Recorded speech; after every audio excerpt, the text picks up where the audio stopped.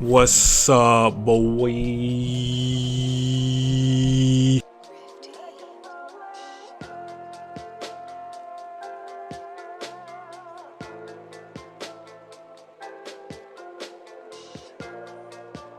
What's up, my brothers? We here. Hold on. We here. We lit. What the fuck? Oh, my headset's not on. Hold on. What's up, boys?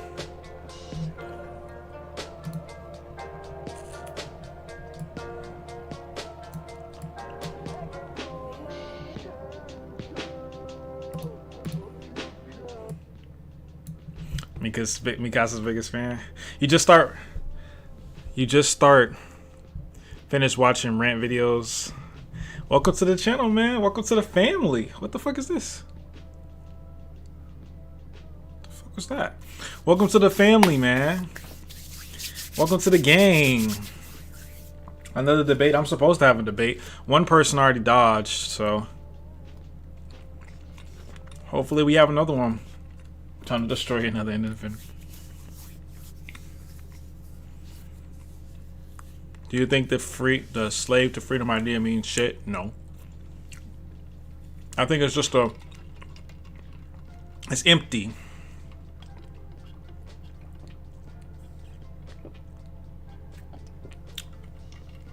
It's such a stupid thing to say. The Incredibles taught me that a long time ago. If everyone is blank, then no one is. And that was the most factual statement I had ever heard ever in my whole life as a kid. If everybody's fucking a slave, no one is. If everybody's special, no one is. Like, fuck out of here, bruh. No, that shit is so stupid. Anybody who believed that have never seen Incredibles.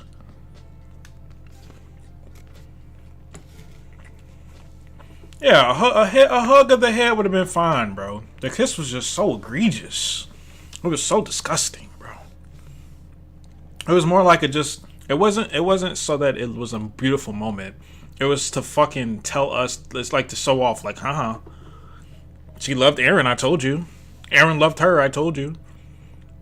It wasn't even consensual, my guy. There's nothing beautiful about this. Incredibles over ALT. Incredibles. Well, never mind. One and two. Where have I been last week? What do you mean, where have I been? Oh, why didn't I have a Tatacaw last week? Well, Tatacaw isn't going to be every week, guys. I'm going to be frank with you right now. Elden Ring came out. You know I gotta be on the Elden Ring, my boy. Elden Ring came out. I've been waiting a while for that one. But the thirst has died down a little bit from Elden Ring for me now, so But definitely y'all gotta understand, like, I do this as fun, like as a hobby, Can't expect Tatacaw every Friday, but I'll try to make it more consistent as I possibly can. Take a break from Twitter? No. The reason why I'll be on Twitter is because when I argue with people and I come up with these arguments, it gives me more stuff. Because, like I said, when Attack on Titan ends, I'm going to be making a full video, like my magnum opus of Attack on Titan critique, where I will destroy the entire series from the beginning to the end. And that video will probably be well over 2 hours long. And I wanted to say every single thing that I want to say about this series. So that's why I argue with people, so I make sure and I leave it on Twitter so I can have documents. It's multiple reasons. I come up with more ideas, I have it documented for later, and I gain more people to follow me. It's a win-win-win-win-win scenario, and I have fun. So, and then once I make that video, that will be the last video I ever make on Attack on Titan. That's the last one. But I have to make sure that I say everything that I need to say. And after that, I will never talk about it ever again. I will completely shut Attack on Titan out from my life forever. But until then, we're going to be talking a lot of shit. Do I work from home? Yes.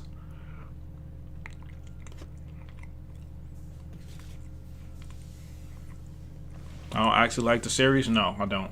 Not anymore, no. It is better in homosexual relationships than number one, so I agree with you there.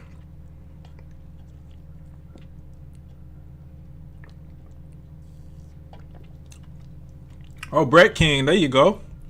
You can debate. Join the Discord. Fuck, let me put the Discord in the chat. Join the Discord. No, I had someone who was gonna debate, but they dodged. They dodged. Well, I'm not gonna say dodged. He said he had something to do, but I'm gonna put the link to the Discord, in the Discord. I mean, in the chat. So you can join that and let me know when you're in and when you're ready. Just at me. I have the same name on there, and I'll help you out. This guy named IC7. What my occupation? I'm an insurance analyst. Connie is mean, but Mikasa is serious. Exactly. But yeah, no.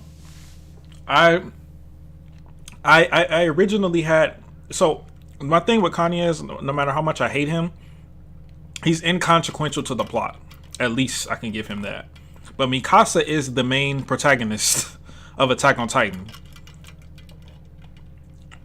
That's why she's the worst. She has the most screen time.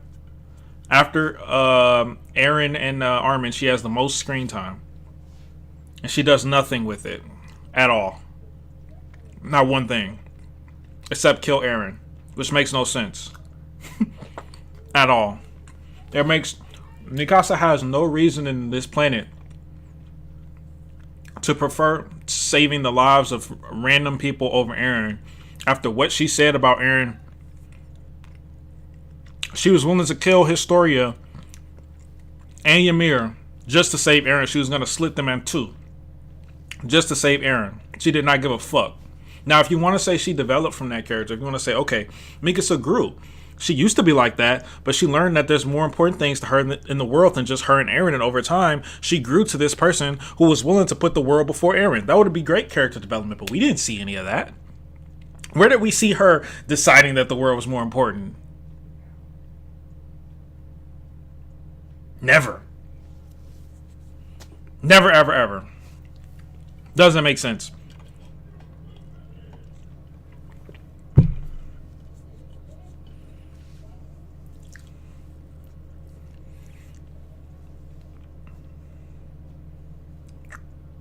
That looks scrumptious. It is good. Lemon cake. It's pretty good. Yeah, I love lemon cake. Worst thing, Ymir?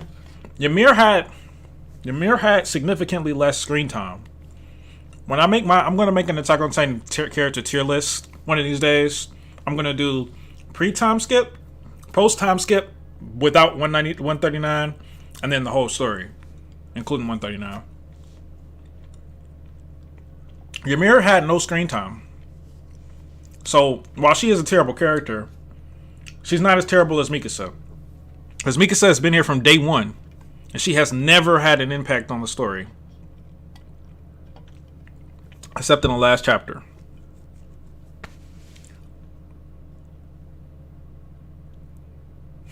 Eren? Scarf?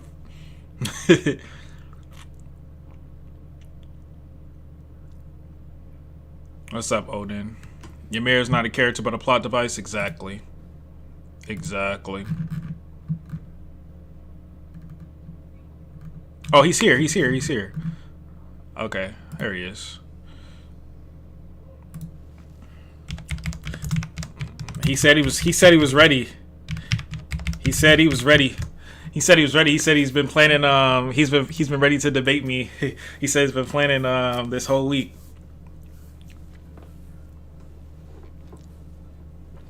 They didn't play this song.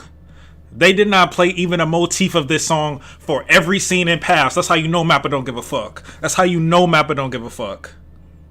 They did not play one motif. Not even a little hints, flare of it.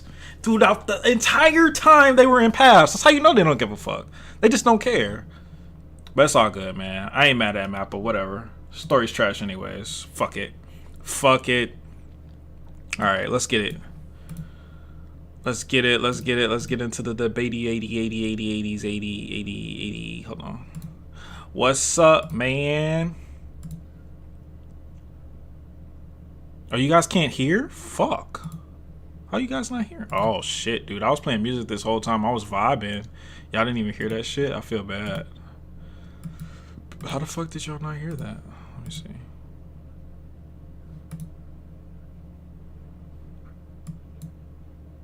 That's crazy. Well, I was talking about this song.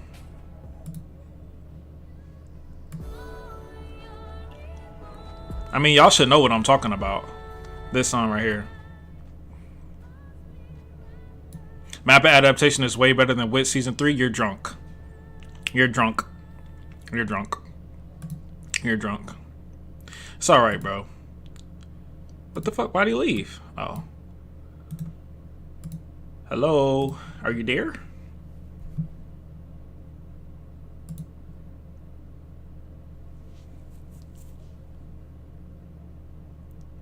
That's what I'm saying. They didn't even play a motif of that song. They didn't even play one hint. They were in paths for literally 30 minutes of screen time. They didn't even play one single fucking note from this song. That's how you know they don't give a fuck about the... They don't care. Isn't it a bit about a place for Aaron and Zeke and Paths? Why is it out of place? It's literally the Paths theme song. So far. You don't have to play the whole song, but you could play like a snippet of it. They didn't play shit. They was like, no, this shit. It's like they're not trying to make a show that is a follow. Like they're not trying to make it flow into. Like it's like they remade it. It's like a remake. It's an indie defender. It is the Paths theme song, my boy. Bro, what the fuck is going on? If it's not the Paths theme song, then what is? All right, there. Can you hear me now? Yes, I hear you. Hold on, let me make sure. All right, we good now. Okay. All right, what's up, man? What's nothing much. What about you? Not much. Go ahead and introduce yourself. Hello, my name is Zod, but in the server I'm known as Aaron Yeager, the #1 ending defender. The #1 ending defender, guys. That's his name. But you said Yeah. Zod? Yeah. Well, my username is Zodius, but the nickname people just call me Zod, so I just take that. All right, Zodius or Zod. We'll call you Zod because Zodius. Probably a lot of people not gonna remember that. So Zod, What's up? let's hear it. You're the #1 here in defender. You're the #1 ending defender, man. You said you're #1. Yeah, man. You're the best. #1, bro. You're the best of the best. You're the best of the best at it, huh? Because of simp. All right, well. Yeah. So let's go ahead and get into it. So you think, just to lay the cards flat on the table, you think that Attack on Titan, the ending of Attack on Titan, is well written? I think that there are some errors, and I'll admit that there are some approaches that Isayama would have done to make it better. I think that it's an ending that makes the most sense when it comes to the type of story ALT is as a whole. Okay, so you think it has flaws, but overall you think it's well written? Yes. Well, not yes. Basically saying that, because of the restriction that Isayama and the magazines and the magazine that, the fact that there's a limited amount of pages that the magazine that the manga. Well, that's his fault, isn't it? He's been publishing with that same company for decades. He should know exactly how many pages. If anything, he could have just made he could have made adjustments. Yeah. And I'm not saying that That's is not an excuse. that, No. Yeah, it's not an excuse. I'm just saying that the ending makes the most sense, but it would have been like a better ending for Isayama to actually come up with a better way to further extend the pages when So it you're comes saying to it's not writing a conclusion. Okay, so you're saying it's a good ending in essence, but the execution isn't that well because it wasn't enough time spent on it. Pretty much, basically that you would have seen it as a better ending if you were to actually put like more thought into the past clues and references to actually build up the proper story. Okay, so what didn't have enough time to you? Just the whole conversation itself. I can further explain the conversation, what it means, because it's not really fully, like, for example, the part where Armin says, thank you for becoming a mass murderer for our sake. I feel like that's or like during the time where they went from being a child or as an adult, all of that would have been like more further explained. because like literally in 130, because obviously 139 is the conversation that happened like right after the 131 panel of freedom, right? And when Aaron brought Armin into the path, Armin was the adult and Aaron was the child. But when we see them having a conversation, Aaron's whole demeanor completely changed, and Armin is just a child all of a sudden. I feel like it would have had a better transition into like what happened and how did Aaron explain his whole plan and the outcome that came after. Okay, so you're just saying we should have seen him and Armin talking for a longer length of time? Yeah. Okay, but what would that have changed? I mean, if you really Well, get down to it, he pretty much said everything that he possibly could have said. What more could he have said to Armin?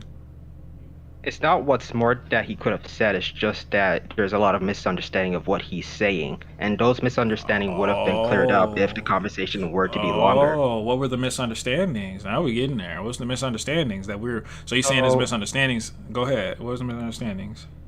so Aaron during the conversation didn't have him saying that he was giving up, especially on his main goal or retcon to anything. He's still trying to do the rumbling. He still said he had finished the rumbling, and his main priority is to move forward. But I feel Mm-mm. like that hasn't been, explained further on or captivating because So he we only just said one gonna of these things once. so you just gonna skip over the part where he says, I did it so that the rest of the world will hold you guys in the highest regard."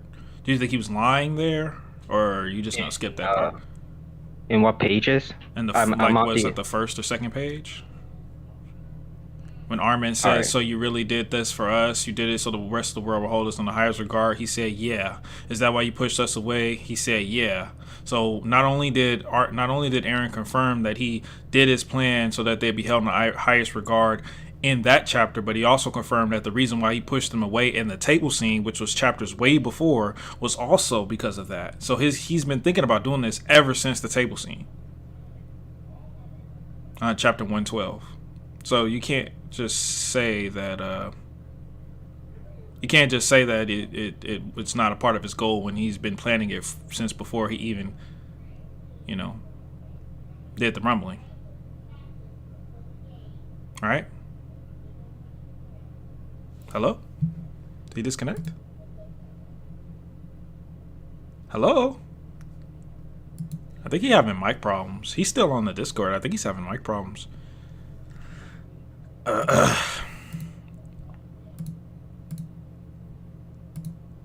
I think he's having mic problems. It's not GG, guys. Relax. Relax. I think he's having mic issues or something like that. Relax. Uh Zod, if you're there, bro, your mic's not working.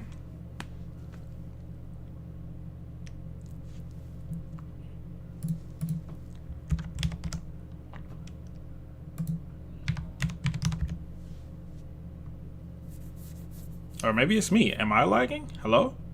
Hello, can you hear Yeah, me? yeah, I hear you now. You What you hear what me? what part did I stop? Because it, Uh, it said that the voice connected. yeah, sorry about that. I don't know what happened there. So, I said that Aaron has by canon had confirmed to Armin that he pushed them away. He attempted to push them away as far back as the table scene. So you can't say that that wasn't a part of his goal when he planned it before the rumbling ever happened. It wasn't a part of his goal because he changed his goal multiple ways. I'm saying that Aaron felt the most free in 131, but even before 131, Aaron knew that his immense guilt and self-loathing that the rumbling would create will lead him never feeling happy about his freedom ever anymore. He would have still kept going forward, but not as the child Aaron we see in 131 because he couldn't really cope with himself even Okay, but before the you're rumbling getting would off be topic. hypothetically be done. You're getting off topic because you said originally that we misunderstood that Aaron wanted to be stopped, but he literally told us that he wanted to be stopped and also proved that he wanted to be stopped by pushing Armin and Mikasa away, which was his source of was his he explained that he pushed them away because he wanted them to stop him. So that's a fact. We Say that he cannot wanted deny. him to. Okay, but I never said anything about him wanting to be stopped. All I said that, You did. You he said you would have. wanted him to. You said he wasn't retconned that he wanted to complete the rumbling. but he didn't. No, I'm saying that he would have completed the rumbling had If him not actually having him to be stopped. if he I want, but he know that he wanted to wanted. be stopped. Yes, I'm aware of Then that, that but doesn't make sense, brother. I know. I'm just saying that, had he You already know it explained to doesn't make himself that, sense. yeah, because it's a misunderstanding that Isayama would have clearly been, further elaborating for if the pages were to be more extended. Brother, there's no extending that. He's contradicting himself in the same chapter. There's no extension that's gonna fix a contradiction. It's not a contradiction because, like I Oh, said, and like Aaron said to himself, that his plan would have gone further if he hadn't let himself have the friends to stop him. no, But the reason why that's he not had what he him, said. He said he would have gone. He would have gone even if he knew they wouldn't stop him. But he knew that they would, and he knew they would. That's the yeah, whole because point. Aaron saw his full future and he knew that, eventually he would be stopped. But Okay, so let me ask you a that question. was him basically putting that into fruition So because you, future Aaron can change anything in the past, present, and so future, right? so did Aaron want to be stopped? Yes or no? Yes. Okay, okay, we can agree there. Aaron So wanted Aaron Aaron wanted to be wanted to stopped. okay. Aaron wanted to be stopped because that would be a full on that would be a benefit for his friends, right? Right, not Because really, Aaron but in his tackling mind, yeah. yeah, in his mind, because Aaron wanted to tackle in multiple plans and multiple goals. No, he only had one at the end. It was so Yeah, that. he only had one at the end, but when he explained about like the whole plan, Armin knew that, he made most of the plans for, have Ymir be free, have his friends live long lives, have Paradise have a fighting chance, right? All of those things could have been done much better in many different ways. He didn't have to do it the Yeah, way he did it. The way he did it was the worst possible way to do all those things. but Aaron did not know about any of that up until that he actually had the full power of the founders. All Aaron saw before that was just his future that, he would have seen the scenery. But he didn't know that during before the full founding power that all of this would be manipulated by Eren in the future. So you're saying once he became connected with Ymir is when he figured all this out? Yes, basically. So then why didn't he Because just what go ahead? pardon? Go ahead, what were you gonna say? Because if oh I just fucking lost train of thought. What were you gonna say? Okay, so my thing is, if Aaron got all this insight when he connected with the founder, which is what a lot of people are saying nowadays, all of a sudden he got all this knowledge that he didn't have before just because he connected with Ymir. It's never been shown to us any way, shape, or form. That is complete headcanon. You have no proof of it. But I'll go ahead and take that as your interpretation. So let's say he did obtain more power, more knowledge. Well, he obviously obtained more power, but let's say he obtained more knowledge. He was able to see everything at that point. He knew everything that was going to happen after he connected with Ymir, right? Yeah. So if he knew that if he knew everything that he knew once he connected with Ymir, why did he go all the way to 20%? Why not stop at 50 or 40 or 30 or 20? Why go all the way to 80? Why kill so many people? What was the point? That was heavily depending on how The his only friends would thing have that stopped him. the only thing that needed to happen was Mikasa kill him. That's all he needed all he needed to occur, and I guess make it look cool for the reader. But he could have easily accomplished that by just staying near parity. Yeah, but if let's say Eren were to like go to 50%, he would have just suddenly stopped doing the rumbling altogether so that his friends would catch up to him. Yeah, why not? Because he didn't had his friends because he would have kept going. He still But kept why? going, and his But friend why? because his friend caught up to him when 80% of the world were to But be, why didn't he slow the fuck down so they could catch up sooner and he wouldn't have to kill so many innocent people?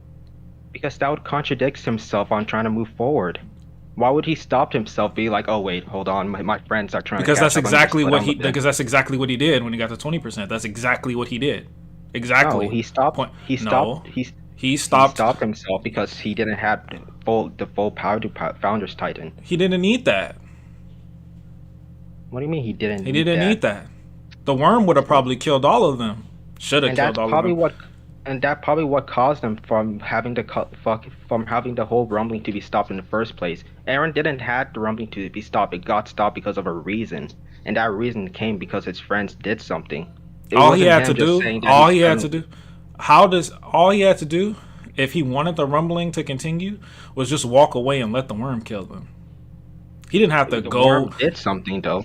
He didn't have to go next to them and look cool and have Armin hold him and Mikasa somehow knowing he's inside the mouth. He didn't have to do that. He didn't have to put himself in harm's way.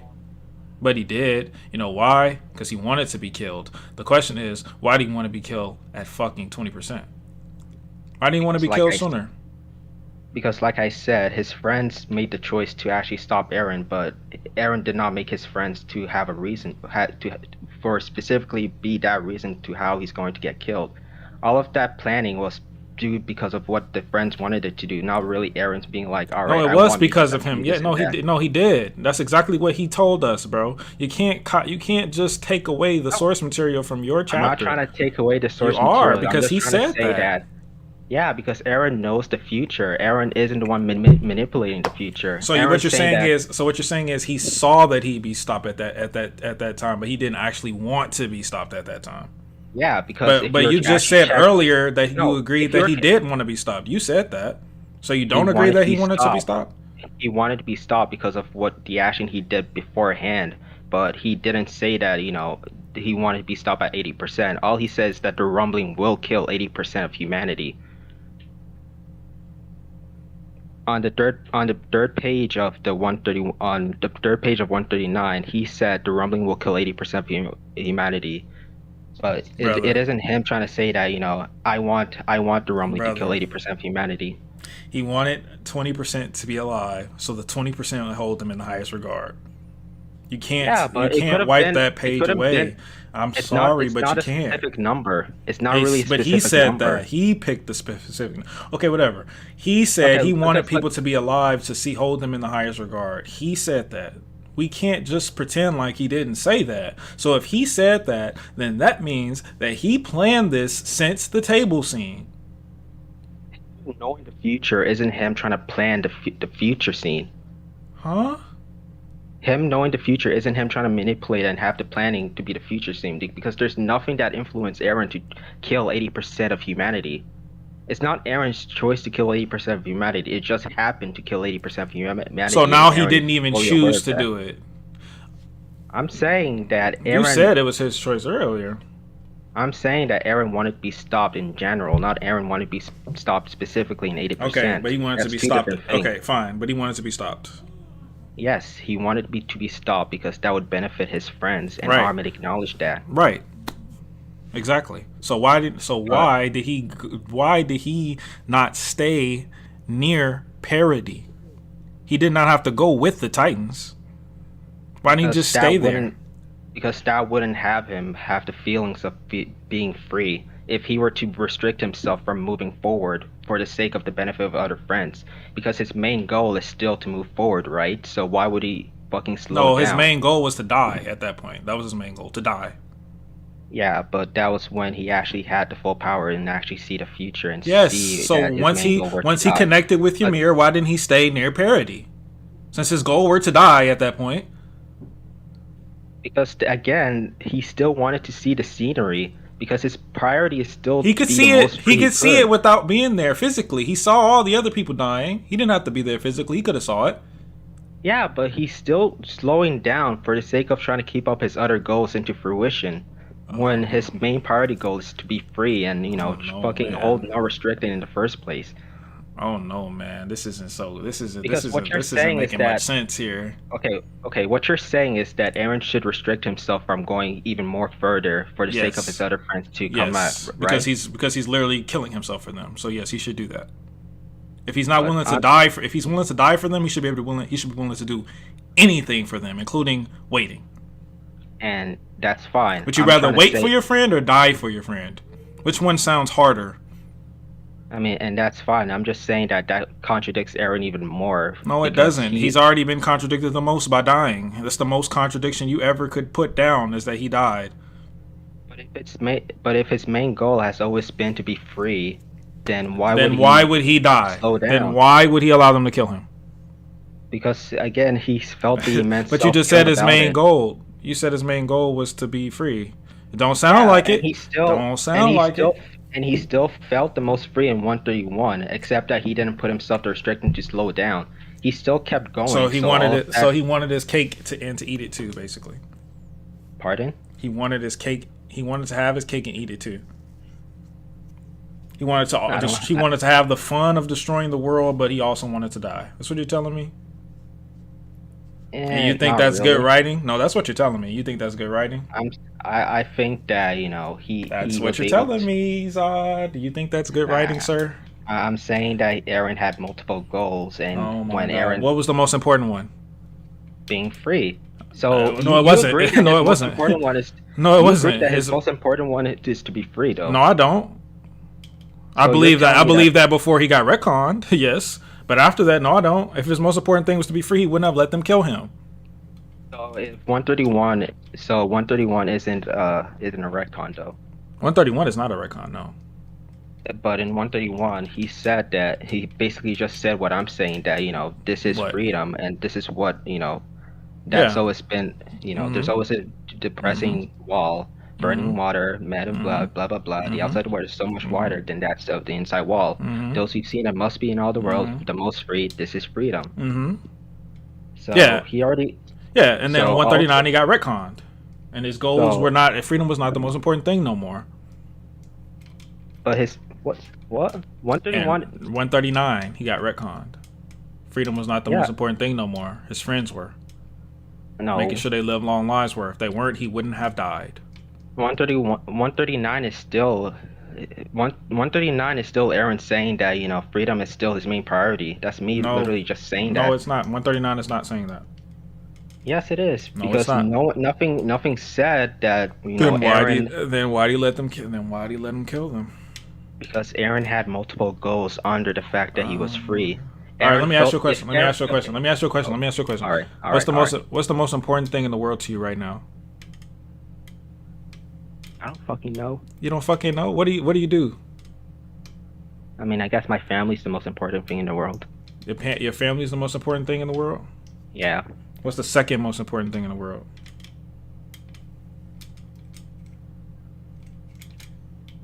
friends. Your friends are your second most important thing. Your family is number one, right? Yeah, If you had to choose between never seeing your family again or never seeing your friends again, you have to pick one. Which one would you pick? never seeing my friends again. Because the family's the most important thing to you, right? Yes, What's Aaron's most important goal? freedom. What's the second most important goal? Keeping his friends to live long lives. Therefore, he should be willing to. He would be willing to give up his friends for his freedom. Then And therefore, Aaron shouldn't have let his friends to even have Titan powers in the first place. he couldn't If his control freedom that. were to be, he could have controlled that, How because could he have from what I'm, controlled? How could he have controlled Armin from getting the colossal? How could he have done that? he could have just stripped away the Titan powers in the first place. I don't think that's a power of the Fountain Titan. That's just a theory, never been confirmed.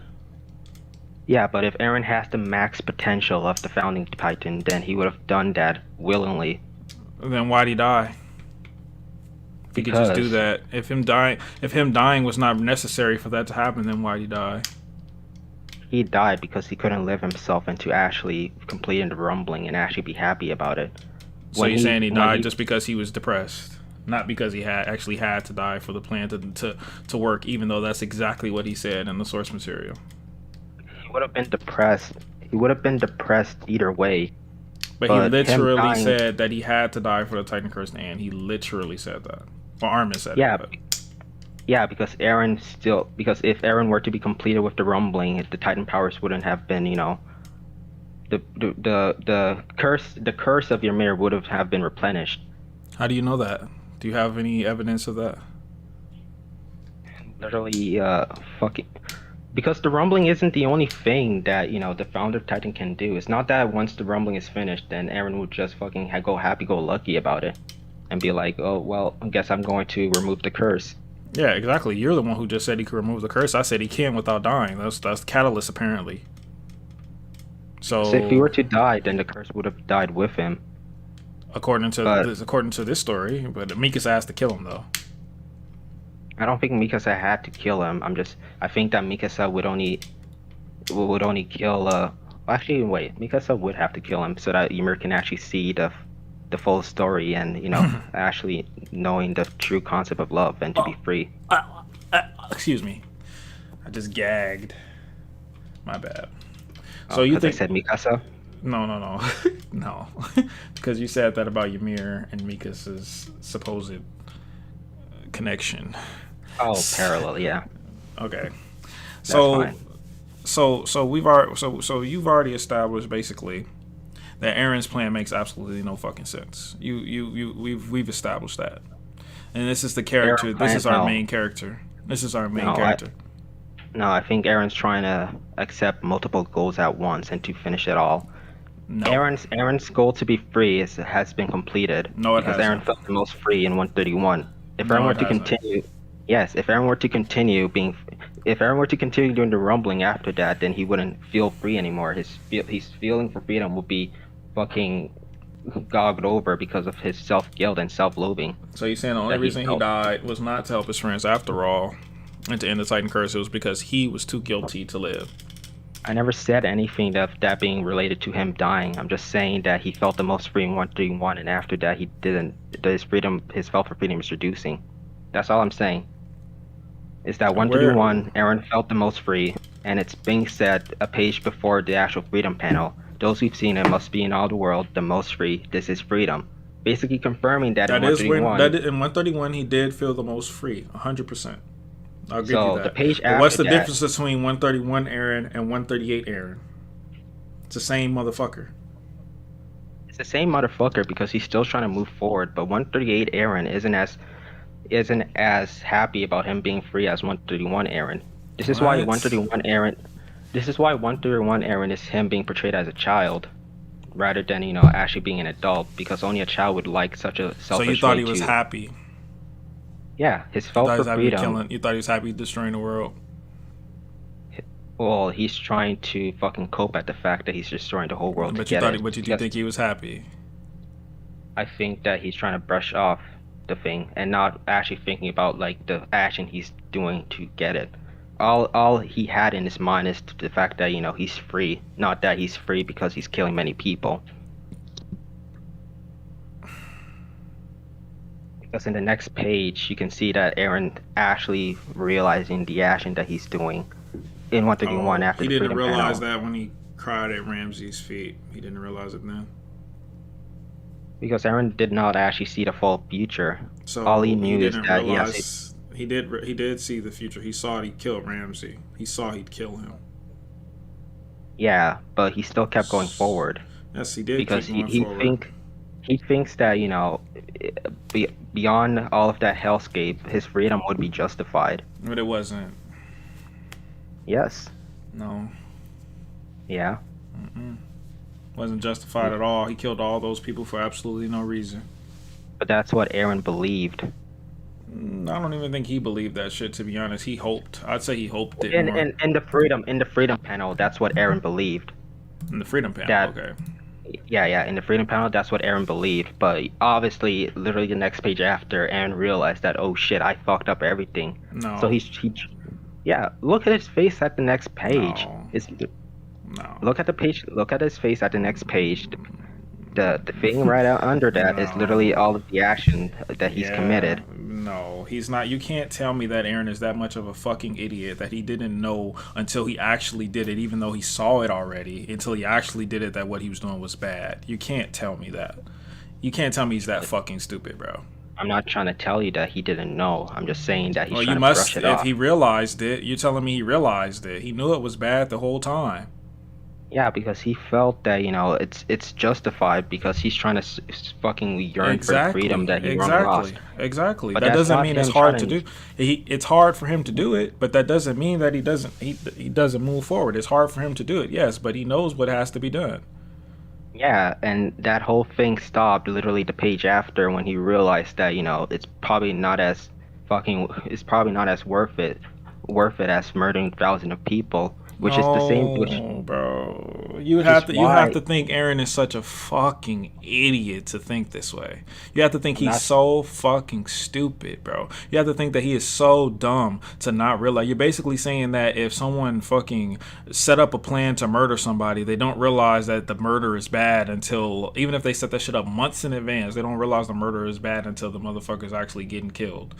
He knew it was wrong. He knew it was bad. He said it all in 131. He said it himself out of his own mouth. This shit is fucked up. I shouldn't do it. There's more people, more of them than us. They're innocent people. I shouldn't be doing that. 131 is all about that. He knows it's fucked up. He didn't need a realization. He didn't need to actually do it to realize it. If you think that way of him, then you think he's a fucking idiot, bro. That's all that is. You think he's fucking stupid. I never said any of that No, I'm though. telling you. No, I'm telling I you. know. I'm not I'm saying you just said it. I'm telling you. You think that Aaron is fucking dumb. not saying Aaron is fucking dumb. Well, I'm just saying that you must think he's dumb if you think that. I'm just saying that the freedom that Aaron made to actually the thing that Aaron made to actually get freedom is what Aaron as a child would have fucking accepted. But even that's why he's fucking portrayed as a child during the freedom panel, because that whole action that he committed was severely selfish, which is what older Aaron fucking He would have done if knows he had it's the full selfish. He power. knows. He said it in 131. He knows. He Yeah, knows. I Why does he know. have to act it out to realize it all of a sudden? You're saying he realized that it was fucked up when he again? He No, knew. I'm just saying that he's coping at the fact that it's wrong by projecting himself Yes. as a child. Yes, I'll give you that, but he's not realizing anything. He knows it's wrong. He know In the that next before he page, did the rumbling, while he was doing the rumbling, and after he knew it was wrong. yeah, and the next page was the realization projected by child Aaron that the immense guilt has finally come up to him. No, But no, no, but he no, no, no, reaffirms no, himself. no. You can say that's your interpretation if you want to, but that's not what. No, no, that didn't happen. You can because immediately after that, he tried to reaffirm that by bringing up Armin, saying that this is the scenery that even That's he just would have wanted to do. coping. It's a coping Yeah, mechanism. It's a coping mechanism. But yeah, he's and not that's what I'm trying to realizing explain. anything about the rum. He's not realizing anything about the rumbling that he didn't already know. It's a coping mechanism, but he's not realizing anything. The realization I'm talking about is the self guilt that caught up to him. No, he knew about self guilt already. He had self guilt already. That's why he cried before Ramsey. Yeah, but he brushed it off because He he didn't coped brush with it it. off. He didn't brush it off. What are you talking about? Brush it off. He took that guilt with him all the way Yeah, and when he coped with it by projecting himself as a child, that's literally him brushing off all his self guilt up until the next page of the freedom panel. until he saw Armin, and then you think after that, him seeing Armin is what made him go, "Oh yeah, this is wrong." Actually, No, before that, like the oh, face when that he was Aaron the made face that he after. made when he was looking up and the people were Yeah, dying. He's that's like, "Oh, this is that's actually wrong." no, that's his self. No, that's his self guilt catching up to Oh him. no, I feel guilty now. Yeah, He I'm not already saying felt that. guilty. He already felt guilty. He already felt guilty. He already No, felt guilty. what do you He think I'm saying already is that felt guilty. what you think I'm saying is that Aaron literally forgot about the fact that the action that he committed, and the next page is him realizing that what he did is wrong. I'm not trying to say that. I'm saying that Aaron felt the most free in 131, projecting himself as a child to cope with the fact that to cope with his self-loathing and his immense guilt. But the page after is him failing at that, and the self-guilt actually catching up to him, which is why he brought up Armin in the first place, so that he can further extend his fucking coping mechanism prior to him being projected as a child.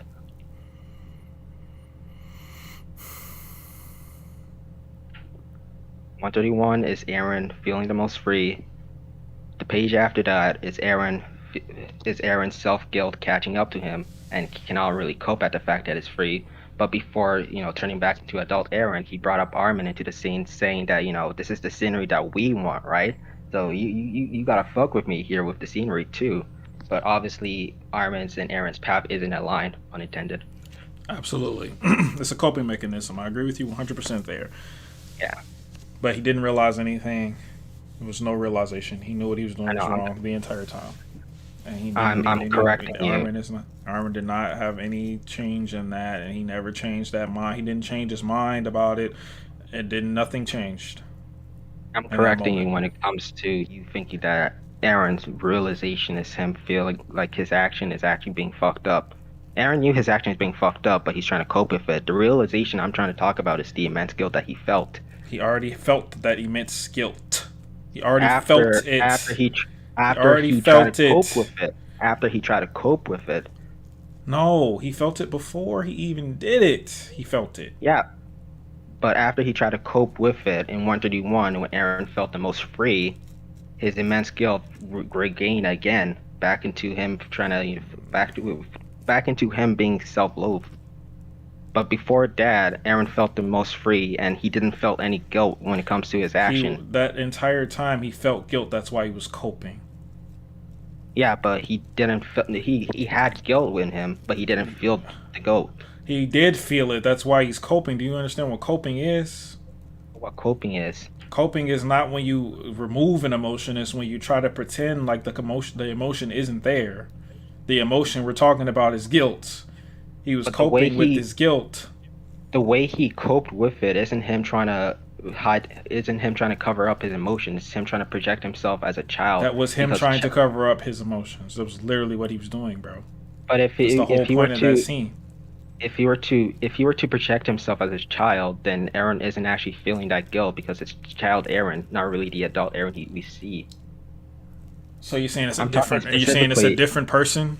I'm talking specifically. It's literally him. It's literally him. It's just imagery. And I'm talking specifically that. I'm talking specifically that it's the child Aaron's dream to actually feel the most free here, not really Aaron as an adult. If Aaron as an adult were to, how are you doing this? How are you reaching so far? So you're saying that child Aaron and adult Aaron are two different people now? They're the same freaking person, bro. I'm just saying that adult Aaron's trying to cope with all of this by projecting himself as a child. Yes. So that way, you know, he wouldn't feel the guilt. So guilty that he already feels. Yes, exactly. We agree there. But you're saying you're adding much more to it than that. You're saying that he realized that it was a bad thing and now he feels more guilt, and then before now that he's actually doing it, he's actually really guilty now, especially when he sees Armin, and right before when he looks up, he really feels guilty. When he was kneeling before Ramsey and when he was coping, yeah, he felt guilty. But now he really feels guilty. That's not what I'm saying. I'm saying that the freedom that Aaron yearns for so long is finally there, but he couldn't really accept that because of the guilt from the Ramsey scene, right? So he projected himself as a child, so that way Aaron as a child wouldn't feel that guilt anymore and actually accept the freedom more. Removing himself from the guilt and actually feeling the most free. Well, not really ignoring his guilt and actually feeling the most free. You can't argue that Aaron, during that whole freedom speech, isn't him trying to talk about his guilt or anything, because he felt the most free there. Yes, that's what I've been saying. It's been his guilt. No, that was his guilt. His guilt is why that scene happened, bro. That's literally why it happened. He was coping with his guilt. That's the scene. Okay, but his guilt, child Aaron felt none of the guilt that child adult Aaron had. is Aaron. Child Aaron is Aaron. Yeah, but there's a difference between him carrying the guilt and him feeling it. No but. That's Aaron. There's a difference between Aaron feeling the guilt. Child Aaron might as well have just been adult Aaron. The same person. He's just but if adult Aaron would have been in that scene, then adult Aaron wouldn't have been as happy as child Aaron. Yes, he would have been. It's the same person. No, he wouldn't. Yes, otherwise, there's no point of Aaron being projected as a child in the first place. So you think that is literally a different human then? I'm not saying it's literally a different human. It's literally Aaron. I'm just saying that Aaron as a child has different. It's just imagery. Aaron as a child has a different perception as Aaron as an adult. Imagery. That's all it was. It was just imagery, bro. It wasn't another person or Aaron back in time in the past. It was Aaron in his inner monologue imagery. That's all it was. So they're saying that this whole 131 panel of Aaron being as a child is just Isayama being like, you know what's cool? Let's have Aaron as a child. Yes. Because yes, that's exactly what it is. But it's actually Aaron there. Yes. Yes. That makes even less sense. No, it doesn't. What makes more sense of him going back in time and bringing his child self there, or it being imagery? It makes more sense that Aaron projects himself as a child to cope with the fact. So let me ask you a question. Let me ask you a question. All right. When Aaron was unconscious in the first season of Attack on Titan, and Armin and Mikasa were trying to wake him up to get him to fight Annie, and he was asleep. And Armin was like, "Wake the fuck up," and like banging on the window, but he was a kid there. Was that child Aaron as well? What scene? On season 1? Mm-hmm. Isn't that whole... Was that in the manga too? Because I thought that Yeah, whole thing that was was a just manga. anime original. It's in the manga. I don't think it's the same thing though. Why not? Because what you're talking about is what's happening in the anime. Oh. And Oh He's wait, so right before the whole rage fight, when when Aaron got impaled by the whole house, right? Mm-hmm. And then you saw that scene of Aaron as a child, and then the fucking background burned up. Mm-hmm. That's different to what How's we it saw different? now. How's it different? It's not in the manga. Because him doing that is just him trying to fucking put himself in motivation. There's nothing. That's the exact there's same not thing. Yeah, but it's not as big as a gap as Aaron in season 1 and Aaron as a child though. It doesn't matter if it's a gap or not. You see child Aaron, and that's Aaron at that time. His mindset. He's projecting as a child the same way he is now. Why is it then? Why then is it not acceptable? But that it could be a child, but now it is. It's literally the same thing. Because Aaron never had the full founding titan to even do that. If anything, that's just symbolism and fucking motivation. Of course, that's exactly what it was the second time too. Is the second time with symbolism as well. Right after, because it'll make sense. It makes sense that Aaron would have done that if he had the full founding titan. Then before he plugged the well, my bad.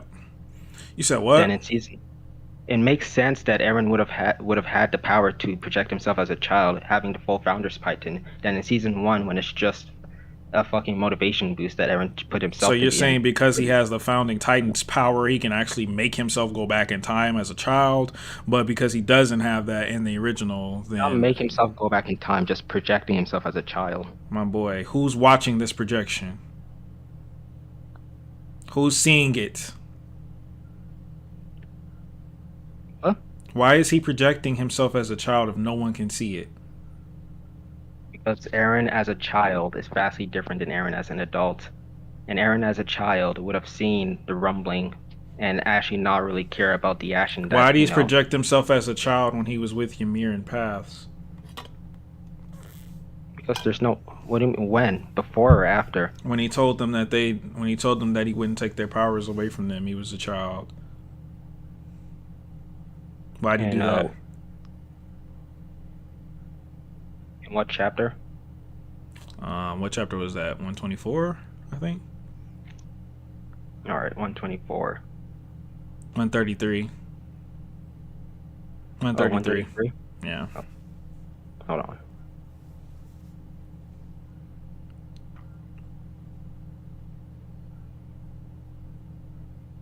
Yeah, 133. My bad. And 133, when Aaron says he's not going to take their powers away, he's a child.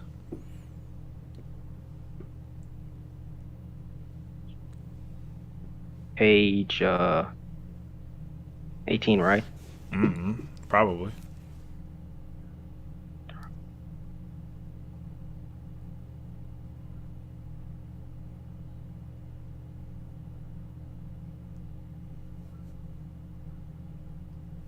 What I see in page 18 is him saying the rumbling will not be stopped. I will not abandon paradise and entrust its future to luck. I will keep moving forward. Yeah, that's exactly what he ended up doing, didn't it?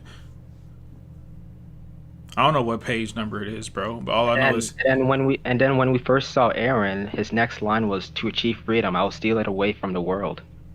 Right, exactly. He lied about that too. But let's go ahead and look at him as a child. Is what I'm asking. Why? Yeah. I'm literally at chapter 133.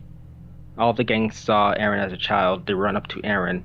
They talked about Aaron's and fucking Armin tried to do talk no jutsu. But then the next line Aaron said is, "To achieve freedom, I'll steal it away from the world." Mm-hmm. So why is he a child there?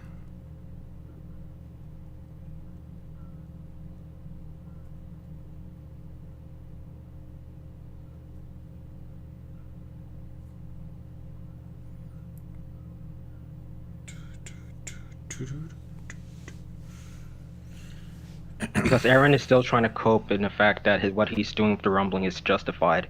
He isn't trying to tell his full feelings about what he actually felt or to anyone in the path. Because right after they got out of the path, they haven't forgot this whole moment. So that's why he's a child. Yeah, he's still trying to cope with the fact that what he's doing is just and not really, fucking listening to his friends. All he says is that he will steal away from the world to achieve freedom, but I will not steal anything from you. You are free. You are also free to try to protect the world's freedom, and I am free to keep moving. As long as we both keep our conviction and don't turn away, we will inevitably collide. That's Aaron's young self talking, but I don't think that he's 100% telling the truth. Because in the conversation 139, Armin actually has the full truth and the full plan and the full outcome. Aaron could have easily told that to everyone else, saying that, I will end the rumbling at 80%, and then I want you guys to fight me there. So that it makes it seem like Armin is trying to, fucking take it away, fucking kill me and save Paradise, but he didn't do that. Because literally Aaron gave them a choice to do it, and they've made a choice, and that choice led to the point that, Aaron reaching to the 80%. That's not him specifically wanting it to be an 80%, it's just how long it took them to actually reach there, and Aaron knew that. But Aaron could have stopped them. Even after they reached him.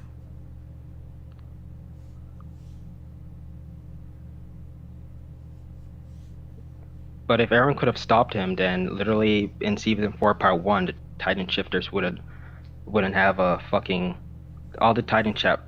No, he could have let them stay. He could have let them stay shifters. He could have stopped them when they got there. Easily. Yeah, but if Aaron's only goal is freedom, then why would he even fucking put himself? Why would he even fucking have them have an option to actually stop him? If anything, this just shows That's that Aaron had. You said they had the option. You said that. Yeah, you said, and they just happened to reach him at 80%. Because you're literally mixing it up, brother. Like you keep going back and forth. I'm just putting in your logic into this and saying that it doesn't make sense. It doesn't. But no, this is what you just told me. You just told me. Listen, you just told me that they just happened to stop Aaron at 80%. He didn't know when they'd stop him. He didn't know. He was just gonna keep going, and Aaron if they stop him, they stop him. Well, he knew that they'd stop him, but he didn't know the amount. You just said that he didn't know when they'd stop him. You just said that. I never said that. I'm just saying that Aaron in that moment isn't telling the full truth. He isn't telling the full outcome of his plan. So he knew they stopped him. He did in 139. So did he know? He knew that they would have led up to Aaron when 80% of the world is already gone. But that's not him saying that he would have stopped himself from fucking killing any more people. But they could have kept going if he wanted to. There's nothing they could have done to stop him. They've literally came up to a plan to even stop the rumbling. That plan was trash. It was garbage. The rumbling stopped. Yeah, the rumbling stopped because of the plan. The rumbling didn't stop because Aaron stopped himself. The rumbling stopped because Ymir didn't kill Armin when she had the perfect opportunity to do so. Then how is that any of Aaron's fault? I don't know. Aren't they partners? She's the one. He knows what's going on, doesn't he? Is she acting of her own accord? Is she betraying him? But why would Aaron give the friends any choice and then fucking say, you're me. You can't do that. I want you to help for me. If anything, that would contradict Aaron's plan. How? He said they have the choice to try.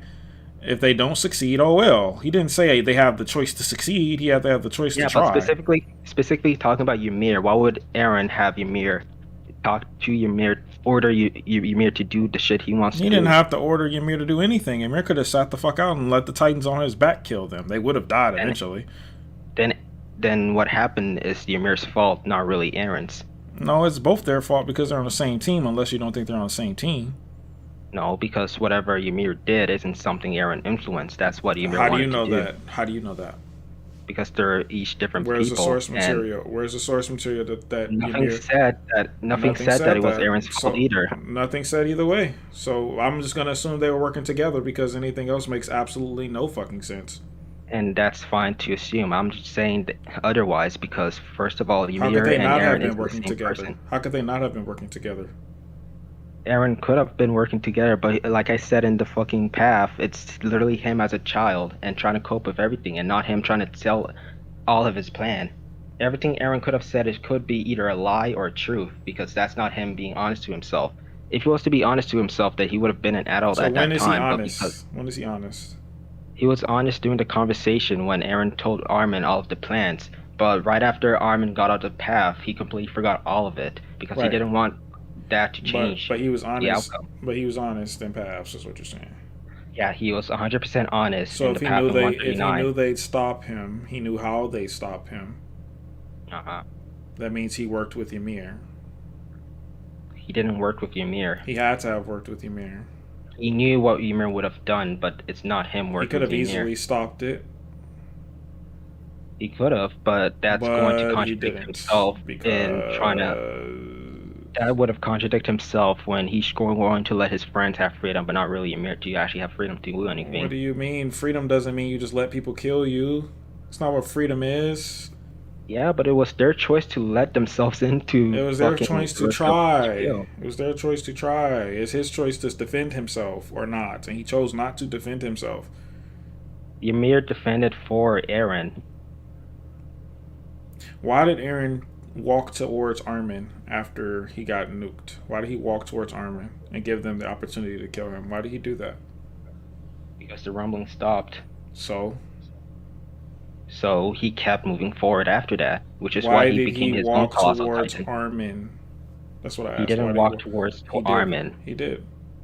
They had a fight, and Armin No, stood out in the way He walked towards him first. Why did he do that? because Armin is an obstacle. Armin was not an obstacle. Armin was ready to fight him. He didn't even know he was alive. He didn't have Well, to he transform into a titan. He could have just sat there until the worm killed them all. The worm had already transformed all those guys into titans and had plenty of titans they were losing. All he had to do Yeah, was but wait. that All would he had to do that was would wait. that would lead Aaron to be vulnerable because How? Armin would still transfer himself into a colossal titan and just And walk kill up to all. him. Aaron did not have to reveal himself. They thought he was dead. They didn't think he was dead. He Yes, just thought they that the did. fucking rumbling is gone. No, they thought he was If dead. if Aaron And if 137, they thought he was dead. Or 138, I mean, they thought he was dead. did Armin think he was dead? Yes, everyone thought he was dead. But that makes no sense for him to die and have the rumbling still being intact. The rumbling wasn't intact. It stopped. The Colossals were still there, but it had stopped. They thought he was dead. They were celebrating. Did you not read the chapter? In 138, they thought Aaron was dead. And Aaron knew that, but he got up because he wanted to put on another show. So He could have easily just sat there and let the worm kill them. But if he was too sat there, then he's not really moving forward, though. Oh my god. Because in 139, Aaron's main goal was one. Like I said, Aaron's main goal. Listen, sheep. Like I said, Aaron's main goal and his main priority was to still move forward. I'm not saying that it was his best fucking insight, but it perfectly lines up to Aaron as a character. So he has to physically be walking to be moving forward. He can't be like thinking things through. He has to be walking physically. So remember when he didn't have no fucking legs? He was sitting on that chair with Reiner. Was he moving forward then or no? He was just sitting there. I mean, he brought Reiner into him, and then he transferred him to but he was sitting there though. He wasn't walking, so therefore he's not moving forward. He was. Right. He just no. He wasn't moving forward. He was sitting still, bro. You can't be moving forward if you're sitting still. Come on now. But that's just the plan, though. Why couldn't that be the plan for him when I just said earlier? Why does he have to be physically moving for it to be moving forward? Why can't he be like, I'm gonna sit here and wait till the worm kills all my enemies, then I'm gonna get my ass back up, connect with the worm, and continue my rumbling? Why not do that? Huh?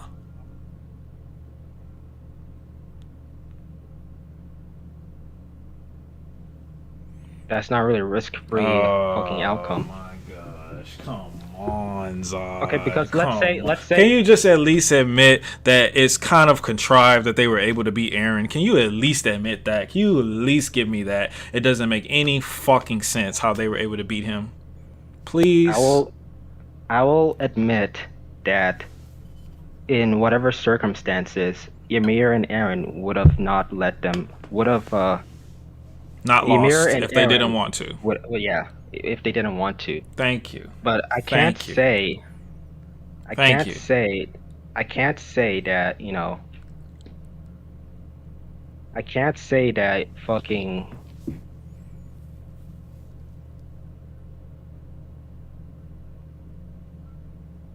sorry, I can't say that fucking Aaron isn't someone to just stopped on his track. He's done it plenty of times. If it's what the plan is required, he's done it plenty of times and moved forward at the same time. It's you don't have to But physically move your feet to move forward, my boy. And moving forward is but mentally. It's a mentality.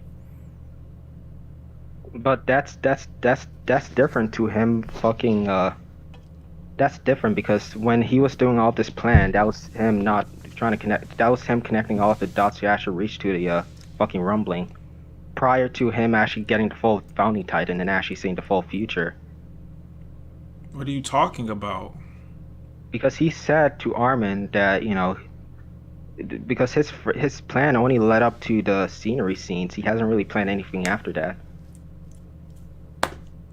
All he You the knows, one who told me when he connected to the founder, he knew everything. After you told me that. yeah. So he would know that fucking his rumbling would have stopped. Yeah, he knew that absolutely because he wanted it to. But would he have known that the worm would have fucking got everyone killed? Well, he could have noticed that when he saw the worm killing Because everyone. because because there's still other people who haven't even actually gotten the worm thing. There's still the Marlians It doesn't matter. The worm and those and the titans. army. The worm and those titans would have killed everyone there if Aaron did not save them by killing him, by letting them kill him. They would have died. But Armin wouldn't have died though. Armin would have died as well. Or he No, would. Armin would have transformed into a titan and run away. Well, he could run away, I guess. Either that or run away. But everyone else would have died. Exactly. Everyone else would have died. But Armin is literally the main obstacle at that point. Aaron No. didn't care, and if he Nah. was to be, Why does he if need he to were kill stay Armin? Why there, does he need to kill Armin? The Colossal because Titans Armin can would take care of that. the colossal titans are The dead. millions Are of dead. Colossal Titans, they weren't dead yet. They don't They're die. they're They don't die immobile. until Aaron died. They were immobile, but they weren't dead.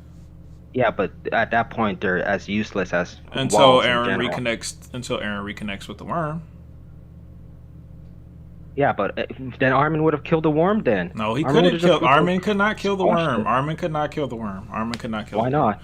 not? The worm is Why way not? faster than a fucking giant colossal titan that moves. Colossal titan is weak fit in a fight. The only thing is that it's big. Fucking The worm. would have It was decimated the Armin was worm. not gonna. The worm was not gonna let Armin nuke him. Why Well, not? maybe it would have for this fucking stupid ass plan to work. Maybe. You're right. Armin would have just fucking go close to the worm and fucking nuke the whole Yeah, thing. and then killed everyone there. Everyone else would have been dead if. Oh, everyone because else would have been dead. Well, dead. then Aaron would have just been. Then Aaron would have been able to just take care of everything himself. Then he'd be the only Titan left. He'd kill everyone else on his own. How about that? But Armin will still be the main problem because he's not dead. No, He's Armin just- is he not. only just- Armin is not stronger than Aaron. He's just the nuke can only do so much. Yeah, but Armin is still intact in his Titan form, so he would have still had a fighting chance against Well, Aaron. which or at one? least, Which one has a or at better least chance? this man. Which one has a better chance? Armin and Aaron Between versus the worm, or Armin and Aaron 1-on-1? Because clearly the I think- 1-on-1 thing didn't work out. It didn't work out, but it's still at the end of Oh the yeah, day. Armin the would worm just already defeat Aaron. survived the nuke. That's right. The worm already didn't survived survive the the world. No, It did. when? It did. When Aaron got his head cut off, and then exploded off. Then they nuked it. That's how the worm got. That's how the worm got out. Yeah, the worm did survive the nuke. But the whole nuke was at Aaron's name to kill Aaron specifically. They didn't even know that the fucking Yeah, they worm didn't was even know, but the worm present was there, and it didn't even get affected by it. It was fine. because it was not a direct shot at towards the worm Oh, itself. so No one knows no one knows the actual location of the worm. so the little spinal cord thing, the little layer of spine that was on his neck, that's what saved the worm. Now that the worm is exposed, it's a one shot, right? When the worm was exposed, that was severely small than the fucking whole spinal cord shit. It was there. It was there. Yeah, you're headcanoning, bro. I'm not You're headcanoning. headcanoning, bro. This whole discussion is a headcanon though, because we're talking about if Aaron It's were to not. be It's not. stand still. I'm just saying. I'm just saying he had that option. That's not a headcanon. That's a fact. He just didn't do it. I'm literally saying the same thing. All of them had the No, option as too. long as Iron you, Man had I the don't know why option you to start. go As near long the as worm. as long as you agree with me that it's some bullshit that they beat him, I'm I'm not cool. saying that it's I'm cool. I'm cool with it. You all already right. said it. You said it was a bit contrived. You I mean, said it I've done. said it. Yeah. I've All said right. it. I've Then said it at the then beginning that's that it. Then that's it. I It's some said it. bullshit. All right. So we already break it down. So you already I've said it's some agreed with bullshit. you in the disclaimer, though. I've Huh? agreed with you the disclaimer. Yeah, at the beginning, but I'm saying like, we trying to point it down at what the problems are. You've already pointed out one. Stupid as fuck how they were able to beat Aaron. All right, cool. Let's continue. That's not even in my main discussion, though. No, that's That was fine. That's outside of what fine. we're That's saying. fine. That's fine. That's in my main discussion. I need all W's. So let's continue. Let's continue. That's All right. that's that you fiend. Aaron and Mikasa. Fiend. Aaron and Mikasa, bro. Aaron and Mikasa. What about them? Well written Well, romantic specifically, relationship. nah, Nah. nah. Nah. But the Oh. whole story revolves around them. It doesn't mean it makes it a good romantic story. Hey, look, I'll take that W any day. So that's But that's a good this isn't 25% even of the an ending. argument, though. That's a good 25% of the ending right there that you just said No, was it's trash. not. Huh? No, it's not. It's not even specifically what I'm trying to talk about. So you telling me that the ending is not about Aaron and Mikasa? No, I'm just saying that I didn't came here to talk about Aaron and Okay, Mikasa. well, what did you come to talk about, bro? I'm still trying to talk about the conversation. We've only just got into one part of it. Okay, what's the other part? The whole backstory of Ymir and if. Oh, you want to talk about and- Ymir? I love talking about Yeah. Ymir. I'll be happy to talk about Ymir. What you want to talk about with Ymir? What you thought it was a good backstory for her? Hey, can I just state my Yeah, whole go for it. initial Go for process? it. All right. Go for it. So Aaron later explained the backstory of Ymir, stating that Ymir stayed with the king because of love. Ymir didn't want to disobey King Fritz because he believes that one day the king will love her back. Even though he didn't and kept torturing her, it didn't stop her from loving him until she sacrificed himself for him. Aaron felt that, and he knew that Ymir couldn't be free. She'll be a prisoner of this pain of love, which created a fear inside of her that she brings in the past. Seeing Mikasa kissing Aaron, giving him the last goodbye was Ymir eventually got the feeling that she dreamed and sought love. To quote that only Ymir knows isn't to intentionally hide a plot hole or an excuse, because the story already presents the pieces that we can use to speculate that reason. All right. So you say all that basically. Let me just make sure I understand what you're saying here. Okay, so you're saying that Ymir is a well-written character, and the reason and everything that happened between her, Aaron, and Mikasa, and their dynamic, and Fritz, and their dynamic makes sense. Sure. Okay. Well, I'll say that I disagree with you 100%, and I think that everything about Ymir and her backstory and her conclusion, every single thing from top to bottom is 100% broken. I made a video about it, but I'm more than happy to go over it with you. So, Oh, you want to talk specifically about Ymir's backstory, or just what led up to? we could go wherever Well, we go. wrong. I mean, we talk about Ymir. We can go wherever we end up going, but listen. So her backstory. We can start off with the backstory, fine. So her backstory. She was a slave. She always sought out love. She valued freedom. When? And she freed the pigs. Oh yeah. She valued freedom. Mm-hmm. And she She had a very terrible life and relationship with King Fritz, who didn't respect her or care about her at all, right? I wouldn't say it was 100% terrible. Just that Ymir didn't see that it was mostly Oh, so it was a good relationship then? no. It It wasn't was a terrible toxic to her. relationship. It wasn't terrible to her, but I'm talking about to us as the viewer. It was terrible. To us as the viewers, it was written as a terrible Okay. relationship. All right. Yes. Perfect. All right. That's what I'm saying. All right. So cool. So boom. A spear gets thrown at the king. Ymir has two options: let him die, jump in front of it. She chooses jump in front of it. Why? She chose to jump in front of it because she loves King Fritz. She loved King Fritz. Okay. And why she die? She learns to love King Fritz, and Why'd she die? because when she died, the path wasn't No, actually created. no. I'm not asking all that. I'm asking why did she die? Like why did she not regenerate? Why did she choose to die? Because of the quote King Fritz said. She chose to die because he said she's a slave. She knows that. She's been on that. He's been calling her a slave for decades. But during that moment, it's literally the peak of whatever King Fritz would have said. So she was It would have pissed been her off? dying words. She wasn't pissed off. She was defeated. She was defeated, so she lost her will to live. She lost her will to live, and the fact that And she King Fritz disobeyed the never- king. And she disobeyed the king. at that moment. Yeah. Yeah, because at that point she realized that King Fritz actually never loved him, even Right. during her dying times. Right. So then after that, she served in paths for 2,000 years voluntarily for him, even though she realized that he wasn't shit. For 2,000 years, she did that. Why? That wasn't really his choice. Her That choice. was her choice. That was absolutely her choice. She went It's into the path. canon that paths in the entire time she was there was her choice. That's canon. She went into the path because she was prisoners. She was a prisoner there. She was not a prisoner. Yes, she was. She could leave anytime. She couldn't have left any She time could have left anytime. because her bound to King Fritz isn't because of love. It's because the King Fritz enslaved her, and she realized that she'll always become a So how'd she get prisoner. out then? She got out because she realized that So she could leave anytime. If you get it's if the not way that- if the way you get out of prison is a realization, you were never in prison.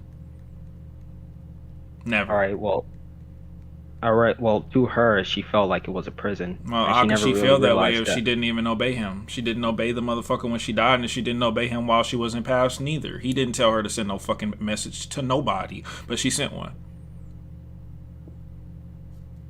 a message? To Aaron.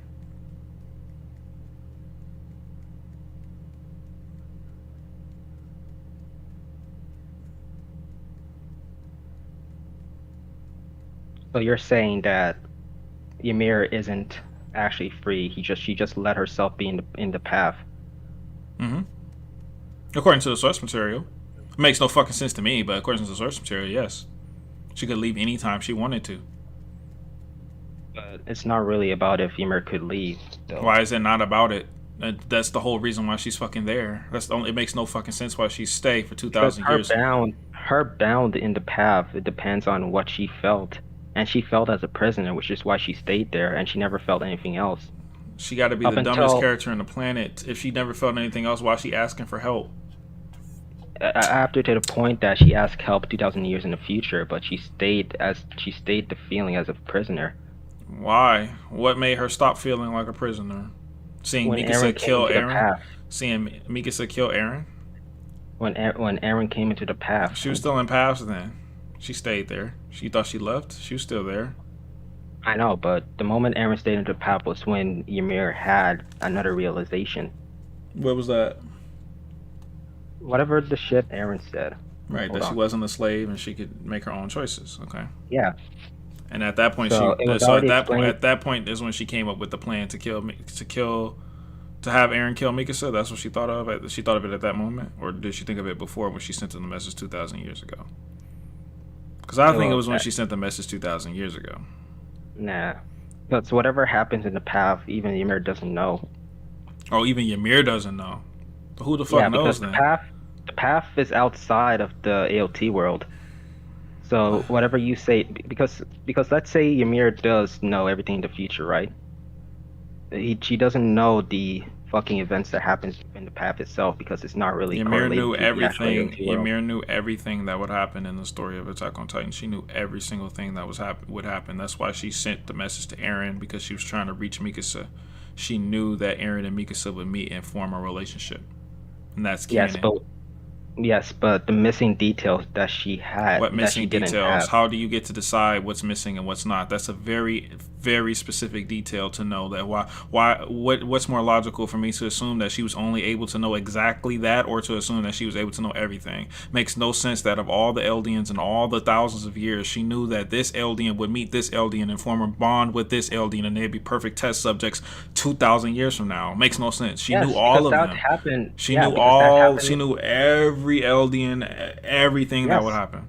She knew yes, and all I of it. agree with you. I agree with you. Everything that happened in AOT, she knew, but everything that happened in the path is outside of what she would expect. What? Which is why she broke down when Aaron gave her that speech So because she didn't know what would happen in paths, but she knew what would happen in AOT outside in the real world. She didn't know what happened in the paths though.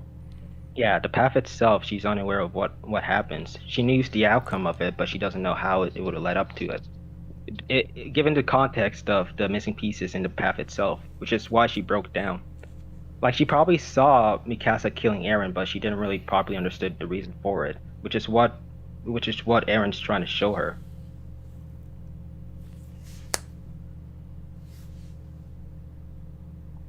That's literally the only reason why Ymir would have broke down when Eren gave her that No, speech. no. The reason why she broke down, brother, is because it was a retcon. It was a retcon. You said, It was a but you retcon. said, but you said that it's only the ending that it was a retcon. The ending is the retcon. The breakdown was not. The breakdown was real. The breakdown makes sense because she for the first time in her whole entire life was finally appreciated as a human being. She finally Why felt did that love matter if and she knew the passion. future? She Why didn't. would I that don't think matter? she did know the future. I don't think she did know the future. The 139 brings that up. 139 brings that up. 139 makes her do that. I'm talking about before that. I'm talking about before But the story went to shit. then the whole message wouldn't have mattered if she didn't know the future. Why would she What? send a message 2,000 years in the future? Because In the future, she was hoping someone could get her. She was hoping. She was praying. She was and wishing that someone could save her. She didn't know it would happen. She was hoping. she was hoping that specifically Eren Yeager from Paradise Island would have gone to Zeke to go to the path. She knew specifically to send a message to Eren Yeager. Well, that's a good point, actually. Let me think about that. That is actually a very good point. I'll give you that one. She knew specifically to give it to Eren. Yeah, because if let's say She could have sent. You're right. Ymir, You're right. She could have sent it to everyone. That's true. yeah, she could have sent to anyone. She would have said, "All right, I'm gonna send it to this guy." Oh, well, he failed. I would have sent it to this guy, but no, specifically to you, 2,000 years later, because Ymir knows that Eren would have done something. Would have in the done past. something. That's true. That's true. I'll give you that. That's true. No, I'll agree with you there. But still, All right, but still, I would if you want agree to say Ymir that, is if you a want to say that, dumbass that's character. fine. But I'll counter that, because I'll say that at least what I could say is Aaron may have the hardest boner for freedom of all Eldians in 2,000 years. That's my answer to that as well. I could what you call it, suspension of disbelief there, that he has the hardest boner for freedom of all Eldians for 2,000 years. And she sent, no, I said this in my video, so this is not new. I agree with you, but what I'm saying is that would make sense if she chose him, because like chosen one type shit. There are stories like that, chosen ones, and if she chose him based on his will of freedom alone, that he just had a amazing will for freedom, that makes sense. But for her to choose him because he had someone similar in a relationship to him as she did with Fritz is ludicrous, because their relationship is not similar in one aspect at all. And him killing, or him getting killed by her, makes no sense. It's zero sense at all.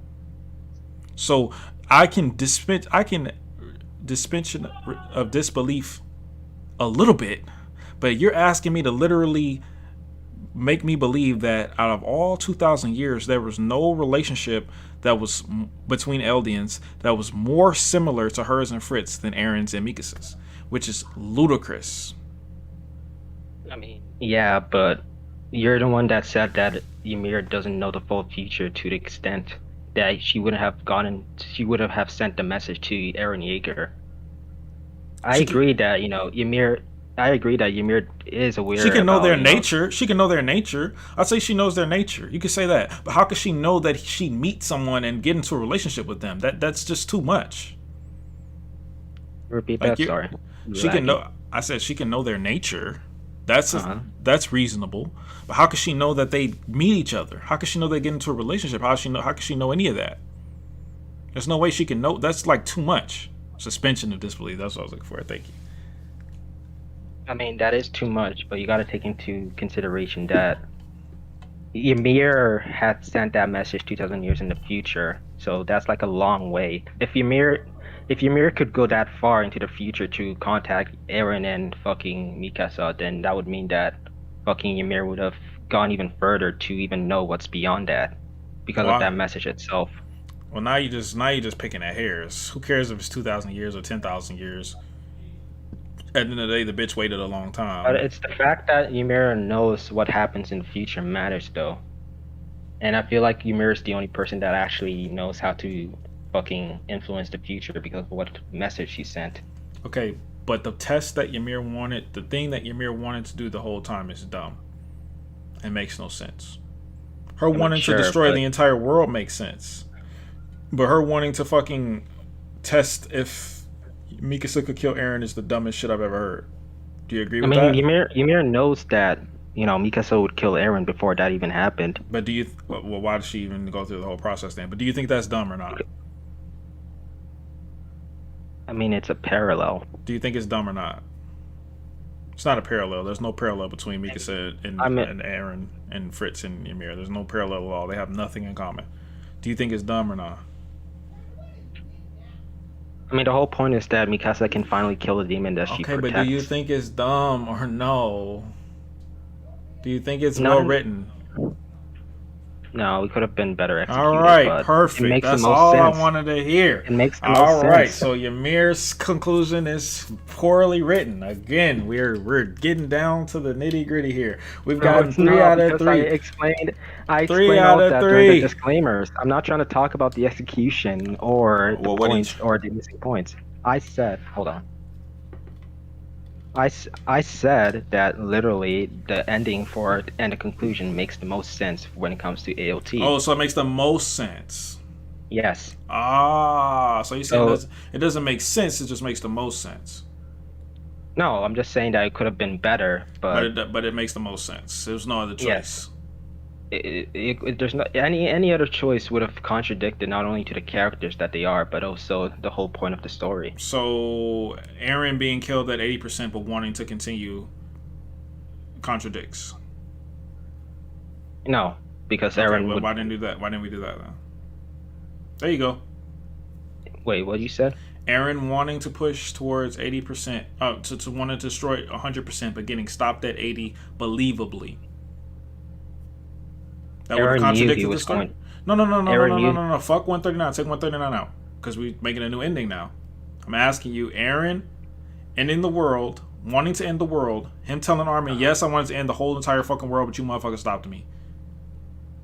Contradictory ending, yes or no?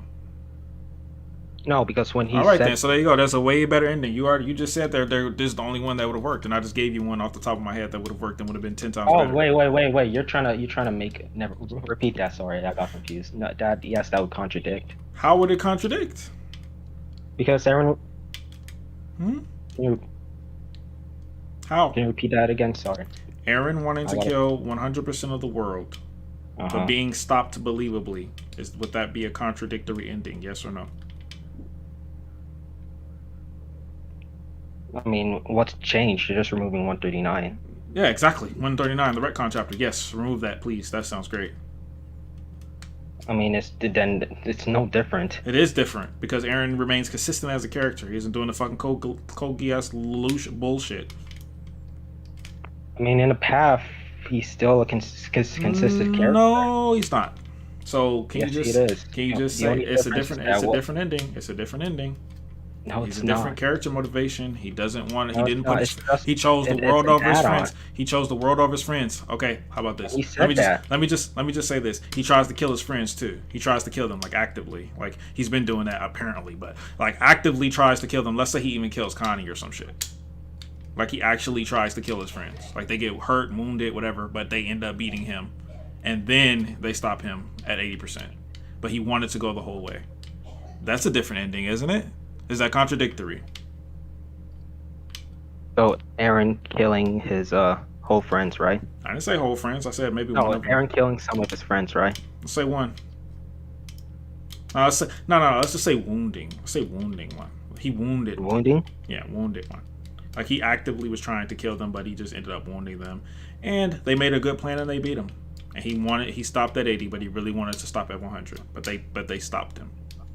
Is that a contradictory ending? Yes. How?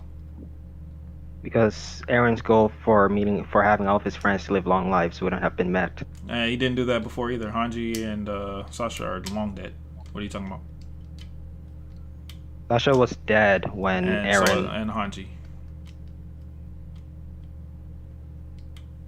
But I wouldn't say it's better though, because I didn't it's say if it was literally better. the I asked same. if it was contradictory. That's what I asked. I ain't better.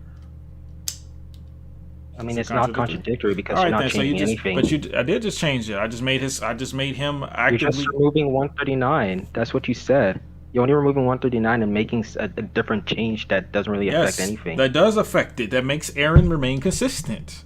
That's a whole And you're entire saying different that, ending. yeah, and I'm saying that both Dad and the 139 is both equally the same ending. No, they are not. It's just No, they being are portrayed not. differently. No, they are not. The only difference is that the conversation isn't there, and some of their friends are wounded. Okay, let's say the conversation is there.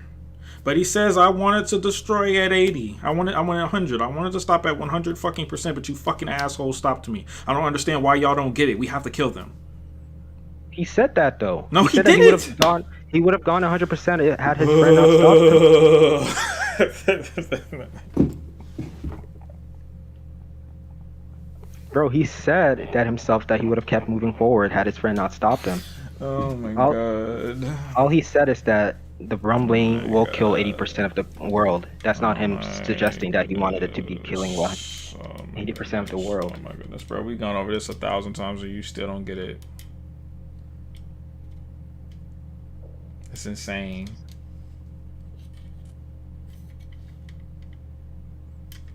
It's crazy, bro.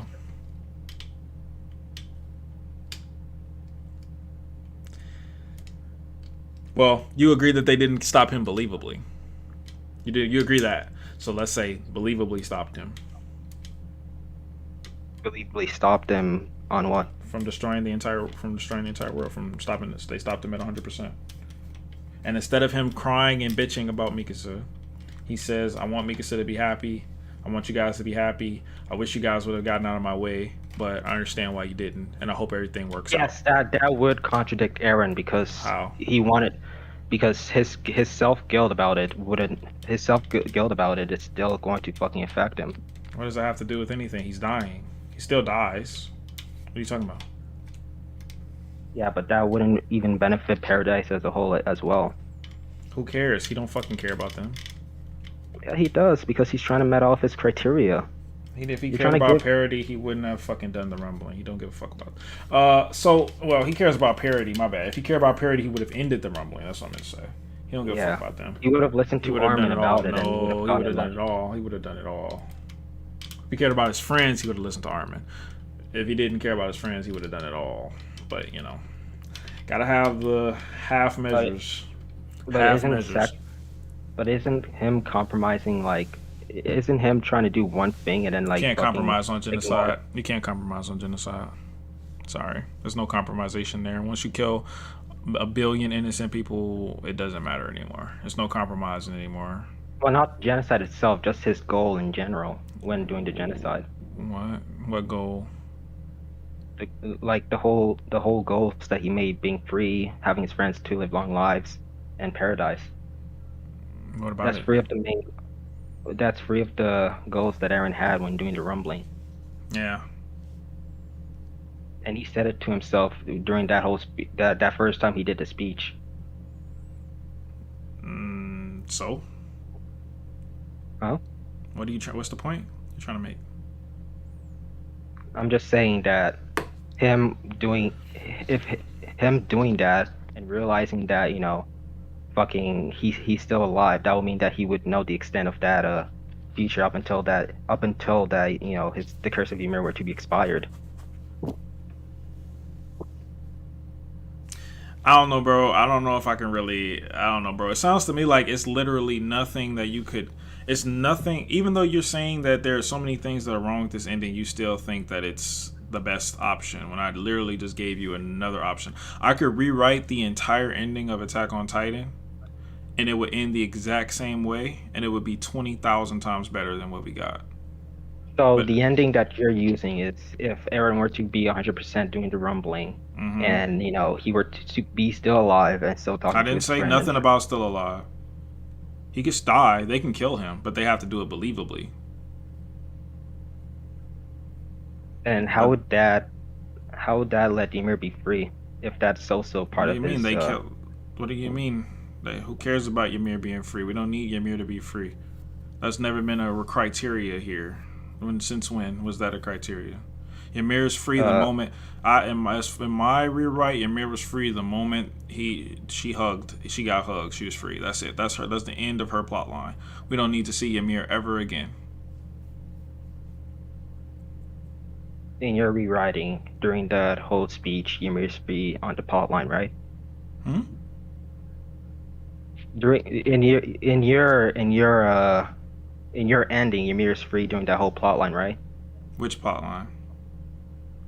Like during that whole season 4 part 2 when Eren went to the path and hugged Ymir, saying that she can She make her own becomes free at choices. that moment. That's the moment she becomes free. Then why would she have known that would happen if she had the message? Huh? Ymir doesn't know what's happening in the path, but so she wouldn't have gone to Eren the message and fucking made that the conclusion. Well, I can't. I'm not rewriting the whole damn story from episode 1. I'm just rewriting the ending. That's why I'm saying that it's going to contradict something in one end Well, or the yeah. I other. mean, you want to pick that to contradict everything. Contradicts that. I'm not the biggest fan of paths, but it's in the story. Like, I mean, I can't help that. But I'm. So now you Other than so that, where's the contradiction? Because so you're everything is going to remove contradicted. so you're going to just remove the whole path together so that your story No, I fits. didn't That's say I really what I'm removed. trying. I didn't say I removed paths. Yeah, I'll because it keep the wouldn't make exact same. sense. It wouldn't make sense Uh, on your story why because Ymir not? being removed. If it makes sense in Because yours, why the fuck don't make sense in mine? I'm not making an ending though. You are. Well, it makes sense in the original ending. Why it don't make sense in my ending? That's literally what I'm here for. But we're talking about your own ending, and No, I'm I'm trying to literally giving prove you to you that there can be another ending of Attack on Titan that would not be contradictory, like you said there But isn't. I've called out a contradictory, and you're trying to rewrite that It's not. contradictory for It's not another any more thing. contradictory than the ending we got now. Yes, it is. How? Because the conclusion of that is still going to be vastly different. Well, just because it's different doesn't mean it's believably without Ymir's help. That's what I said. But Eren is nerfed though. Huh? That would let Eren is nerfed be without Ymir. That would let his friends be able to easily kill him. No. Like I said, you rewrite the fight and make it believable.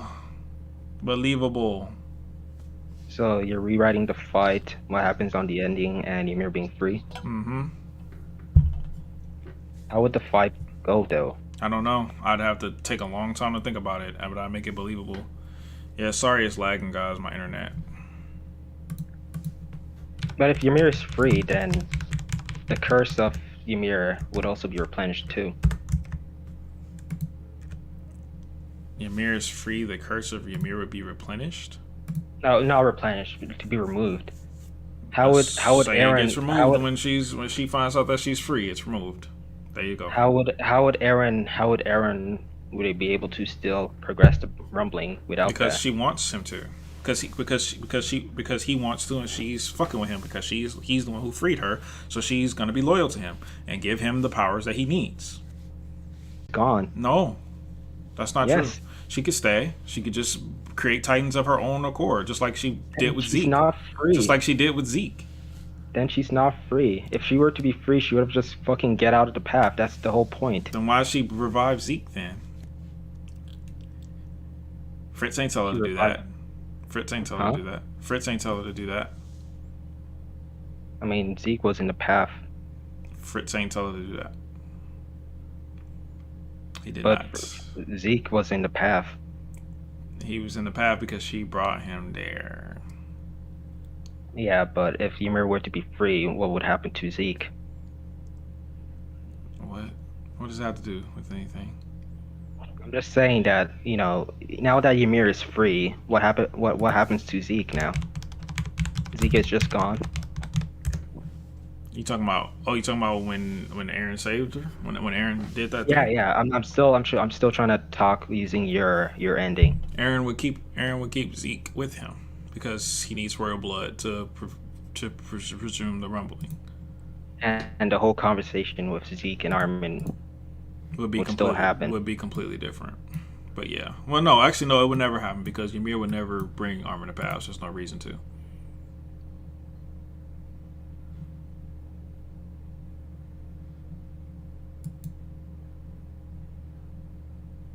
You're going so far back to change the ending.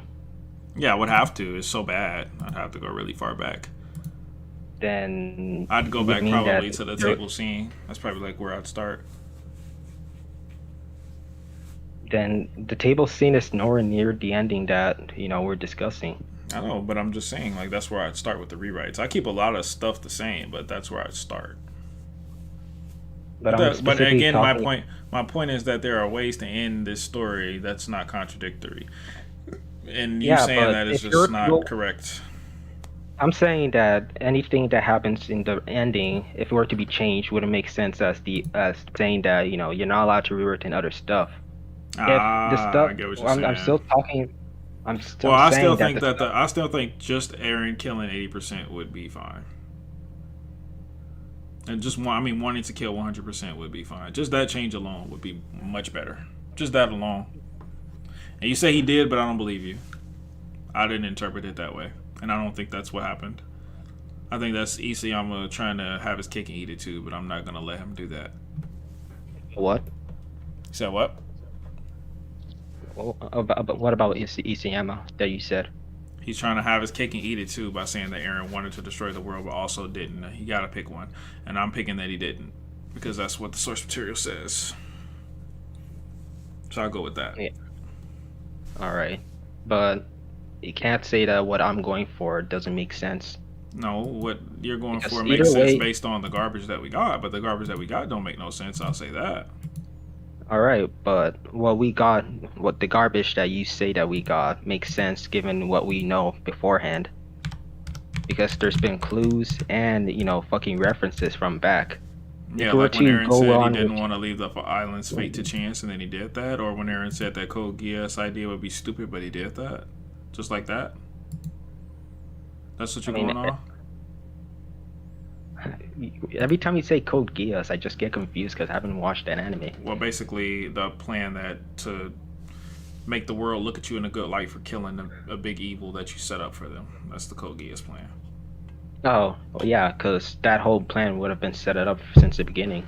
It wasn't, because he said at the beginning that it was a stupid fucking idea. Said that in the first couple chapters.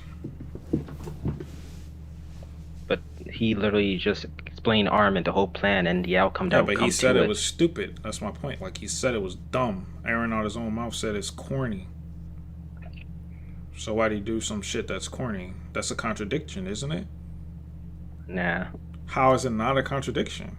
because the result of that corny shit got Aaron what he wanted and also the goals that But he he wanted to complete. said that it was a stupid plan. And he also said he didn't want the world to be left to chance, which is exactly what he did. Is that not a contradiction either?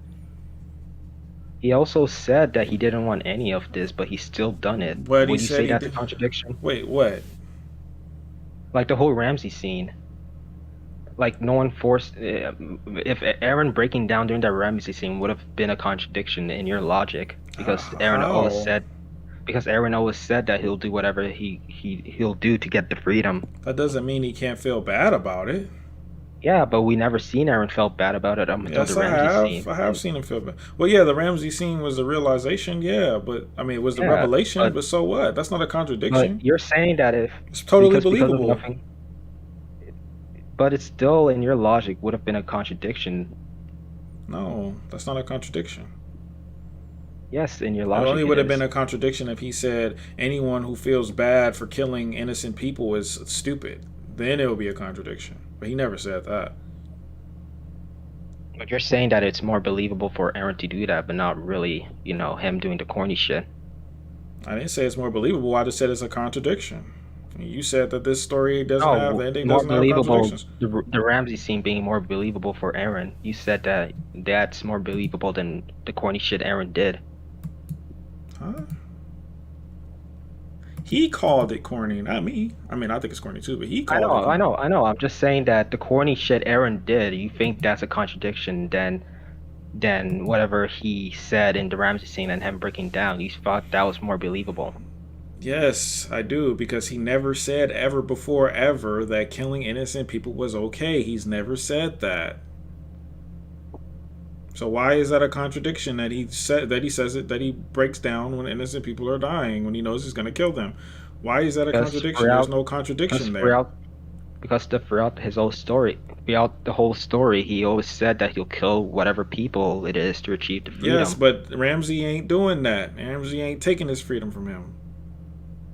Yes, Is but he? he said that if he killed everyone in the other side of the sea, would he finally be He said free? our enemies. And the enemies are the other people at the sea. Not Ramsey though. All right, well, if he were to go to the Marley, he wouldn't have killed all the other innocent children that was affected by him They were transforming during the innocent. declaration of war. He had to do what he had to do, but that don't mean he felt bad. He didn't feel bad about it. But it It's not didn't a show him feeling contradiction. bad about it. Yeah, well, he couldn't show at that time because he was He doing could. this little He didn't act. show. He was doing this little He didn't. act, Yes, but this him little feeling Oscar guilty, performance. him feeling guilty about the whole thing happened way after that whole declaration of war. I don't know, fam. I don't know. Well, what other point did you have? What other point did you say you wanted to have? Because I want to make sure I let you get everything out that you wanted to say. Uh, Thank you for that whole speech of Armin saying thank you for being a mass genocide. Okay, what about it? Uh, well, basically, when Armin presses Aaron on the subject about like fucking genocide, he eventually breaks. Well, no, no, no, my bad. Not the whole thank you for being genocide shit. It's Aaron's confession actually. Oh, Aaron's Sorry, I got confession. confused. Yeah. Okay, what? When Armin presses Aaron on the subject about, fucking Mikasa, he eventually breaks down, admitting that he doesn't want Mikasa to simply move on and find someone else, and when he's gone. Though he does want her to be happy, he selfishly wanted him to remain at the forefront of her thoughts even after he's gone. He doesn't want any of the feeling he said to Armin to be said or brought up in the real world. This is just an add-on on showing that Aaron is still human, but because of being confined by his innate nature, he couldn't express anything that will ultimately change his plan, showing that Aaron's goal is still his number one priority. The only thing that I want to change, though, is because of it being reminiscent of Aaron being older, being his older when yourself, he could have just said his confession as at a younger version of himself to emphasize on that. Basically, what he didn't want to what he would have projected himself as a younger version of Aaron, showing that what he said is more immature. Okay, so you're saying that Aaron's confession was good Yeah, I feel like Aaron's confession makes sense because because you what? know he puts back all of this feeling for the sake of what he believes in, it's freedom. And the only reason why he said that to Armin, because one, whatever he said Armin wouldn't forget, and two, it's the only way that Aaron to actually come up with Aaron to actually express his whole There feelings was no without it other being way he could have affected. done that besides whining like a little girl about something he already knew was going to happen before then. Well, to be fair, Armin punched the shit out of Aaron So, And then he went on to fucking rant on Aaron about the fact that he's being selfish about it, and so he's literally said it. he couldn't think of anything else to cry about. Maybe the billions of people he killed, He already did that though. but he didn't do it to Armin. During the whole conversation, he said that. He didn't cry about it. He didn't cry about it because he was putting on Mm, an act. The only wow. reason why No, he the only wasn't putting reason on an why act anymore. He cried about it after. He talked about that after that scene. So he wasn't. The act was over at that putting in point. an act, as in trying to fucking, he always says that he self-hated himself for it, but he's trying to fucking, he's still trying to, what's it called? He's still trying to not be emotional about it. He's just saying that it is what it is. So he did that whining. You're telling me he did that whining scene about Mikasa and then reacted again? Is what you're telling me after that? No, I'm just saying that Well, he Aaron didn't. wouldn't have He whined. didn't do that. He kept his he remained that same tone of voice, and he didn't whine about the people that he killed. But he whined about Mikasa being with another man, which is something he already knew was going to happen. He I'm already just knew it. saying that He knew he was going to die already. Aaron breaking down like that was unexpected because Armin Of punched the course, it was shit out of unexpected. Aaron. It was dog shit. Of course, it was unexpected. How could you expect something so dog shit like that? The man has been Aaron about to didn't die. unexpect The man that. has been. The man is. No, I'm talking about as a reader. The man has been about to die plenty of times throughout the story. He never once mentioned or thought of Mikasa one time. So you expect me to believe that that was at the forefront of his mind in that moment, especially when you consider what he's doing. Disgusting. Well, I didn't say that it would be Aaron's forefront of the mind. I'm just saying Well, it that must he have been. wanted. It must have been that he's. That's the first thing that he. That was the thing that Isayama felt that he would have used to portray his childishness. Was bitching about Mikasa being with another man, and no, never mind. Only for don't do it for at least 10 years. The most pathetic thing I've ever read. Pathetic. That's all because of Armin trying Who to push cares Aaron what into that. Armin does? Who cares? Armin should never be able. No human should ever have been able to. Nobody in the planet, not even Mikasa herself, should ever have been able to make Aaron say those things. Ever. Why not? Not the Aaron I watched. That's a fucking different character. You want to talk about different characters? That Aaron that was in that water was a whole different motherfucker. What about in season 3, part 1, when Aaron Mm-hmm. got kidnapped by Rod Mm-hmm. Reese Mm-hmm. and he Yep. broke down crying at the Yep. fact that That what? Why was he crying? Because he couldn't be with Mikasa? no, but he broke down crying at the fact that he didn't want to live anymore and he wanted Because fucking why? his story to kill him. Why? I told you why. No, he didn't. Why did she want him to kill him? Why did he want her to? Why did he want her to kill him? Why? So that she could inherit the founder's title Why? away from him.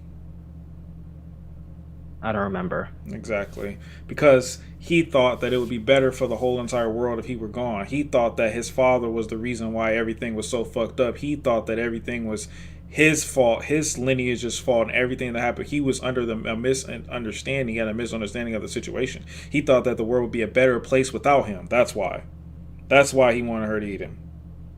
So him breaking down there, It makes and absolute, perfect, 100% sense. Yes. but during that whole thing with Armin, with during that whole conversation with Armin, with the addition of him being self-loathed and fucking having to deal with all the suffering from the action he committed. On top That's of that, you fine, but think that not the it makes Mikasa sense? part. It's fine, but not the Mikasa part. Mikasa part was the result to all of that. He No, tried the to keep Mikasa his part was emotion in check trash. until Armin. Trash. He kept his emotion in check up until Armin punched the shit out of him, I don't trying care to how fucking hard. trivia him. Once again, I don't care how hard Armin hits him. I don't care what Armin says. That should have he should have never said that. There should have never been a moment in his life where he ever said that under any circumstance, because we have seen this character grow up from a child to an adult, and he never once in his entire life thought about anything romantic with any character in the entire story, let alone Mikasa, even when he was about to die. It's never happened. Never. And there's nothing you could ever say to make that scene a good scene. The fucking result of that scene. So okay, But if Aaron were to confess about that in a normal way, would it have been different on No, your perception of it? You're saying no, that he should Aaron have never. wouldn't have He confessed could about say it at he all. could have said he loved her and he wants her to live and wants her to live a happy life, but he anything else, no. And bitching about her not being able to be with him is just stupid. He knew she wasn't going to be able to be with him. He knew he was going to die already, But and not by the if rumbling, not Armin by the Titanicers.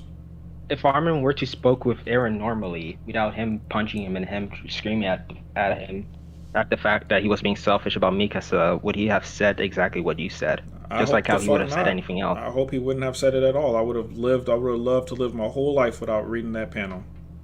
That was the worst panel I've ever read in anything. No, if what you're complaining about is the fact that he broke down crying, Nope. talking about it, or how Nope. he said it. It's the no. It's what he said. I don't care how. I don't care. He's crying. It's what he said. So you think that there's no possible hint that Aaron and Mikasa did not No, I just said did that. not I had any don't. I relation? just said that. I never said that. I said he could say he loves her, but he can't say that he wants her to never be with anyone else for 10 years at least. He cannot say those words. That's what I'm trying to say. I'm trying to say that if Aaron kept his demeanor and said exactly what you're trying to say, then is it the fact that him breaking down is the issue? No, I just told you. He can't say that he doesn't want her to be with another man, whether he says it with a deep voice, a strong voice, whether he's crying, angry. He can never say those words. Never. And that happened because he was I don't care ultimately why. emotional. I don't care. I don't care. You should care because that's literally what led up to him. No, He was emotional. emotional in the cave. He was emotional in the Titan's stomach. He was emotional when Hannes died. He was emotional. He's been emotional. He never did it. Never. Conversation that's Never.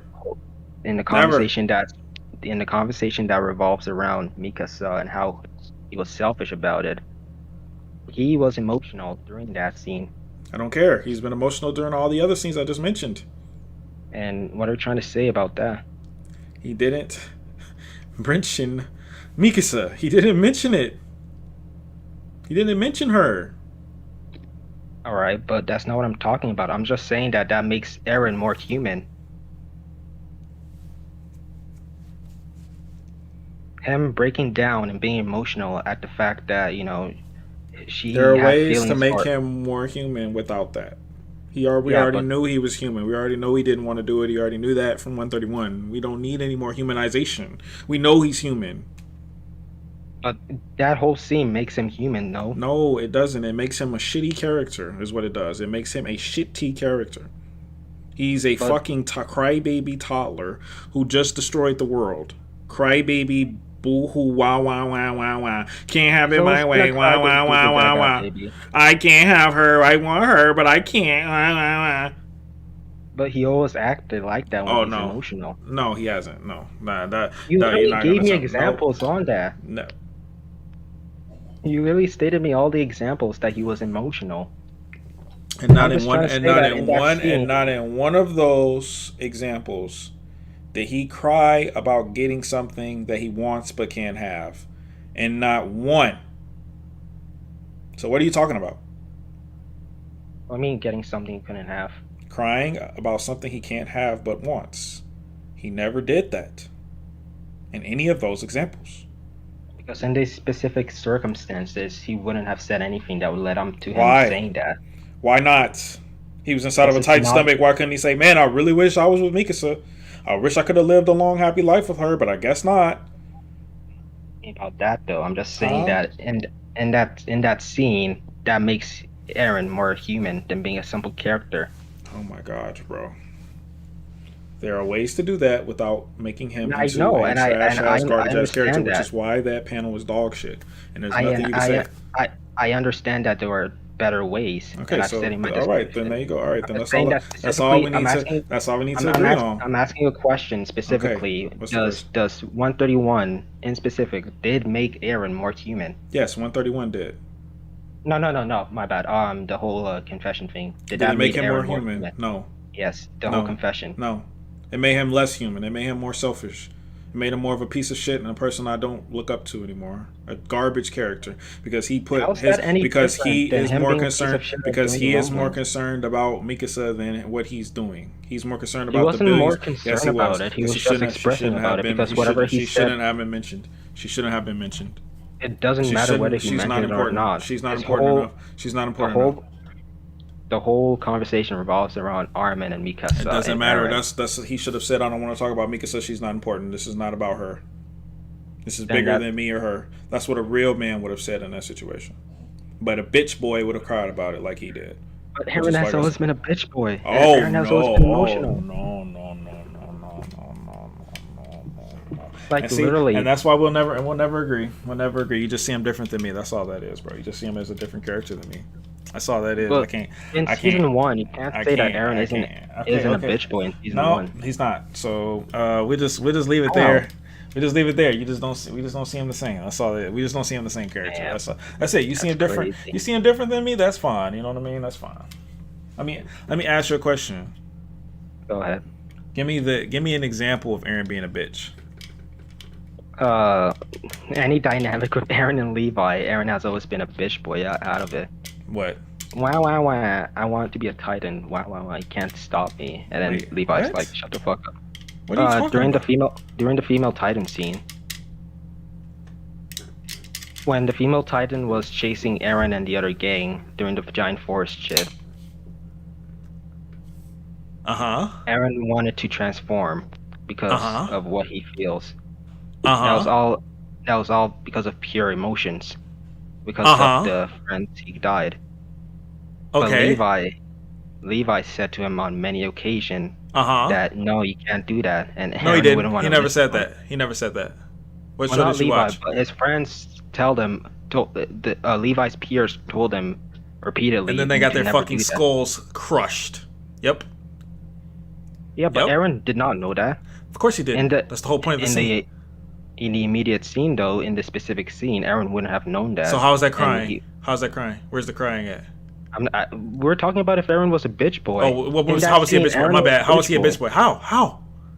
Because he doesn't want to listen to the people he was following through. Even like literally during the whole investigation shit, all Eren said was like, "Oh, I want to destroy the whole world. I didn't know I have a titan and all that." And then he started like fucking whining about it. So you're a bitch boy if you disobey people? The way he disobeyed people was him being a bitch boy. The way he did it. How'd he do it? By being fucking emotional about it. What emotion did he show? Fucking anger He didn't show any anger. during what The scene you're talking about. The scene you're talking about. We're gonna stay right there. He didn't show any anger. Thing? Yep, he didn't show any anger. He showed anger. No, he didn't. Yeah, he did. No, he didn't. When he saw all of fucking Petra and After they died, but they're dead. Then how are you gonna obey them if they're dead? You're talking about when they're alive. When they told him not to do it. When he showed anger. Well, what about the other comrades? No. Stay on it. Stay on the topic you picked. Yeah, I'm staying on it. I'm literally staying on it. They showed when Eren was being chased, right? Uh-huh. And they told him to stop. Uh-huh. And Eren He said there's people dying. We should probably help them. Yeah, There's right anger. after he Where's tried the, to that's a bite his bitch boy. own arm. That's a bitch boy. You're telling me Right that's a bitch after boy. he tried to- You're telling me that's a bitch boy. Right after he tried to fucking bite his arm. Yeah. You're telling me that's a bitch boy. That's literally him being angry about the fact that all the comrades are dying. Tell me that's a bitch boy. That's literally bitch boy. Oh gosh. Because all his peers has told him many times to keep going ahead, and then Eren kept fucking whining about his comrades dying. About people dying, who are dying for him for no reason, as far as he knew. But there was a plan in fruition that He didn't Eren know would've that. fucked up. He wouldn't have fucked up. That plan was shit. It didn't work. If he had worked to a transformed, they would have captured Annie right there. It did worked not to work a at all. degree. It did not work at all. It failed completely. If Eren would have transformed, they would have beat Annie and captured her right there. No, he would not. No, he would not Yes. have. No, he would not Because have. Eren. No, he would not Because. have. Then what about the whole fight with Eren and the female Titan? That was a one-on-one.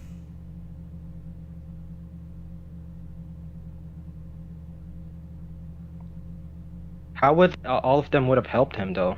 What do you All mean of them would how? have What killed. do you mean how? If Eren were The to same way the transform, same way Mikasa helped him fight Reiner. The same way. yes, but because of his peers telling him not to transform, They all died. yeah, but who's to say that they're not going to fucking go against Eren because of that? They wouldn't have gone against him. That would be stupid. Why would they go against him? Because he didn't obey them? They're gonna go fight him and the female Titan? Because what are you talking They're gonna about? fight the female Titan, and they're going to fight him. No, they're not. They're gonna just fight the female Titan. They're gonna work with him. They're gonna say, okay, well, he decided to fight her now. Fuck. Okay, we gotta help him. Just like they always have. Eren was not in control of the entire fucking being the Titan form, though. Eren would have just killed the female Titan without actually getting any information of what it was. You mean like how he didn't do that after he fought her? What are you talking about, bro? You're not making sense now. Now you probably need to go watch Attack on Titan again. When was the last time? When was the last time you watched season 1? Like last month. Oh, no way. Impossible. You was asleep? Impossible. You asleep? No, I wasn't asleep. I was literally telling you this exact thing that happened. No. We were just talking about what happens in a alternate diversion. Dog. Wait, listen, bro. At this point, you watched a different story than me. That's all I can say. I don't know what to say. You watched a different story than me. Ain't no way. Okay. Let me tell you this. When LT season 1 finished airing, what did everyone's perception of Eren was? I don't fucking know. I wasn't on forums and shit like that. I don't know. When I knew, because everyone kept complaining that how much of a whining baby Eren is when it comes to what he wants. I don't remember that. That's literally what happened when season 1 was airing. I don't remember that. Everyone's main complaint about Eren is the fact that he's whining. I remember there were some. I know probably there were some people saying that, but there's a lot more people saying this character shit now than there was back then. So who you think was right? All right then. So doing that, and also with Gabby. Gabby is similar to Eren, right? And people always make perception that fucking no. Gabby's not similar to Eren. No, she's not. Gabby's not similar to Eren. Season 1 Eren. Nope. How? Gabby was an attacker. Eren was a victim. Gabby was a victim to She wasn't a victim. And she wasn't a victim at first, though. She wanted to attack first. That alone is enough to make them completely different. She's more like Reiner. She's more like Reiner. She's not like Eren. We're talking about similarities, and that's the similarity between Gabby and season 1 Eren. She's not like Eren. Both Gabby and Eren was a victim when Eren transformed but she was during not. the But she didn't War. start off as a victim. She didn't start off as a victim, attacker. So therefore, I can't feel bad. I can't feel bad for her. I can feel bad for her. I can't feel bad for her. In both cases, Gabby and Eren went out to his own way to do what they want because of the emotions that they carried for. The emotion that Gabby had was that. So any person who acts on emotion is similar. Any human being who acts on emotion is similar. No, but when it comes to a plan that they devise. We all make plans based on emotion. All right. Well, if you're saying we're all similar. All right, but if you're going to say that, then during 139, when Eren acted out on emotions and confessing, since what you say that it's all human, that made him human too. Oh my God, bro. Yes, but that doesn't mean we didn't need him to be made any more human. And that's fine. I'm just telling you that it wasn't made human. He was already human. He was already human. He was already human. Okay, but in this specific I don't need any more humanity from him. Human. No, and that's it was fine. just In this dumb. instance, he's just as human. It was trash. It was trash. You literally said that it was. It was selfish trash. You literally said that it was. We both agreed that anyone that acted out of emotional is normal because it's human. So Eren acting out of emotion during that scene should have been normal too, and you agreed with me there. It's normal, yes, but not for Eren. What do you mean it's not for Eren though? Not normal for Eren to act about emotion over Mikasa. That's not normal. He's never done that before. I never said anything specifically about Mikasa. I'm just saying that's why I said I've already said he can act out as long as he doesn't say those words about Mikasa. I said that already. I said it like 3 times. And we're both agreeing my point because I never said anything about Mikasa being my main point about this. Well, that was my main point all along, that the Mikasa dialogue is shit. That's what I've been saying this whole time. Well, that's a conflict to what I was trying to say. It's not even relating to what I was trying to say. Okay. All right. Well, Was there anything All I else here? said is that this is just an add-on showing that Aaron is still human, but Uh, because of him being confined by his innate nature, he couldn't express anything that would ultimately change his plan. When I never said anything about this making sense when it comes to the relationship of Aaron and Mikasa, I'm just saying that this is an add-on to him being more human. And you can disagree with me that it's not necessary, but I'm not Absolutely. gonna. Okay, But I well, can't. okay, well, Go we've ahead. been going for 2 hours, bro. I gotta let other people in. Is there anything else you All gotta right. say? Any final words? I mean, I have. I wanted to just tackle in the whole chapter, but I don't want to waste all of the other people's time. So, Okay, well, you can come back next week if you want. all right. All Been right. nice talking to you. It's nice talking to you too, bro. Great debate, man. You have a great day. Is it really great to be? Yes, sir. Don't Hold let on, the rate my discard. performance real quick. Oh, you did good, man. You did really good. But I mean, I feel like you don't get. But when I make good points, you be like, I don't know. Nah, you don't want to just say like, yeah. That literally sounds like you, though. No, I gave you the points when you made a No, good no, point no. about. Like beforehand. That literally sounds like your nature. No, it's not my nature. If someone makes a good point, I give it to them. I definitely give it to them. You got to make a good point All though. right. So they're saying that like the past debaters hasn't made any good points that They made you feel have. like I've that. given. I've given them good points. I've said it to a few of them. Yes, they have made good points. It was rare, but they did. All right. Well, been nice talking to you. You too, brother. You have a good one. Oh, Oh wait. one more thing. Uh huh. How the fuck do people say that the fucking the fucking Mikasa kissing Eren is necrophilia? That makes no goddamn sense. Because Aaron's dead. Okay, but did Mikasa love Eren because he's dead? Doesn't matter. It's not necrophilia, It though. doesn't It's matter. weird as fuck. It's necrophilia. But It is. no, Yes. no, It is. no. It is. Necrophilia, by its nature, is because they would have Is loved physical. Eren more because he's dead. No, that's not the definition of necrophilia at all. Okay, Google. You What is the Google it. definition of necrophilia? Attraction to dead bodies. Use of the noun means sexual intercourse with or attraction towards persons. Yep. You want to hear how necrophilia is spelled? She just No. told you show interest or attraction to a dead carcass, which is his Mikasa skull. always showed interest to Eren before he was a corpse. That's not a requirement. Siri did not say that you have to not show it before they die. Sorry, I wasn't talking to you. Siri does not have to show. Siri didn't say that you have to show it before they die, brother. Even Siri just told you that it's necrophilia. Nah, What? Are you just gonna say nah to Siri? nah. All right, Dude, bro. Google. All right, makes bro. sense. All I'm right, just bro. joking, though. I'm just joking, though. I was just making a joke, though. See ya. It's all good, bro. Later, bro. All right. All right. All right. All right. Wait. Okay. Brett King. Here we go. All right. You there? Hello? Unmute yourself. Unmute yourself. Ah! Hello? I can hear you. Okay. What's up, man? How you doing? Not bad. Let me just close off your stream here. All right. Go ahead and introduce yourself. Name's Brett King. I've been watching Attack on Titan ever since season 1, which was, I think I saw it in like 2015. I was a young boy of 13. Okay. And now I'm an adult man, 19 years old, pushing 20. All right. Yeah. Thanks for the donation, killer. All right. Perfect. All right. So what is your stance on the ending here? I think the stance is a pretty mixed bag. There's some things that I like in it. There's some things that I think have a good concept, but they could have been delivered a lot better. Some things like the Ymir stuff I think could have been delivered a lot better. Okay. I feel like one of the things in the ending pages, like the Titan powers coming back, was kind of silly. I didn't like that. Okay. But Yeah. you think it's a good ending?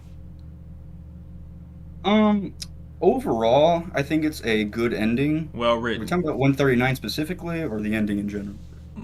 Well, 138, 139. 139, I think, has a lot of issues. But the ending as a whole, I think, was good, but not great. But it was well written. For the most part, I'd say, yeah. It depends on what we're talking about specifically. Okay, so what about the ending do you think was well written?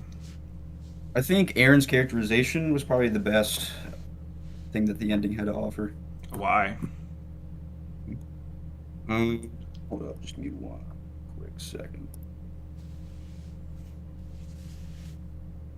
Why specifically? Do you want to give me like a couple Yeah, like what? Just points? why? What? Like, if you could sum it up, like, what makes you think that Aaron's ending was well written? Well, I generally think that like Aaron's whole characterizations has to do with his desire for the rumbling, and I think there's like three main points to that. His So desire for one, the he wants rumbling. to, Okay. yeah, he wants to protect his friends. He wants to protect Parody, and he also wants to be left the world left barren. He said in like 131. You disagree with any of that? Which one is number one? Like, what is his highest priority? Like, Yeah. what he desires the most? Yeah. Protect his friends. Okay. Disagree. You disagree with that? If his highest priority is to protect his friends, Hanji'd still be alive, Sasha still be alive, and he would have never put them in this position that they're in. 20% of the world, he's basically just leaving it to chance that they won't get killed. Even right after he dies, they could have got killed by those soldiers. If Armor didn't convince them not to shoot, they could have got killed right then and there. Well, what could he have done about Sasha? Because at that point, You can say that, but what about Hanji? Hanji? Yeah, what about Let her? me think for a sec. Hanji dying proves that any of them could have died, and he had no control over that. Yeah, just because he didn't have control over it doesn't mean he doesn't want to. Hey, you could say that, but they put them in harm's way. Armin and Mikasa were literally on top of the wall when he broke it down. I mean, if that was his most important priority, don't you think he'd show that?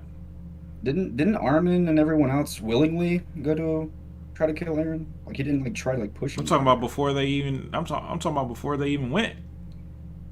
And then when they were on top of the walls fighting Peak, and he put the walls down, they could have died right there. A lot of people died from the walls. They didn't know they were on the wall.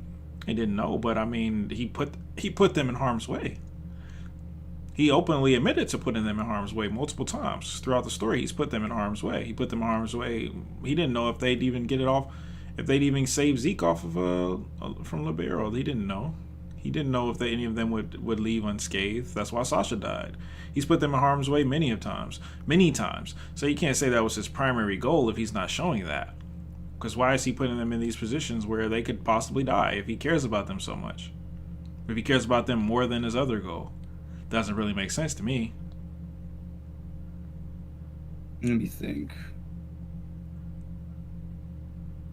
So you're saying since he did put them into situations he doesn't care about them? I didn't say he doesn't care about them. I'm saying he doesn't care about them more than achieving freedom.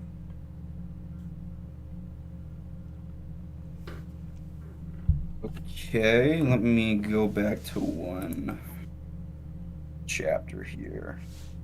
Just look something up real quick.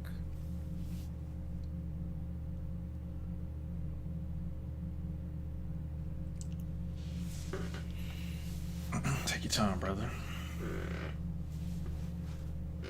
Thank God Irwin didn't get butchered. Yeah, that would have sucked.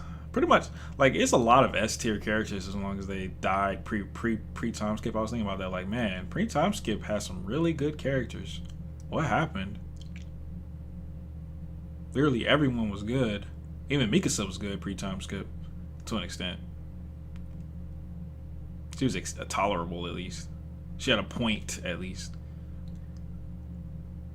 So he put him in harm's way. Yes, I agree with that. But I don't think that doesn't mean that's not his highest priority.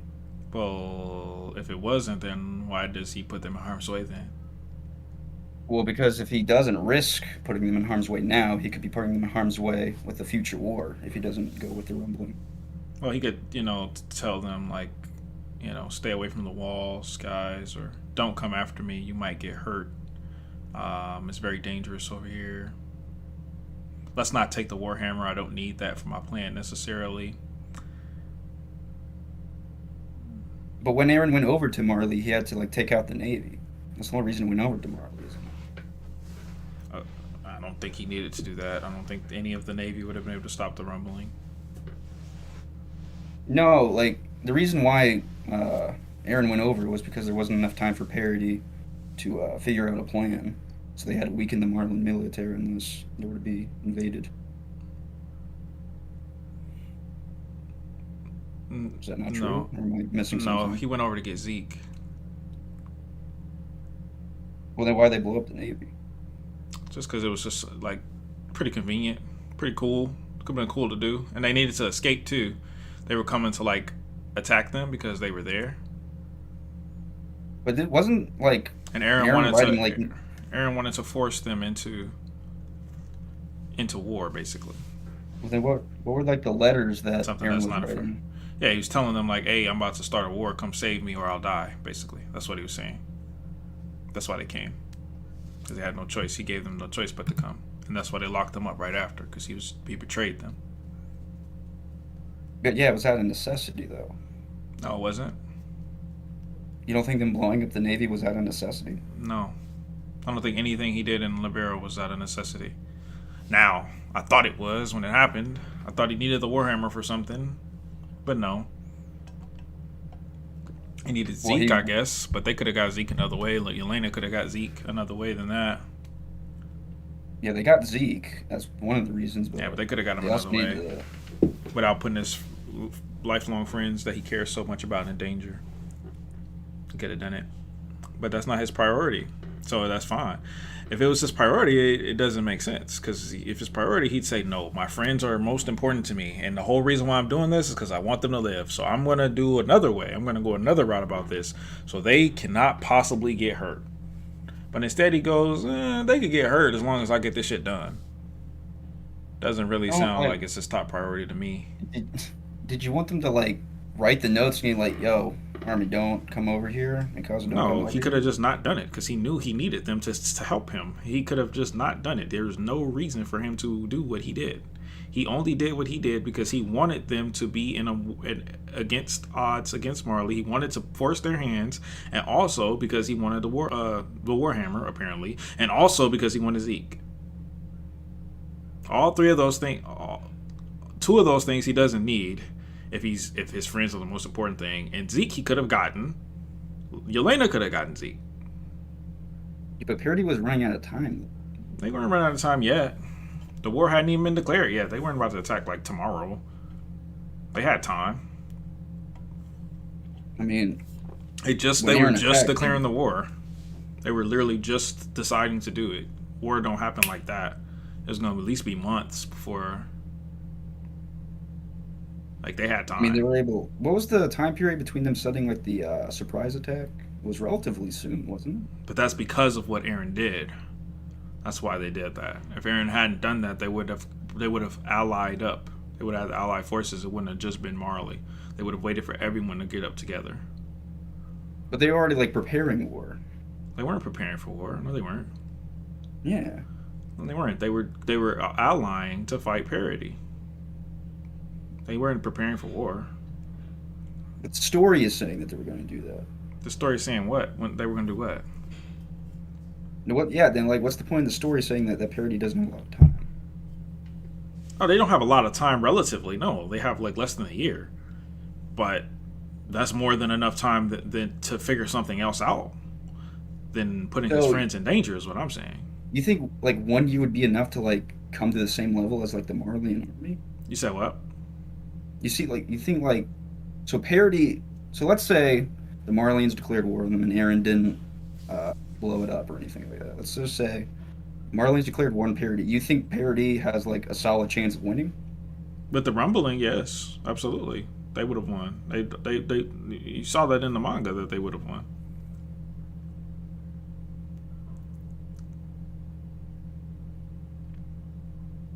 I mean, I guess, but the problem with that is that they had to go get Zeke. I had to go get Zeke, but again, Yelena could have gotten Zeke. And it wouldn't have required any killing or anything like that. Or it put any of his friends in danger.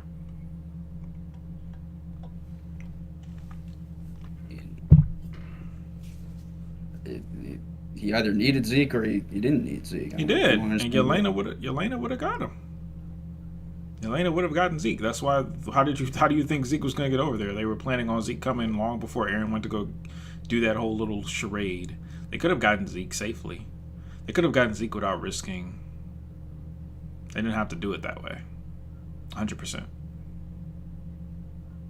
think so. I think that's a bit. So you don't think Yelena could have gotten Zeke? I mean, like, we're talking about like Mikasa, who's like one of the best soldiers.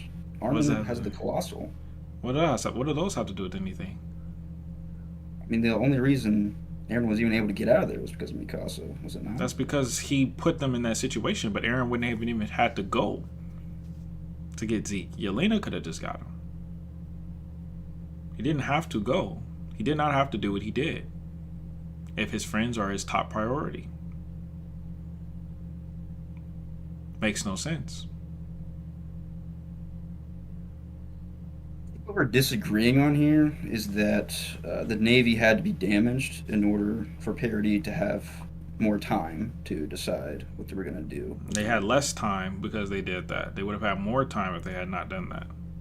Now, the attack was like a desperate... the sneak attack, Marley attack was desperate, exactly, but it was out of revenge, and it was also to try to save Gabby and Falco, which would have never been there if Aaron didn't do that. But Yelena would have gone over there. Yeah, Yelena would have gone over there and snuck Zeke out. She wouldn't have started a war. How would she have sneaked Zeke out? The same way she snuck out everyone else. Like who? Like everyone else who works for Marley. The same way she snuck herself out. It's not hard, apparently, for her to do it. It's not. It would have happened. They would have gotten Zeke because if they were not going to get Zeke, they would have never They would have never been able to make a plan for Zeke to be fed to Historia. So they knew he was gonna get Zeke. They knew Zeke being caught was a possibility. It didn't have to be gotten the way that Aaron got him. They just got him that way because fuck, we might as well. We're here now. But wait, hold on. I just lost my thought. They're saying the only reason they went over to Marley was because to get Aaron? His friends? Yeah, like Aaron acted out of... Yes, on his own accord, and they went to go save him. Yes.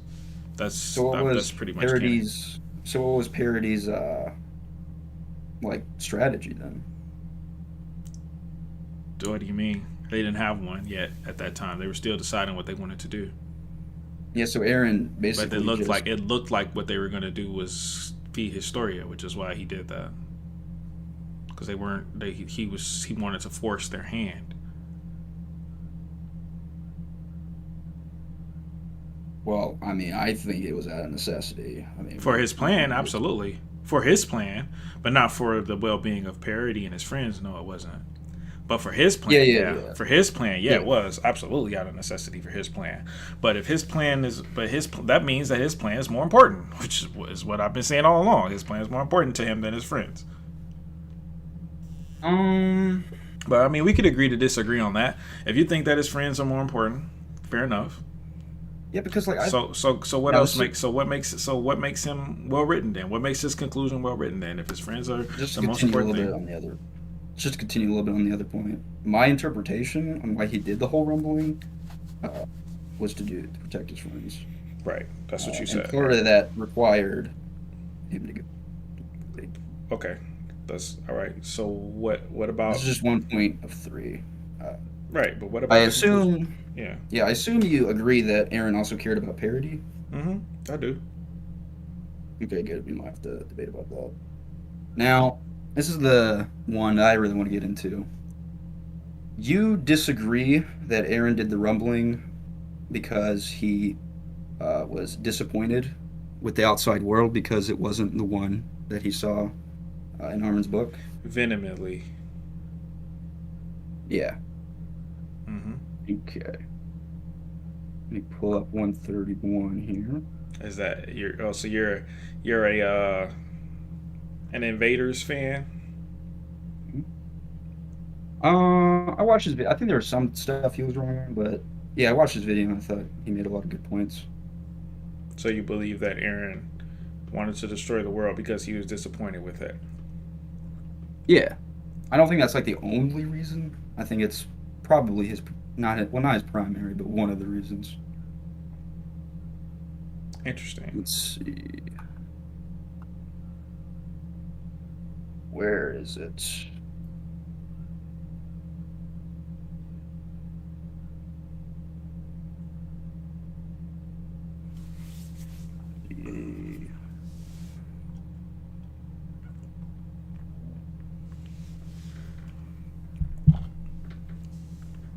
Yeah, in 131, Aaron directly says it wasn't like the world I saw in Armin's book. Mm-hmm. And what do you think he meant when he said that? How about like the sites that he wanted to go see? You meant that you think he meant it was people there? That's what he meant. People? Like when he says that it was nothing like the book, it wasn't barren, it wasn't empty, there were people there. Yeah. Is that what you think? That's what you think he meant? Yeah, like Aaron's like perspective of the outside world, like pre-basement, right, was like this land waiting to be like explored. Right. And so after he found out that there were people, not anything about the people, just the fact that there are people at all, he was disappointed. Yeah. Okay. The next page. Right. So let me ask you a question then. By that logic, do you believe that Aaron would have wanted to kill the entire world and complete the rumbling if everyone outside the world was peaceful and friendly? If everyone outside Parody was his friend, would he still want to destroy the world? Well, bit of a hard question to answer because we never really get to see Aaron. I'm asking you. I mean, according to your logic, he would have. That's what you're telling me. So if you want to believe what you just said, you have to agree with that. So I just want you to go ahead and agree with it then. But you won't agree with that because you know that's stupid. You know that's not Aaron. So that you can just throw that out the window. Let's not jump the shark too quickly. All right, go ahead then. Agree with it then. I'm just agree that Aaron Aaron would have killed all innocent people outside if they were friends and friendly and they were like, "Hi, Parody. Hi, guys. We didn't know you guys were over there. We were sending Titans. We didn't even know people lived there. We're sorry. Oh my God. Hey, come live with us. We'll show you. We'll get you guys houses. We'll show you. We'll get you a job. We'll give you money, food, water." He would have been like, "I want to kill you, motherfuckers. It's not barren." That's what Aaron would have said. Yeah, I think he would. Wow. Committed to this. I think he would. But it's kind of a pointless question to be like, well, what if No, it's very pointful because that means that your interpretation of this character is vastly different than mine. You think that this man would have killed people who wanted to help him just because he wants to. I mean, you're arguing with the story, not me. But no. That's not the story. That's not the story at all. That's not the story I read. I am citing directly what the story said. No, that's not what the story said. That's an interpretation that you have from that page. The story did not say that. That's a direct interpretation that you have made. You're free to make that interpretation, but you also have to make these other interpretations along with it, or it makes no sense. And I don't believe for 1 second that you read the same story as me and believe that Aaron would do that. I don't believe you. I mean, but the perspective that we do have is that the world didn't like Parody. Of course, that's the perspective that we do have, which is why he wanted to kill them, because they wanted to kill him. Not because they just existed, not just because they existed. No, that's the only reason. That's the only reason. It's not because they existed. No. Just because they were there is not why he wanted to kill them. There's nothing that has nothing to do with it. If so, he would have never cried before Ramsey. Never.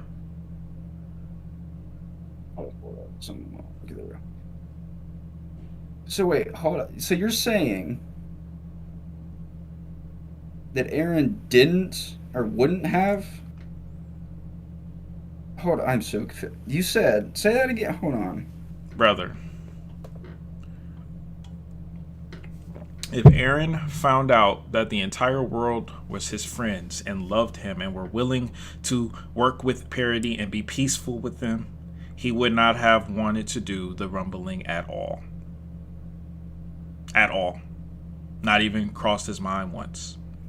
And we have more than enough evidence in the source material to prove that. Him crying before Ramsey is one. Him pleading with Hanji to find another way is another. Him going to Marley, learning about the people trying to find another way is another. Him asking everyone for another way is another. All those things shows that he does not want to do the rumbling. But he does it because he wants to protect Parody, correct. Or his friends, if you want to go that route, correct. But not because of Armin's goddamn book. That has nothing to do with it at all. That's what the story is. No, it's not what the story says. Not what the story says. That's not what the story says. I said, again, that's your interpretation. He said it was nothing like Armin's book. That's correct. When he said that, he was saying it's fucking terrible. It's evil. There are evil people out here. There are people who hate people just because of who they are. It's people who hate people because of things they can't control. It's not because there's an emptiness. He was not saying that. I don't know how in the hell any human being could read that and think that. When that chapter came out, I didn't see one person go, man, Eren really does wish that the earth was empty. No one thinks that. This is just headcanon, because that's the only way you can justify this dog shit ending.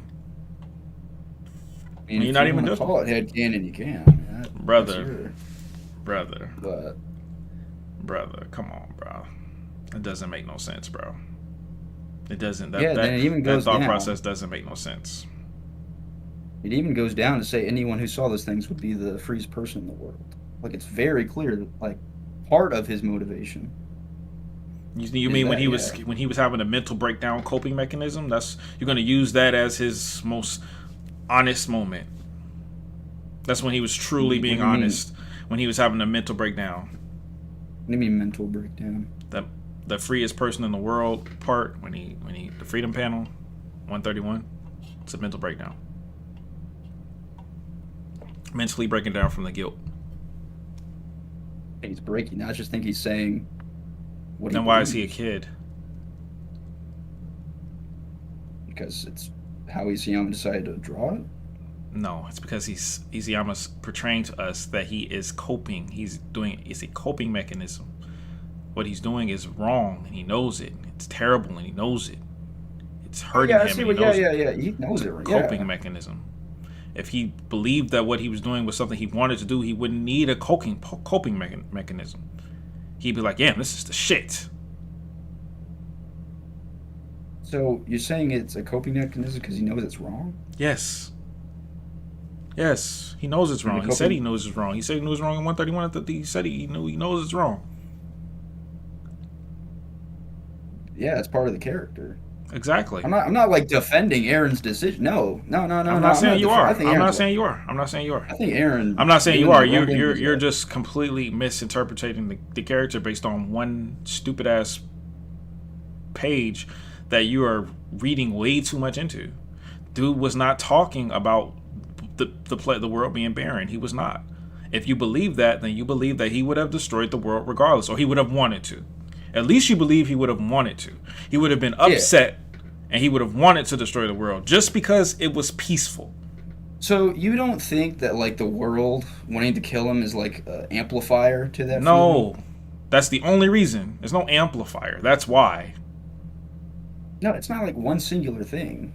That's the only reason. If they didn't want to, he wouldn't want to at all. He'd be completely content and happy. He'd be like, yes, this is great. Let's go explore. Let's go see the whole world, Armin.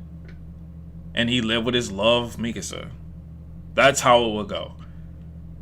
Yeah, he could have still gone and seen the sights, would he not? If the world was so accepting. Exactly, he could have done that, but he would not want to destroy it. He wouldn't think one moment like, damn, I want to destroy this. He wouldn't even think it. It wouldn't cross his mind. So wait, before you were asking, would Eren want to destroy it anyway? Yes. The whole point, my belief at least, the whole point he wanted to destroy it was so he can left it barren. No. Oh no, God, no. No. So no. If that's the case, that's not what they walk back in the previous statement and say he could have still gone see the sights. So no, he wouldn't have wanted to destroy it. Yeah, thank you, brother. Thank you. That's all I want you to say. So there we go. So go ahead, But continue. that's not what. That's not like a slam dunk. It's not a slam dunk. Like No. I'm just talking about for this point. I just want you to say that he wouldn't have wanted to destroy the world. I want you to at least say that. Thank you. Now go ahead, continue. Where's the good writing? Wait, but hold up. Like, so we agree that he was disappointed with the outside world. We agree on that. Yes. Okay. We then both agree that Aaron wants to protect parity because they're going to get invaded and probably genocided if they don't. Correct. So in your mind, these are two completely separate things that don't affect each other at all. No, You that's don't why think he's disappointed because they're going to kill him. So they're connected. That's why he's disappointed because they're going to kill him. They're evil. Well, not evil, but some people are evil when they want to kill them. And he's disappointed by that. Then where's the inconsistency? There is no inconsistency in that logic. Your inconsistency was that he would have wanted to what you said earlier was that he would have wanted to destroy the world even if they were nice to them. That's inconsistent. But I walked that statement back. You walked it back, and now that you've walked it back, we're in a complete agreement. But you didn't walk it back before, but now that you've walked it back, we're in complete agreement. So No, I'm saying he wanted to destroy the world, or wanted to rumble the whole world because they want to attack him. because they were going to attack him. Yes, I agree with that, brother. I don't understand. I agree with you. I agree. You were saying that he wanted to destroy the world just because it wasn't barren, because there were people at all. I don't agree with that. It's what the people want to do, which is why. That's my belief, and I agree with you there. So now, what else? What beyond this? Because we were just going along, and I said I didn't agree with it. But now that we're understanding of Aaron's motivations, at least whenever it comes to his reasoning for wanting to destroy the world, let's proceed. I mean, I understand if you think that's a bad thing, but it's very clear what the story is saying here. So what are you saying? Are you saying you do believe that he wanted to destroy the world anyway? I don't understand. Which you just said you don't believe that. The hypothetical you gave me was that if the world didn't want to kill them, he would have still done it. I was asking you that.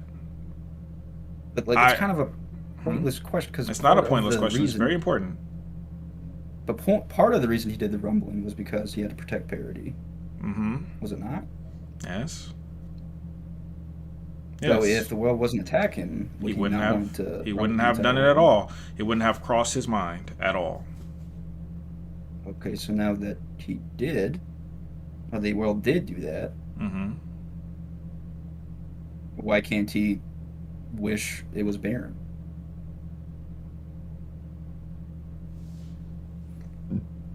Because that's not important to him.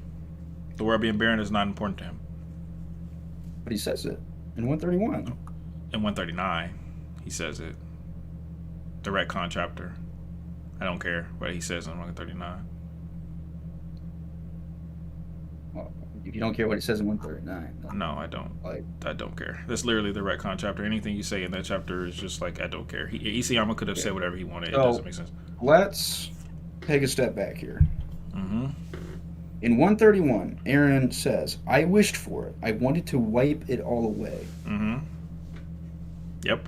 You're telling me that he doesn't want to do that, even if it says it right here? He wants to do it because of the people that exist in the world. That's why. That's the reason.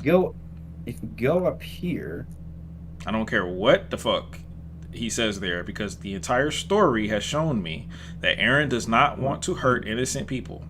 Even that chapter showed me that. So it makes no sense. Yeah, chapter 131, the island. It's to save Eldia, but it's more than that. What was really beyond the walls was nothing like the world I dreamed of. It wasn't like the world I saw in Armin's book. When I learned that humanity lived beyond the walls, I was so disappointed. Yes. I wished for it. I wanted to wipe it all away. Yes. Is this not the story saying directly that Aaron wants to do this? It's saying directly that Aaron wants to destroy the world because of the people that he discovered outside it. Yes, that's exactly what it's saying, and I 100% agree with that. I 100% Pull up agree 131, with that. Please. I memorized 131. That's my favorite chapter. I read that chapter so many times.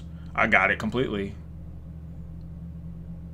I got it completely the first time. I get it now. What part of it wasn't like the world I saw in Armin's book? I wanted to wipe it all away. This doesn't convey to you that Aaron wants to do it because he wants to see Armin's book, the sights in No. Armin's book. No, it doesn't convey that to me at all. Because for all he knows, those sites are still there.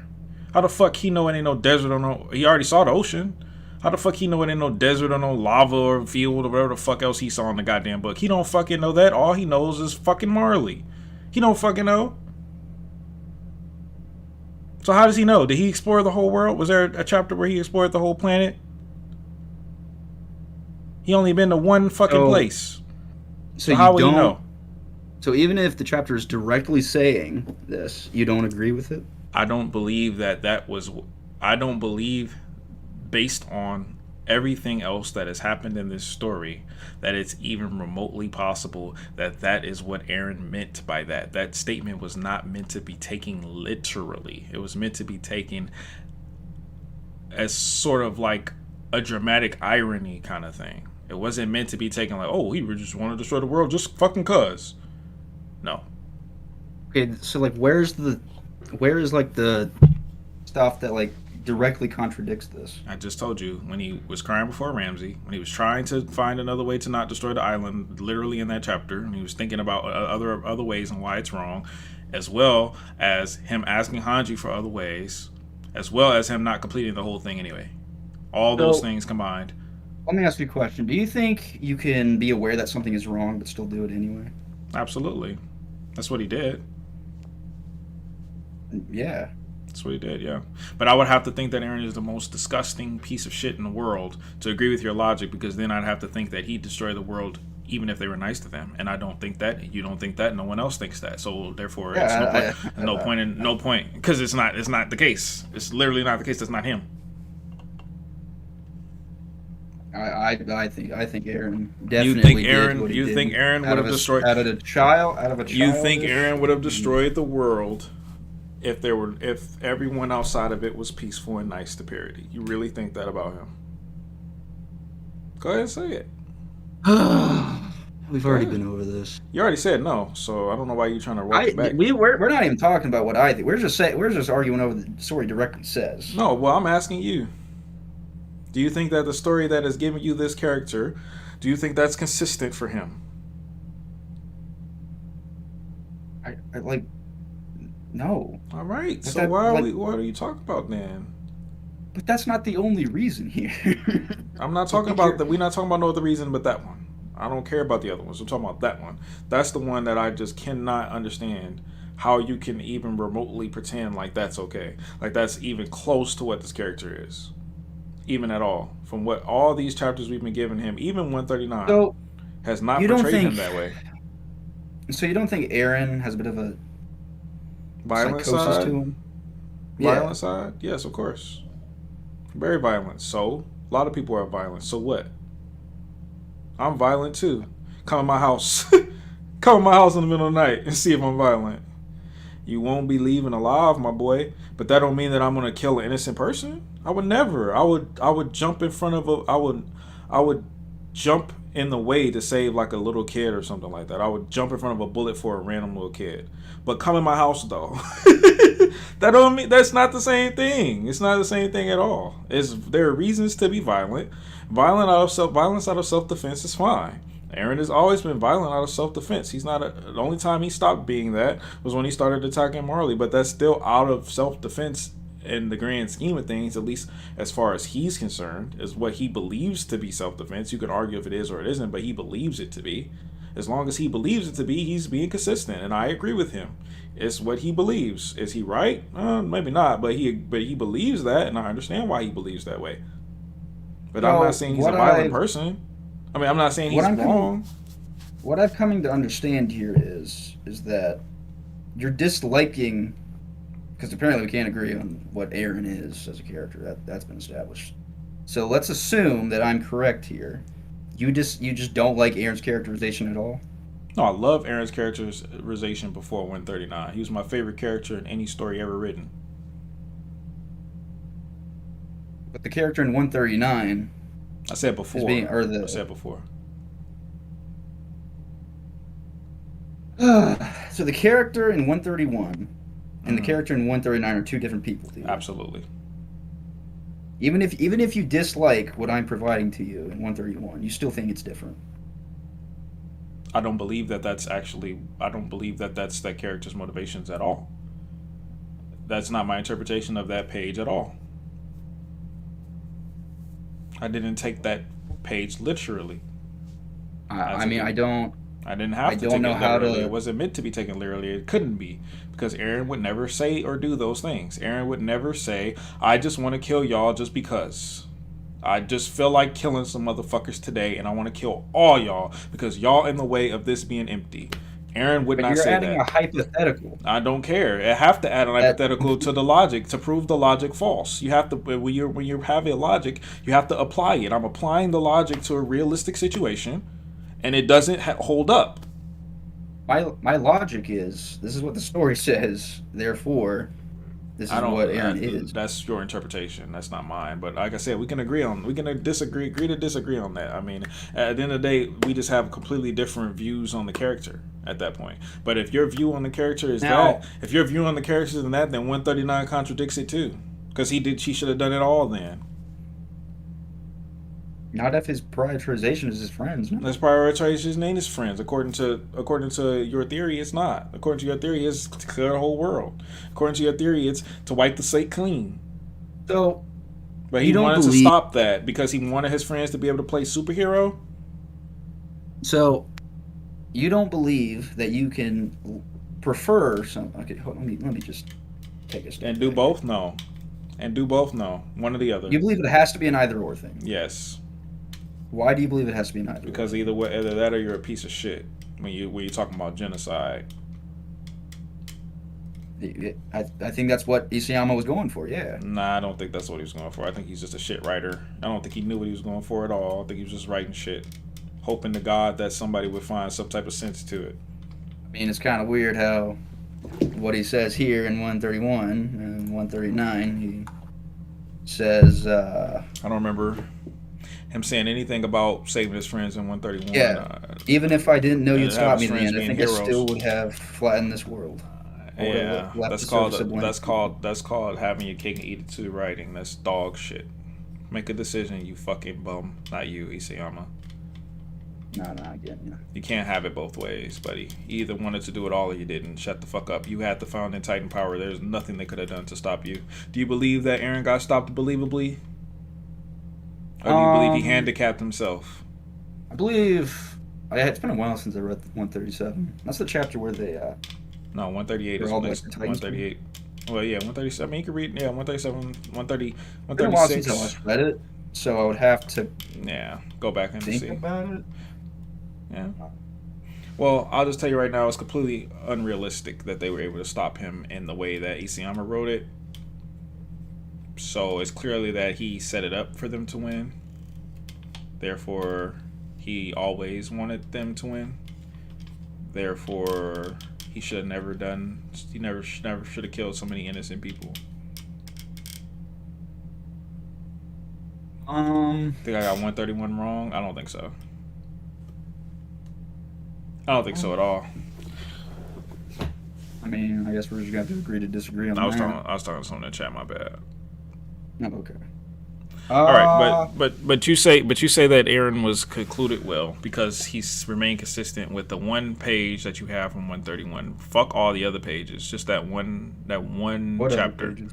I mean, all the other chapters showing his nature and his character. Just this one chapter that says this one thing explains why he did what he did in 139, even though it doesn't because he didn't. I do mean, it. like, let's go back to like the first part in like season 1, how he's like attacking the Titans.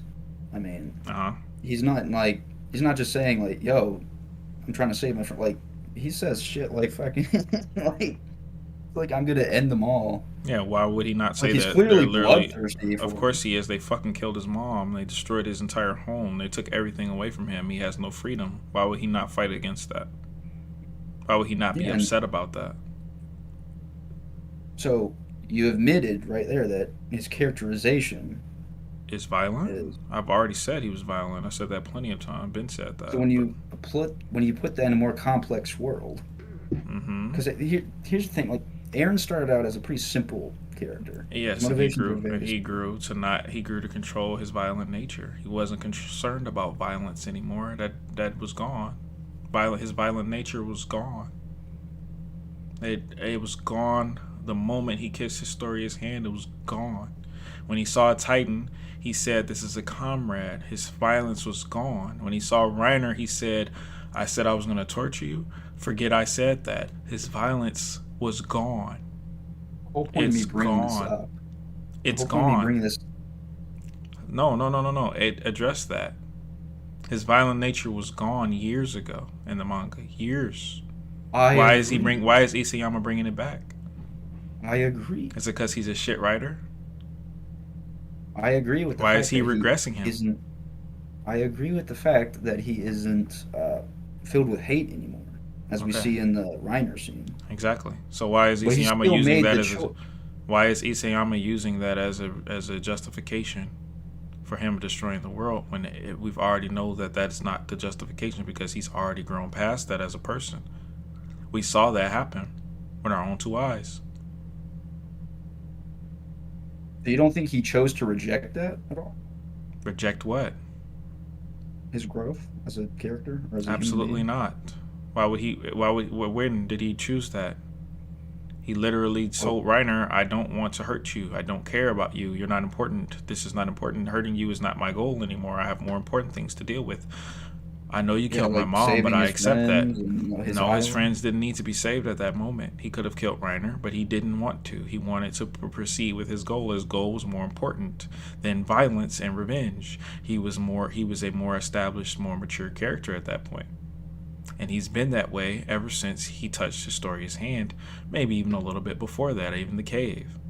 But people like you want to pretend like this development didn't occur. When I watched it happen before my own very two eyes, my own eye sockets watched this dude grow. And you're going to tell me he's still that same person. That's not good writing.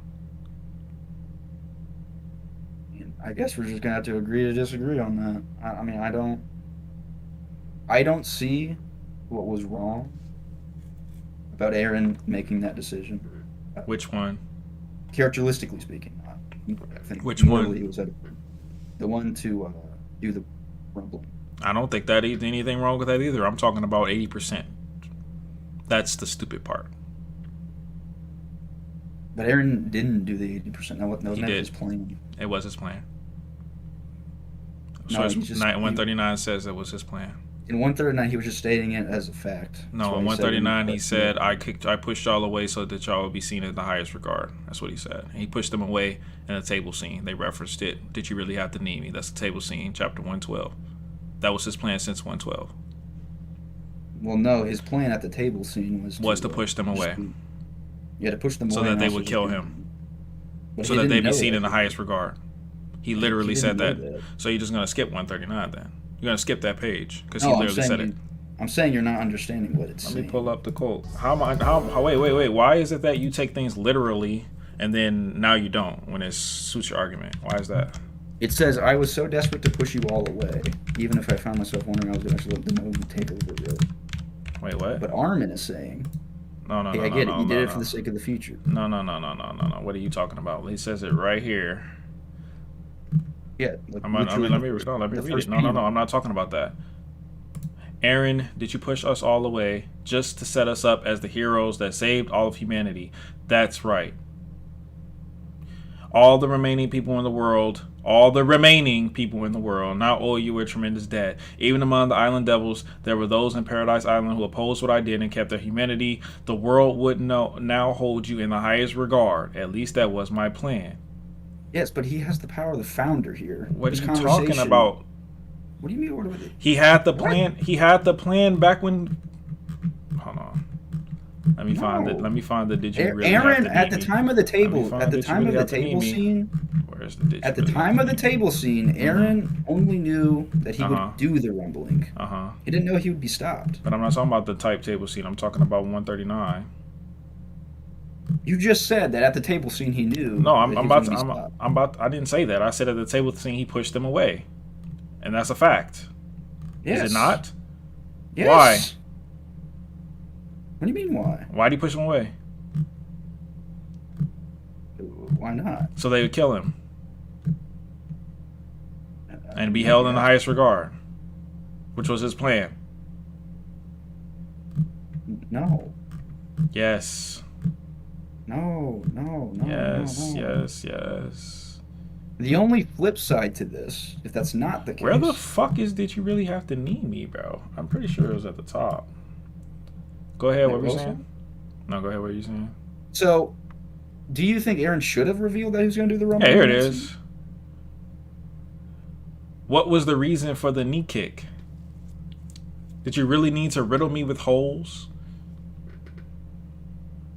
Yeah, where are we talking? I'm so confused. Armin references the table scene in 139. Correct. Yes. He references it in this conversation because this conversation is Aaron explaining that he had to push them away so that they would kill him. The table scene was the only time he pushed them away so that they would kill him. The reason why he pushed them away so that they would kill him is so that the remaining 20% would see them in the highest regard. That's what it's saying. That's what it's saying. That's what the chapter's saying. So that the remaining 20% would see him in their highest regard. That's what it's saying. If you would allow me, let's go back to the table scene, okay?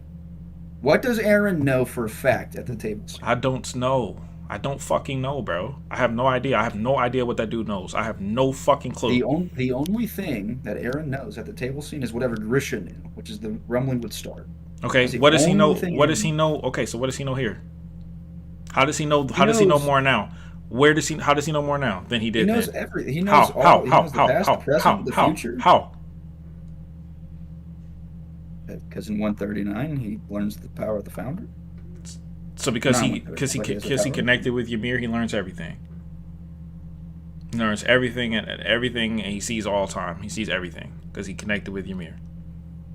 That's what 139 says. Okay. You see, my head's gotten all messed up. Founder's power has made it so that there's no past, future. It all exists at once. Yeah, but he didn't say he saw. He didn't say he saw it. He didn't say he saw anything more than what he saw before. He just said it all exists at once. Where are you getting that he saw more? The founder's power has made it so that there's no past or future. It all exists at once. But he didn't see everything. He didn't see the future. He doesn't know everything that's going to happen. He didn't even know what would happen after. He didn't even know what Mikasa's. He didn't even know what Mikasa's choice would be. He didn't even know what Mikasa was going to do. The past, the present, and future all exist at once. I That doesn't understand mean that. he didn't see the future. He didn't. He said it sees it all at once. He didn't see shit. He doesn't know what's going to happen. He didn't see anything more than what he already saw previously. So... Okay, then. If you believe that, then how did he go back to have Dina go eat his mom? I don't fucking know, dude. I don't even know why that panel's there. This garbage-ass chapter, you think I know why? But what I'm saying is, this dude in this chapter is literally saying in this chapter that he pushed these motherfuckers away as far back as the table scene so that the world will see them in the highest regard, and there's nothing that you can do to change that. Hold up. There's nothing you can do to change that. I may add, he may have planned on, or may have accounted for him being stopped. That's why he pushed him away. Whatever. He did not know for a matter of fact. Whatever. He did it all the way back then, which means that he wanted them to be seen in the highest regard when they stopped him. So at that point, he didn't know he's going to be stopped. He knew he was His going to be hopes stopped. was that they didn't try to stop him. He knew he was going to be stopped, brother. Come on, bro. Stop the cap. This dude knew. Oh my The writing shows you that he knew. You just don't want him to know because it's stupid. And I understand. It is very fucking stupid. But he knew. Which is why he pushed them away. He knew. He knew. So is this an issue of material or consistency? Both. Absolutely both. Well, I don't think so at all. If you have a problem with the actual material, think that's fine. I think you can dislike whatever you want. But I think I've sufficiently defended that this is being consistent. How? I mean, I kind of just read verbatim what the chapter was saying. And it doesn't make sense. It doesn't make sense. He pushed them away. He pushed them away months ago, or whatever was that, days ago. He pushed them away days ago. So that proves that his plan all along was this bullshit. This was his plan, brother. This was his plan. He wanted the rest of the world to be alive so that they could be seen as heroes. This was his plan. Why are you assuming that he did know when you just said you didn't know? I said I don't know why. I don't know when the fuck he knew, how much he knew. All I know is based on 139, this is what he said. This is what he said in 139. That's all I'm saying. This is what he said in 139. I'm reading the chapter like you said. Let me explain this slowly. Okay. At the table scene, he doesn't know he's going to be stopped. Now he could. He may. He does. Then why did he tell him he could say he hate her? Because he may have accounted. He may have accounted that he may be stopped by them in the future. He knew he'd be stopped. At the table scene, he knew. Where are you pulling that from? From 139. What was the reason for the knee kick? The scene in 139. I felt desperate to separate myself from you. You don't need to. I understand. I perfectly understand what the scene says. Okay. What you should be saying this to Migas. That you're saying this to, not to me, especially after you said to her, yeah, you're right, Aaron, did you push us all away just so you could set us up as the heroes who saved all of humanity? That's right. There's nothing more to say after that. That's fucking canon. Do you know when this scene took place, chronologically speaking? Of course I do. I talk about Attack on Titan all day, every day. Of course I know when this took place. When does it take place? I know when it took place. Before or after? Before. He touched Ymir. No, after he touched Ymir. Wait. No. Okay, so when he's having this conversation, he knows the future, the past, and the present all at once. Yep. I guess. I don't fucking know, I guess. So he's not planning anything. He's just stating as a fact. No, I'm talking about before at the table scene. Okay. At the table scene. His plan was to be stopped. His plan at that time was to be stopped by them. His plan was either that or he's lying. Either that or he's lying to Armin right now. Is he lying to Armin? Just tell me he's lying to Armin. Tell me he's lying to Armin. Lying to Armin or Mikasa? Was he lying? No, right now, in 139, when he tells him that's right. Was that a lie? Yes or no? No, I'm saying you're misunderstanding what Armin is saying. No, Armin is saying, Aaron, did you push us all away just so you could set us up as the heroes that saved all of humanity? And Aaron says, that's right. But you're saying that was his plan the whole time. And it he was. May have been accounting for that. No, that was his plan. No accounting. That was his plan. If it wasn't his plan, then they wouldn't have stopped him because he has the power of the founder and they can't fucking stop him. He didn't know he was going to stop him. He did know. He knew. No. Yes. In order for that to be true, he had to have known the future, the present, and the past at the table scene. Look, listen, bro. I didn't write this dog shit story. Isayama did, but Isayama put it right here that he knew since the table scene, so therefore he knew. I didn't write this shit. This is what 139 says. When Aaron says that's right, he's saying it as a matter of fact. Yes. He is. Not because he knew his plan. His plan was to do this. This was his plan. That's why he told Mikasa he hated her. This was his plan. You're trying to argue against the source material right now. No one is arguing this. I've never heard anyone argue that was not his plan in my life except for you. Never. They might say it was his plan, but also they might do that. But to say that was not his plan, no one's ever done that. That was absolutely Aaron's plan. Armin says two things here. It was all to push us away from you. The second thing he says, and it makes us into heroes who saved humanity by extinction from hunting you down. These two are separate, different things, and all Aaron says is that's right. He says that's right to both of them. What I'm arguing... To both of them. Both of them are right. Both of them. Okay, then. I could be wrong here, but I interpreted this. What I interpreted from this scene was that Aaron was retroactively saying to Armin, "Hey, you're gonna attack me, okay? And you're going to be seen as heroes for the rest of humanity." That you could say that. I will give you that. I will 100% give you that interpretation if Armin didn't refer to the table scene, but he did. So therefore, you can't have it. But if he hadn't referred to the table scene, I'd give it to you. I'd give it to you. That'd be fair. But he referred to the table scene, so therefore, you can't. I'll admit I may be wrong. You I would have to can't, look brother. more into it. You can't, brother. I would have to look more into it. He literally referred to it point blank. Period. Did you really have to name me? Did you tell me because of those things? He referred to the table scene, and Aaron said, "Yes, I'm sorry. I shouldn't have done that, but I had to push you guys away. That was his plan." All right, that's fair. Thank you.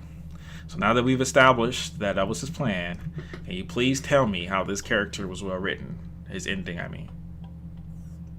Well, we disagree on. All I see is straight contradictions. We already disagree and on. assholes. Yeah, we already disagreed on the he would have destroyed the world anyway. Even though I don't think you agree with that anyway. But okay, if you say so. But that's besides the point. Yeah. Okie dokie. Let's see. So we disagree with that. We disagree on the him protecting his friends. Not being his priority. I agree that he wanted to protect his friends. I just don't think it was his top priority, and the story shows that either it was or he's just lying. I mean, I wouldn't believe that. Like if someone would told me, like if someone kept putting me in harm's way and told me that no, I really want to protect you. That's like my main concern, and I'm constantly in danger. I wouldn't believe them. I think they're capping. He might have said that it was his most important thing, but his actions definitely didn't reflect that at all. This is why Sasha and Hanji are dead. Dead. Long dead. Alright. Well, I guess we're just never going to agree on this. Which is unfortunate. You want to talk about anything else about the ending? I mean, I asked you to tell me where's Aaron's good written. Like you say, we talking about writing here. No. We disagree on something fundamental about his character. We've already discussed that. That's true. So but you still can have a good conclusion even with your interpretation of him. It's still bad. Even with your interpretation, it's bad. Because if your interpretation was true, he wouldn't have set up this plan. This plan would be irrelevant. He'd just destroy the world. But wait, what was bad about it? I just told you. He wouldn't have set up this plan. He would have just destroyed the world. I don't think he was setting up a plan. Even though the source material says he was? He just said, fuck it? My interpretation. How are you able to do this? How are you able to interpret differently with this? You read it word for word. When it comes to the 131 panel, you read it word for word. But with this, you can't read it word for word. It means something else. Why? Why is that? That's very peculiar. Okay. So, from my perspective, what the ending was trying to sell me. Sell you, that's a good word. What do you mean? Sell you, yeah, I agree with that. It was definitely trying to sell you. So the ending was trying to sell me a particular thing. Okay. Even if some parts are contradicted in that, I don't think it's necessarily bad. I think its execution could be improved. So you admit that it's contradictions, but the ideas are good. But there are contradictions involved in getting there. Yeah, to some extent, yeah. I think Aaron had the power to take away his friend's powers, but he didn't. Okay. So I don't think the ending is bad. So you think that it makes sense that Aaron decided to leave 20% of the world alive, even though he knew that there was a slim chance that they'd be able to convince them not to kill them? Like, what's the likelihood of that, realistically speaking? Think about it. The world wanted to kill Parody because of what they might do. They might do. Now they've done it. Now they've done it. And they don't want to kill them. Wait, the world was going to attack Parody anyway. That's what I'm saying. regardless of him. That's what I'm saying. So why would they be peaceful with them now? What do you mean peaceful with them? Why would Parody be? Why would the world be peaceful with Parody after what Aaron has done? I'm not Why does saying Aaron? that, Why would Aaron even think that as a possibility? Is he an idiot? I don't think Aaron believed that. He literally told Armin that he believed that. What are you talking about? He believed that Armin would be able to do it. What are you saying? He believed Armin would be able to. Well, that's what I'm saying. Why would he ever believe that as a possibility, no matter who was able? Why would he think that's possible? Is he an idiot? Hold on, what are you saying? I'm so confused. This conversation has put holes on my brain. Why does Aaron believe that there can be peace after what he has done? Why there can be peace? Yes. I mean,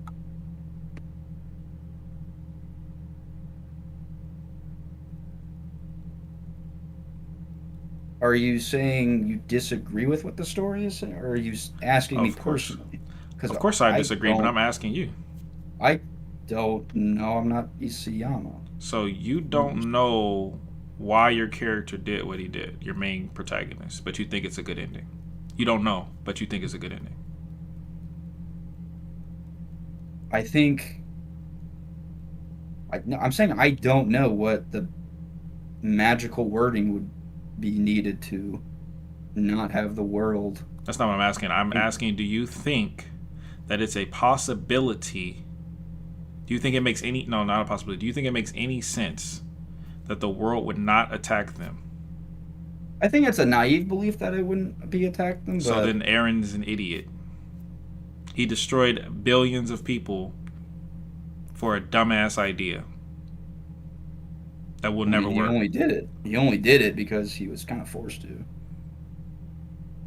Well, Why didn't he technically, go no. the whole way? Actually, no. He could have just done like a partial removal. Yes, or Even all of then it. would probably still- Or all of it. I don't think all of it would. I don't think that's. No. Why? Moristically speaking, or Not characterization? moralistically. Characterization. Well, he did try to go for 100%. He didn't. We've gone over this a billion times. He didn't. There's nothing they could have done to stop him and the story we've been given. Nothing. I don't know, man. You believe that Aaron lost intentionally or not intentionally to the Alliance? I Do you don't think he it was intentionally- believable? You think it was believable that they beat him? Did they beat him fair and square? How did Well, again, how did Mikasa I even haven't- know he was inside of the mouth? I haven't even read 137 in a while. Should read it again, my boy, because it doesn't make any sense how they beat him. So, what I've gathered from this conversation is that we just see things completely differently. Mm-hmm. I would have to look into the conversation between him and Armin in 139 a little bit harder. Yeah, man, have give it to do another that. give it another read, or maybe just wait for the anime. I think when the anime and comes out and people actually like hear it being said and like I get the whole think- thing, I think people are gonna start seeing like the cracks are there. Like it doesn't. It's just the ending is being pulled to too many different locations. There's no confidence. This is the most weakest I think the whole- statement of an ending I've ever seen in my life. I think even if I disagree with that, I think I sufficiently defended my take on Aaron wanting to do the rumbling simply because he. No, you wanted didn't, to- because you don't even believe that, bro. You already proved that you don't believe it. You don't even How did- believe that. I know you don't believe it. You don't You're- believe but that you're Aaron would using kill your innocent accusing. people with no threat to him. You don't believe that. Yeah, I don't believe. But that's not what happened. All right. Well, that's by that logic, you have to believe that. No. Yes. Equation than just would he do it or would he not do it? Well, I'm just saying you have to apply the logic. You can't just put the logic in a bubble, take it into a different scenario. If it doesn't hold up in every scenario, then it's not logical. That's logic. That's what logic means. Simply, is the world wanting to kill them or is it not wanting to kill them? There's more to it than that. I understand that. But at the base core of the argument is that Aaron would have done it. Aaron wants to destroy the world because people live in it at all. If you want I to don't use know it, if he would want to do. you don't know. You know he doesn't. You know he doesn't. You know he doesn't. You know he doesn't. Because he's never shown you any time in his whole entire life that he wanted to kill innocent people for no reason. He's never done that. It's not his character. He's not that person. It's not him. I think the story is directly saying that. No, I it's mean, not. that may be inconsistent with the Okay. previous All right. Well, character there you go. If you give me that, then I'll take that too. I'll take that I too. would have to look. I'll take into that it too. more. I'll take that too. You want to say that? I'll take that too. Either way, I'll take that too. I would have to look into it more, Go ahead. but you have not necessarily convinced me on it. All right. Well, you better do some research, my boy. This conversation was more for me than it was for a debate. To be honest. Hey, look, man. That's all it's I about, just man. wanted wanted to hear your thoughts on. Yeah, man. It's just about discussions, man. Go watch my video. If you ever have a chance, if you're bored. Every reason why Attack on Titan 139 is objectively god awful. I'm pretty sure like at least half of that video you would have to agree with, and if you can agree with half of the video, then you would understand that this internet is shit. It's shit, bro. It's really bad. It's not like just all right. I think it has to do with more about my philosophy with stories rather than the actual material. So your philosophy is just the fact that he tried to do something different. No, what is being presented to me, I look into it. What's being presented to you? Being presented to you is a boy who destroyed the entire world and left his island to chance when he said he wouldn't. A girl who's too stupid to realize that Mikasa and Eren have nothing to do with her relationship, but decides to stay in past for 2,000 years just to watch the only person who ever showed her any amount of compassion get killed. And she finally decides to end the Titan curse because of that. And everyone who killed him afterwards becomes sorrowful for doing so, even though they wanted to do it so badly, already knowing the reason why he was doing what he was doing, but didn't care anyways. That's a good ending to you? I can't believe it. I mean, assuming I'm correct on everything I've said so far. So, even if you do think the ending is bad, do you still think AOT is good? It's still like, it's hard to take away everything, but like an ending for a story like this means a lot. And it definitely takes away a lot from it for me. Like I can't recommend it to anybody, and if I can't recommend it to anybody, then I can't say it's good. You know, like I can't say, hey, you should watch this.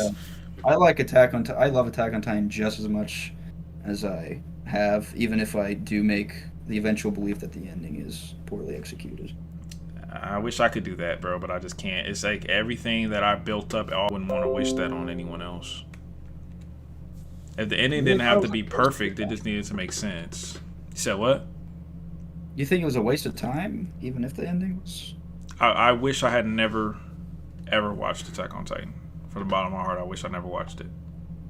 Man, that's how bad the ending is for me. That's not how I look at things. I'm generally an optimist when it comes to stuff. I look on the bright side of things. I'm like, hey. Yeah, I mean, I look at the bright side now. The bright side is, damn, I learned, now I know to never, ever, ever say that something is good until the ending. Ever. That's the lesson I learned from Attack on Titan. Do you think something can be good if you remove a part of it? For example, Berserk doesn't have an ending, but do you still think it's good? Assuming you've read it. I haven't read it, but I'm sure it's good. I mean, everybody says it's good, but I think it can be good. I think it can be good. I think things can be good if they don't have an ending. There's lots of shows that just didn't unfortunately get an ending because of whatever reason, and they're still good. But the ending made Attack on Titan bad. I'm not just gonna pretend like it's not there. You know what I mean? No, I disagree with that. Even if it's like a bad end, I don't think even with like the Game of Thrones ending, Yeah, which I haven't seen. same thing. Same thing with Game of I've Thrones. I've heard it's like completely butchered every part of it. Yeah, it's pretty similar, But actually. even if I like go watch Game of Thrones, I don't think I would retroactively hate the first parts. I mean, I don't hate them. I just can't enjoy them because I know it all leads to shit. I know this dude. If I watch Aaron, I know this dude is gonna end up whining in the water about Mikasa. I just don't. I can't connect to him. I know this whole time, and when in paths, I know all he's thinking is, man, I just can't wait to die. So like I just can't. I can't. Like I know the context of the story now, so it doesn't mean anything to me like it used to. I don't have the same feelings for it. That's just how it is. Well, that sucks. I'm sorry that you feel that way, but thank you for having me coming on. Appreciate it. It's all good, man. Appreciate you, man. Appreciate you stopping by, bro. You have a good one, man. You too, bro. All right. Oof. Yeah, I'm never reading some shit. Y'all, you fuckers got me into Vinland Saga, and I thought it was over. You fucking assholes. Why would you do that to me? Why would you do that to me, man? Now I'm all invested in shit. Fuck y'all, bastards.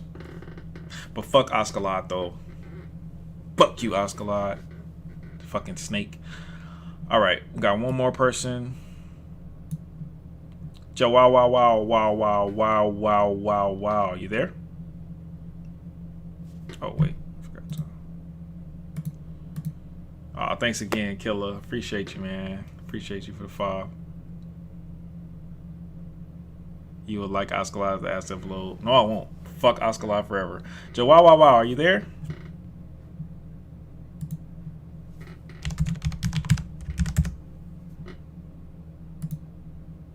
Joe, wow, wow, wow,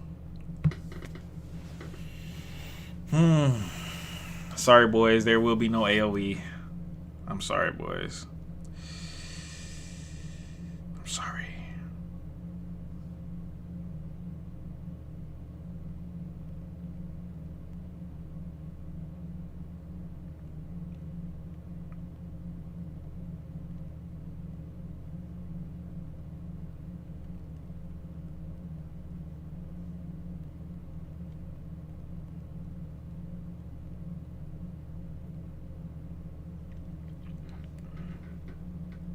I guess he's not there. Where are you now? Bro, AoE is not happening. Stop coping. Give up on your dreams and die. Just give it up. They left the pie scene, my boys. How can you believe that AoE will happen? They saw the pie scene and they said, yeah, we don't need to change anything in this at all. We will adapt this frame by frame, text by text, line by line. What makes you think they changed the whole ending if they wouldn't even change one sentence? You can't hear anyone? Let me see. Oops.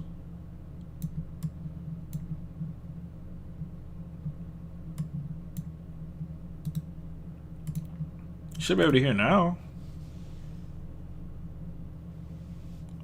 Yeah, I know I won't like Askeladd. I don't like him. Fuck him. Yeah, no Requiem. That's the true ending.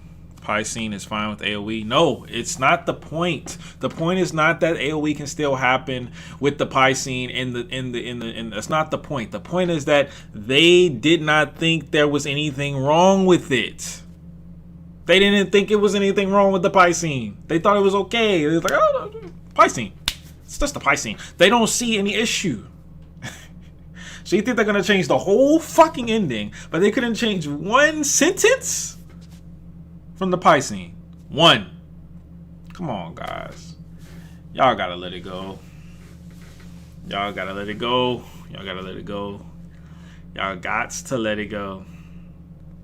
Just sit back and enjoy the train wreck, man. We're not on the train. We get to watch the train wreck. We don't have to suffer. We don't have to suffer anymore. It's okay. Just let it go. Connect to you again? Okay.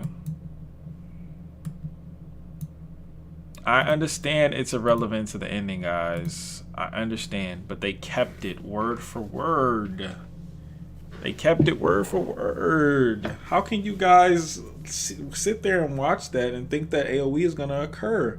If they thought that that was okay, then they think the ending is okay too, bro. They think the ending is okay too. They thought that whole episode was fine. It needed no changes, no alteration. It was perfect. They kept everything. They kept the Louise scarf. They kept everything. It's a wrap. No, I can't hear you, Joao. You gotta fix your mic, bro. Go to your Discord settings. Pick you for what, Black and Fist?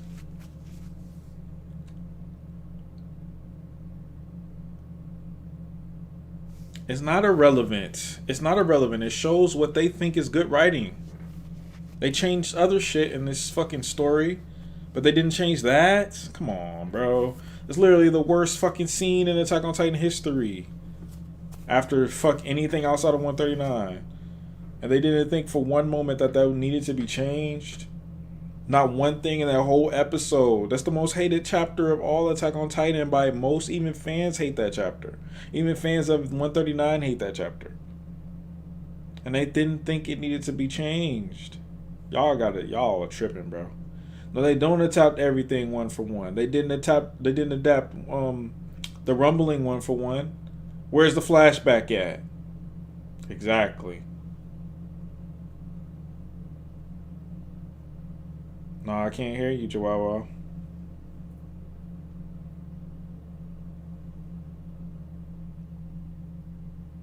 No, Birkin. Wait until you see the CGI bird lifting the scarf. Oh my god, that's gonna be so amazing. Imagine the CGI bird lifting the scarf, bro. I just want to see that, bro. My life will be complete when I see that. My life will be complete. Oh my god, my life will be complete.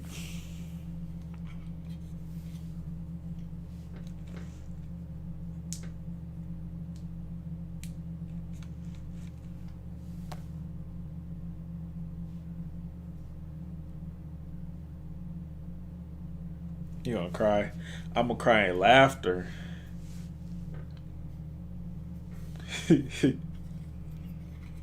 CGI bird. Alright, hello? Yeah, I don't know, bro. You gotta fix your Discord, man. You know, give up on AoE if Mikasa answers the same. I'm gonna hold you to that, Vero, because it's gonna be the exact same, and I want to hear you say it next time I talk to you that you gave up. But I know your ass is gonna say, "No, bro, you gotta wait to the movie." It's gonna be a movie trailer that dropped for you, motherfuckers, and it's gonna show like a butterfly fluttering, and y'all gonna be like, "Oh, it's over, AoE confirmed." Oh my god, bro! I love y'all. Y'all gotta know that I love y'all because I know y'all fucking hate the ending and y'all just want something else. I get it, man. I was in the same boat, but you gotta come to terms with reality, bro. It's over, bro. It's over.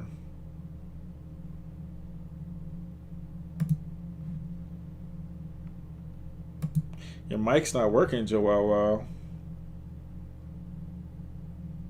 Alright, Vero, watch. I'm gonna hold you to it.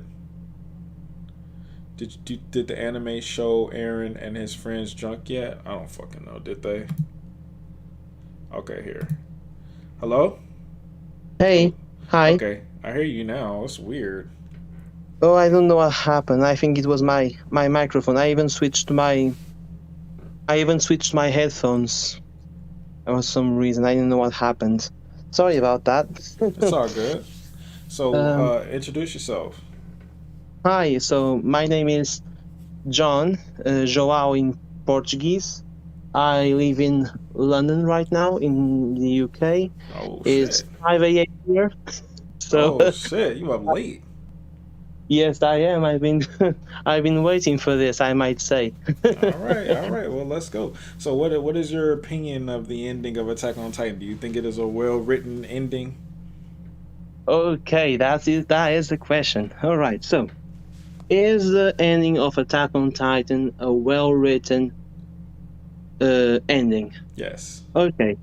I was talking with some guys back in the other group, and I said, to me, to analyze a chapter like this, which with such an amazing, or not an amazing, sorry, again, Portuguese, sometimes words come out of my mouth that I don't want to say, with such profound impact as it should have. I like to split things apart. I like to see things more. I like to dissect things.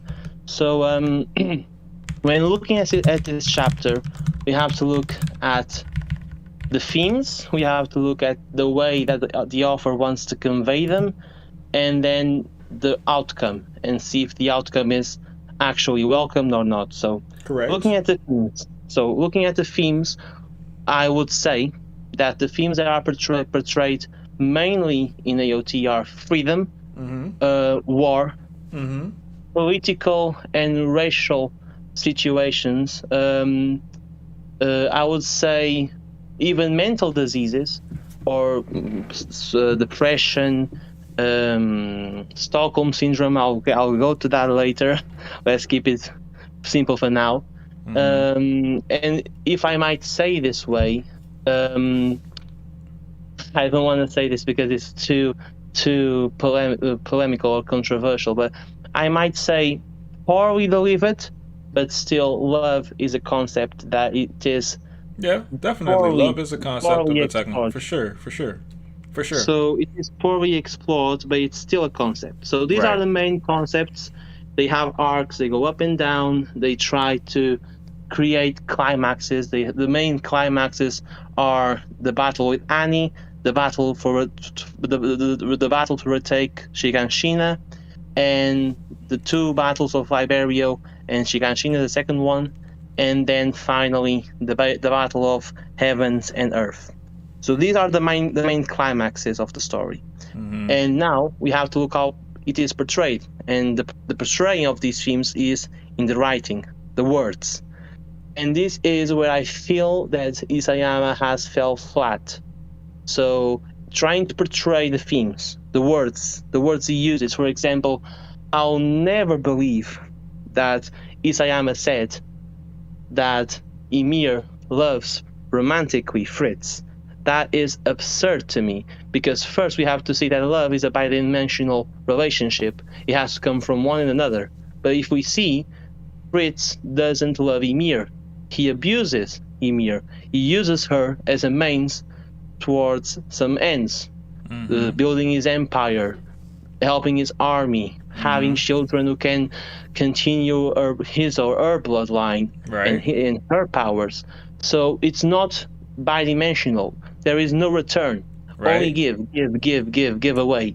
So I'll never see Isayama looking at that and saying, oh yeah, how can I show that in one word that will be simple for everyone to understand? It cannot be Stockholm Syndrome because that thing is not invented in that world. So what can I say? I'll say love. I mean, that's one of the many things that I can say to start with. The way he writes has not conveyed the themes he wants to portray. Properly, we'll see a relationship of abuse and conditional subversion, conditional submission towards the abuser, which is Fritz, and that is Stockholm Syndrome. But they do not have that meaning in this world, so they have to put it in another way. And that's my headcanon. I'm sorry. I'm truly sorry if you don't feel this way. But that's probably Isayama had to. Well, no. So you're saying it's Stockholm Syndrome, but Isayama just didn't put the word Stockholm Syndrome because okay, no, and I can prove that that's not true. Even if let's just say Aaron said it. Let's say Aaron said she didn't love Fritz. It was Stockholm Syndrome. Let's say Aaron said that. Yeah. Okay. Let's go with that. It's not Stockholm Syndrome. So yeah, but I need to know why. Okay. Yeah, I'll tell you. Okay. First, I gotta ask you a few questions though. Yes. Did Ymir die intentionally? Oh, that's a good one. So Ymir. So Ymir stepped in front of the king while that guard throw the spear. Mm-hmm. For that, we have to question some things. What are Ymir's values? So we have to question Ymir. What does Ymir value? So we know that her parents died. We know that her tongue was cut out. So, and the only thing that we know she did, the only act we know that she did purposefully was liberate the pigs. And the second one is to die in front of the king, purposefully. Right. She did. If she didn't have a died purpose, on purpose. That's what you're she saying. died on purpose. Okay. Yes, she will not throw away So like an why did she accident. die on purpose? Firstly, because she could not move accidentally. She couldn't have tripped on a wire and then fell off in front of the king. That's first. Secondly, why? That means we have to look deep into what Ymir wants and what Ymir wishes. So Ymir wishes freedom. That's one. Mm-hmm. If she didn't, she wouldn't have liberated the pigs. She is deeply conflicted within herself because she, as I said, my point of view, she has this submissive behavior towards the king, abusive relationship with the king. So the king abuses her, but she still wishes freedom upon others, and that's why she liberated the pigs. So, so for me, so she died to be free. The only explanation. I'm sorry if I'm interrupting you. Sorry. That's okay. The only explanation. She died to be free. She died to be free because the king talks to her. The king talks to her and said, "You can't die. You can't die from that." And she said, "Fuck that. I want to be free." Exactly. I agree. Exactly. She that gives up. was my interpretation too. She gives up. She wants to be free. Right. So Absolutely. It is said in chapter by Falco. It is said that only when a person loses his motives to leave, then they.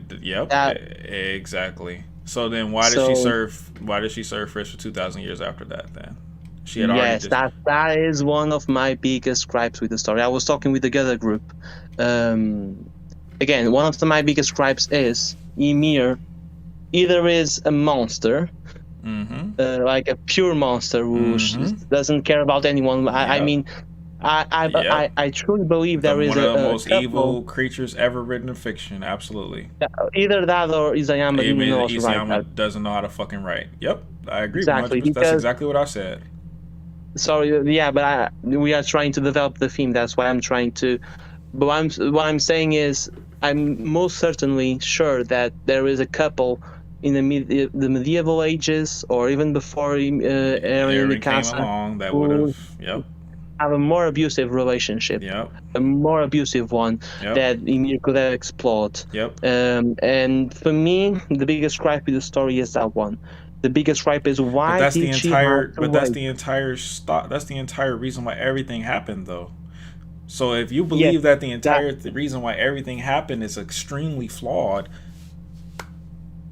Again, I'm not trying to say that. Again, that is in a chronological and narrative perspective, where we cannot only think one-dimensionally. We have to think themes, narrative, chronology, motives. Again, the story is not only based on events; it is based also on the reactions. Okay. Even if we have, even if we are too invested in the way this started, if we want to look more emotionally into the story, we will have to do what is called suspension of disbelief, and just keep on going. And but I can only suspend my disbelief so much. At a point, it's like, this is stupid.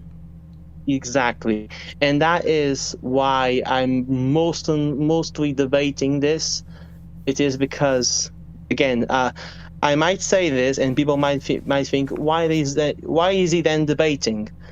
I'll tell shortly. So my overall ranking for the whole story, you might be surprised. My whole ranking for Attack on Titan, from chapter 1 to chapter 139, all of it is a 7 or even 6 even. And then you ask me, well, why are you only asking me? Why are you debating with me? Sorry. And I'll say, because I had this opinion throughout the whole story. from beginning to end.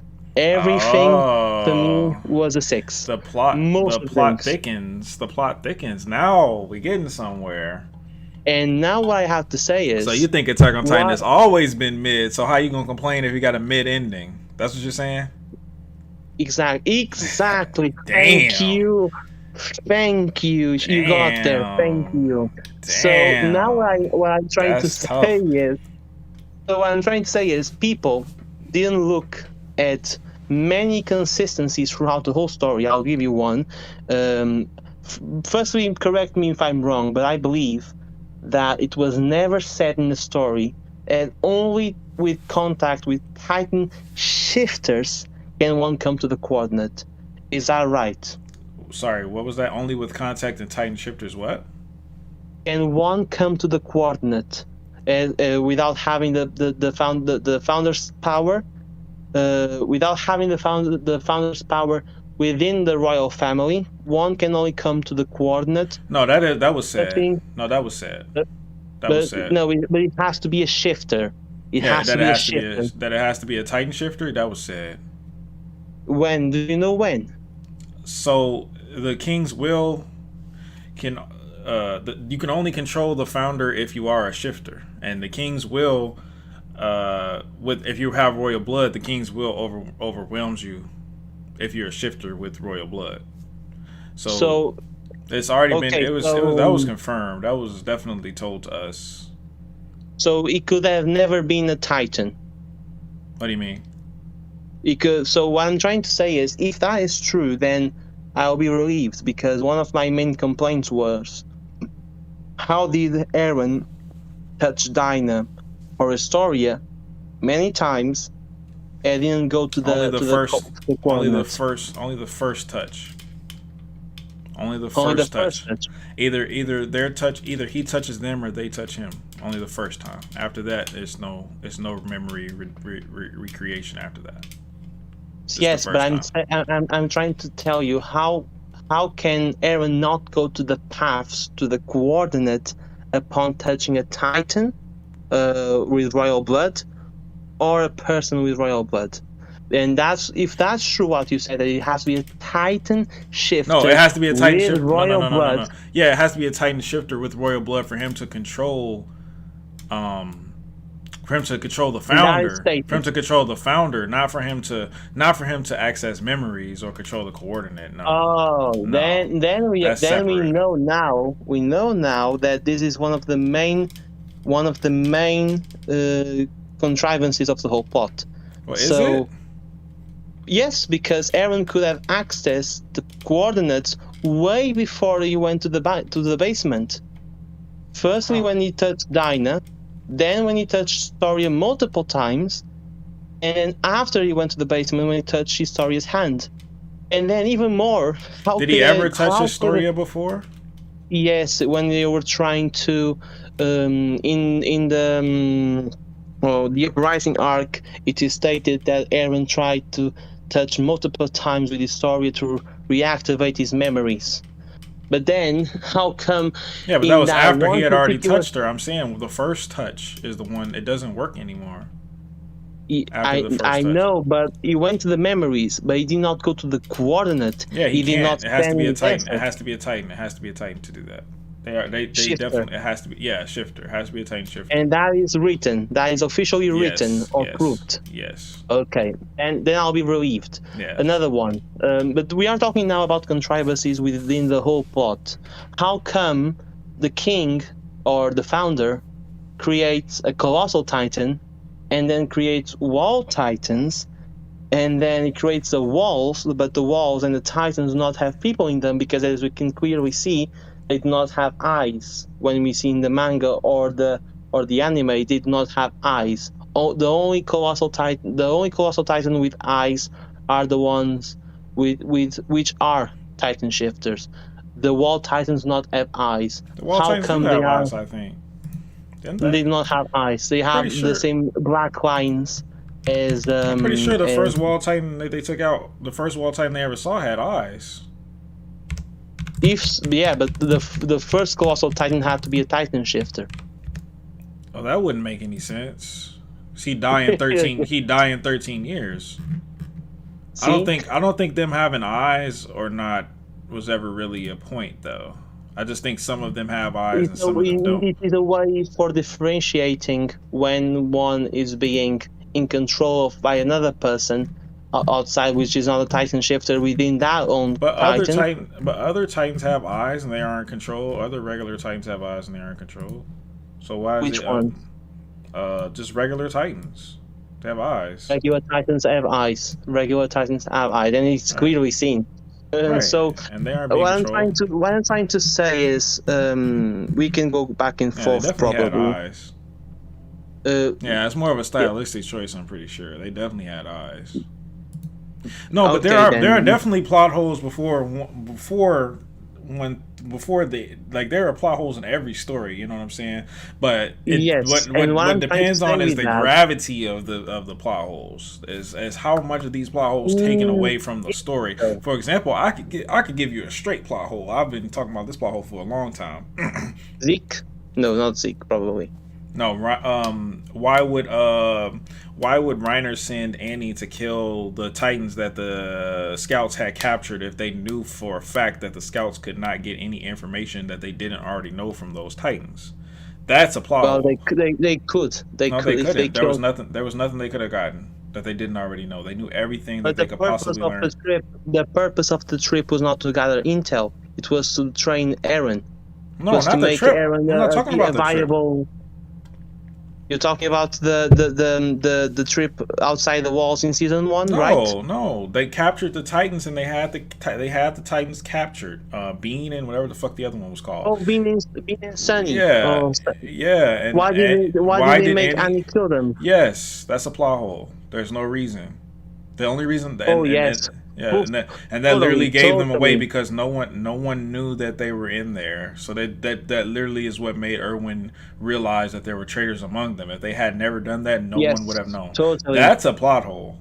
But A big one. at the end of the day, it moves the story along. Well, Is what it I'm really trying taken to away? say- You know, What I'm trying to say is, in terms of writing, rationally talking. So, I always say this: when an author writes, and you might have this experience because I believe you write as well. Mhm. When an author writes, he tries to convey an emotion Mhm. rationally. So the mechanism of writing is purely rational. Mhm. So we are trying to write things, we think rationally, and then the reader must interpret the story, and then the story gives emotions to the reader. Right. But the writing process is really mechanical, rational. You have to be incredibly methodical about the things you are doing. Even if you are, as George R. Martin says, even if you are a gardener or an architect. Either way, you have to be really methodical on how things go. And unfortunately, Isayama does not have the time window that George R. Martin has, which is 11 years or even more to just do whatever he wants. Well, he did He have has that to time keep on window. He didn't writing have- weekly. He could have stopped. He could have taken a break, man. There's a lot of mangakas that take breaks. I don't know. I always heard that the manga business is really tight. The author of Naruto couldn't have a honeymoon because of he had to write more chapters. He was forced to write. I don't can't know. force nobody to Japan write. is a It's weird- my like end of the day, like this is my story. Like they can't make them. Like they definitely could say, nah, I'm good. They probably just offer them more money to not stop. And if they take that money, that's on Probably, them. but even in that, even if that happens, we have to know that the industry of mangakas is really more like a slavish kind of industry. I wouldn't say And- so. and- Isayama getting paid 200,000 a chapter. I don't call that slavery. I'm sorry. 200,000 a chapter. Yeah. Really? Yeah. I Towards never the heard end. of that. That's the number I Again. was given towards the end. I know the Naruto manga writer was getting 300 to 400, so I believe he was getting 200. Towards the end, How about in the they get beginning? paid. At the beginning, of course not, but they got to start off somewhere. Yeah, exactly. But when did the price or the salary raise?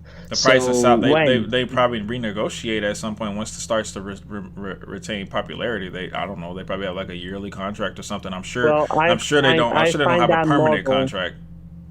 I find that model extremely unethical, especially towards the writer, because the writer is being more kind of. So of course we can say, oh, it's a combat to the tyranny of the corporations, and now he is a puppet. Okay, but the intentions of making a story are still there, and I fully believe that an artist who draws and puts his hard work into a story after 11 years would never make a stupid ending just because, oh yeah, more money.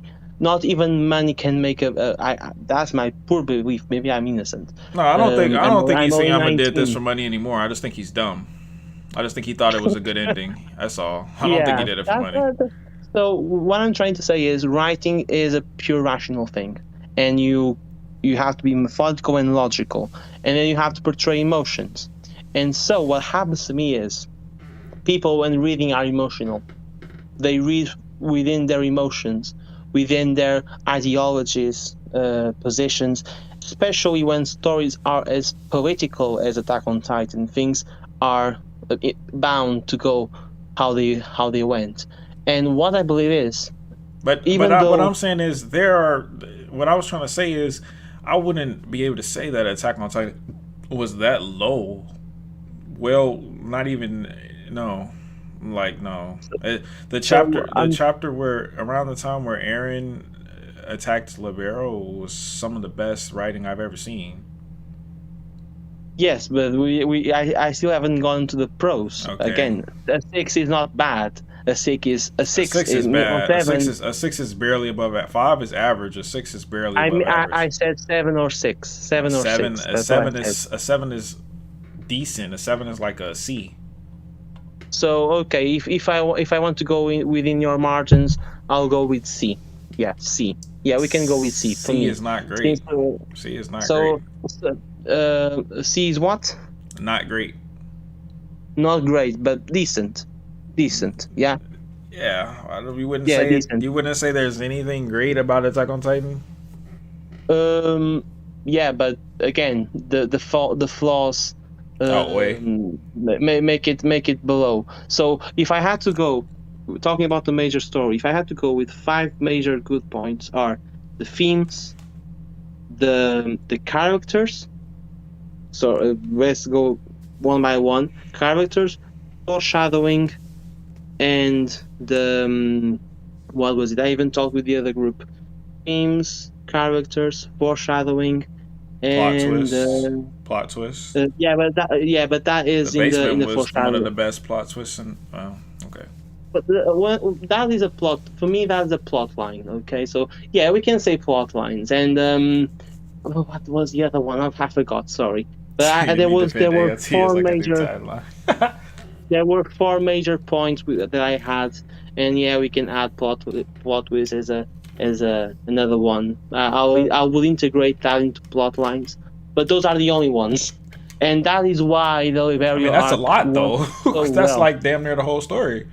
That's a whole story right there. But the what else is flaws there? are Okay, the flaws for me are characters turned into plot devices. For example, Annie. Yeah, towards the ending. But they weren't plot devices before. Annie becomes a plot device right at the first season. The only backstory she has is a hug with her parent, with her father. That's the only thing she gets. That's not a plot device, She's really though. mysterious. She's not even important to the plot anymore once she gets turned into a crystal. So she's a plot device. A plot device is basically something in the story which has a meaning or purpose that will be later revealed. It can be served to progress the story or to add mystery or ambience to the story. That's what a plot device. That's not a plot device. No, but it is in a more broad sense of the word. Yes. A plot device is a plot device only. It can move the plot forward. It can move the plot forward. It's just there for the plot. It's just literally a device for the plot. Like that's all they're good for is the plot, but they don't stand out on their own. And you can't say that about Annie. Annie definitely had characteristics that stood out on her own. Device. No, she wasn't. Annie serves as a point of meeting for each and Armin. Annie serves as a point of reflection for every character. Not everyone, sorry.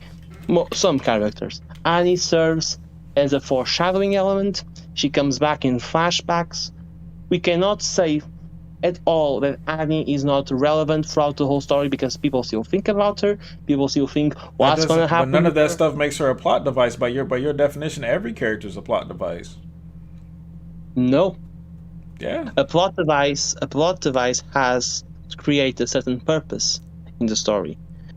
It has to create a purpose. So if they don't create a purpose, then they're not a plot device? No, a So character. Aaron's a plot device. Yes. Very, yes, it is. And that is because that, but that, again, How this can is you all, say he's a plot device? No, I think so. This is, I think, is like an English thing. So when people say plot device, what they're meaning is that's it. You're a plot device, and that's all you are. That's what people mean when they say plot device. So when you try to say plot device, so it ceases to become a person, and it becomes an object. Yes, basically, yes. Like your mirror. Your mirror would be an example of a plot device. Okay.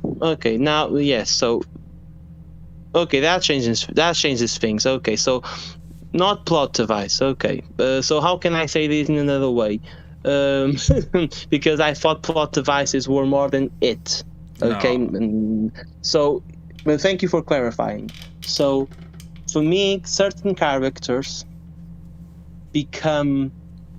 How should I say now? Because now I have to fully explain. I think we were trying to say like one-dimensional. No, some characters become pawns. Pawns. To Okay, story. pawns. Okay, pawns. Pawns All to right. the story. All right. Does that express better? Yeah, but I think every character is a pawn to the story in every story. The writer uses them as pawns to invoke the emotion that he wants to invoke. But for me, a character is more. Like for me, a character is someone that could be taken out of the story and breathe on its own. Breathe as a living person with hidden emotions, hidden thoughts. Sometimes it's even undecipherable. I think that's the word. Sorry about that.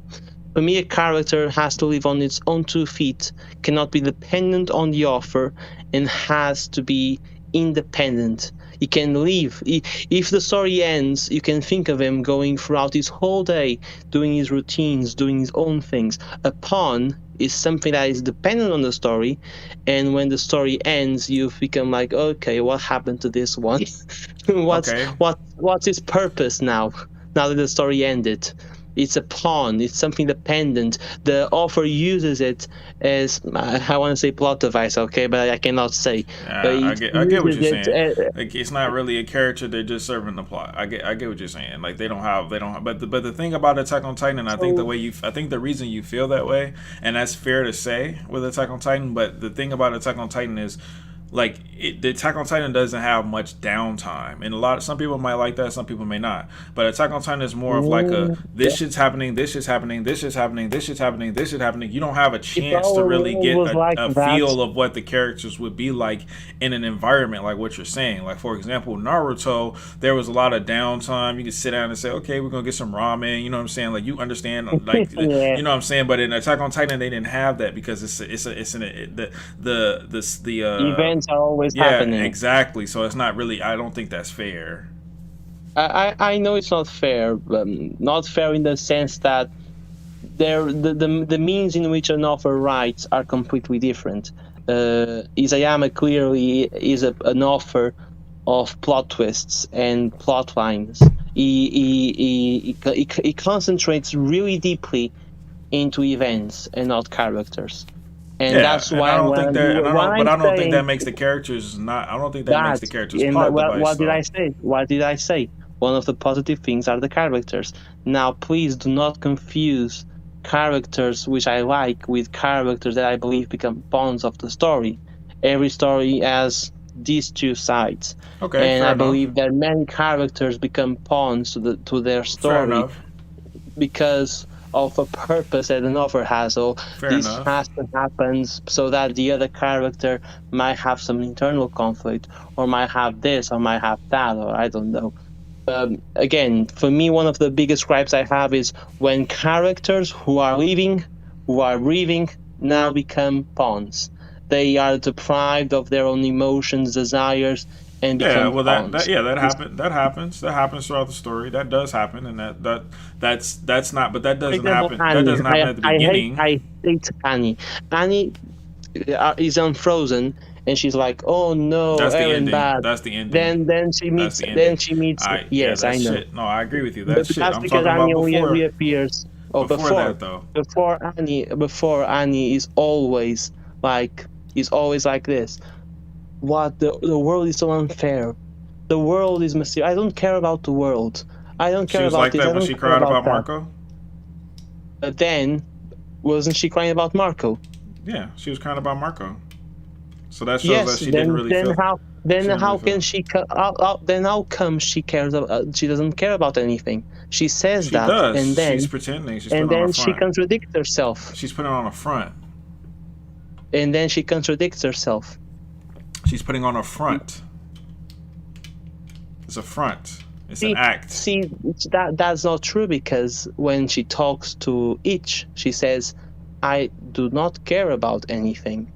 I do not care if I die or not. I only care about apparently my father," which in itself contradicts the whole thing of not caring about anything. Yeah, but I'm talking. Because I'm we not now care talking. about someone. Again, I'm not talking about the ending, bro. The ending. Anything. No, but anything that after appears, one.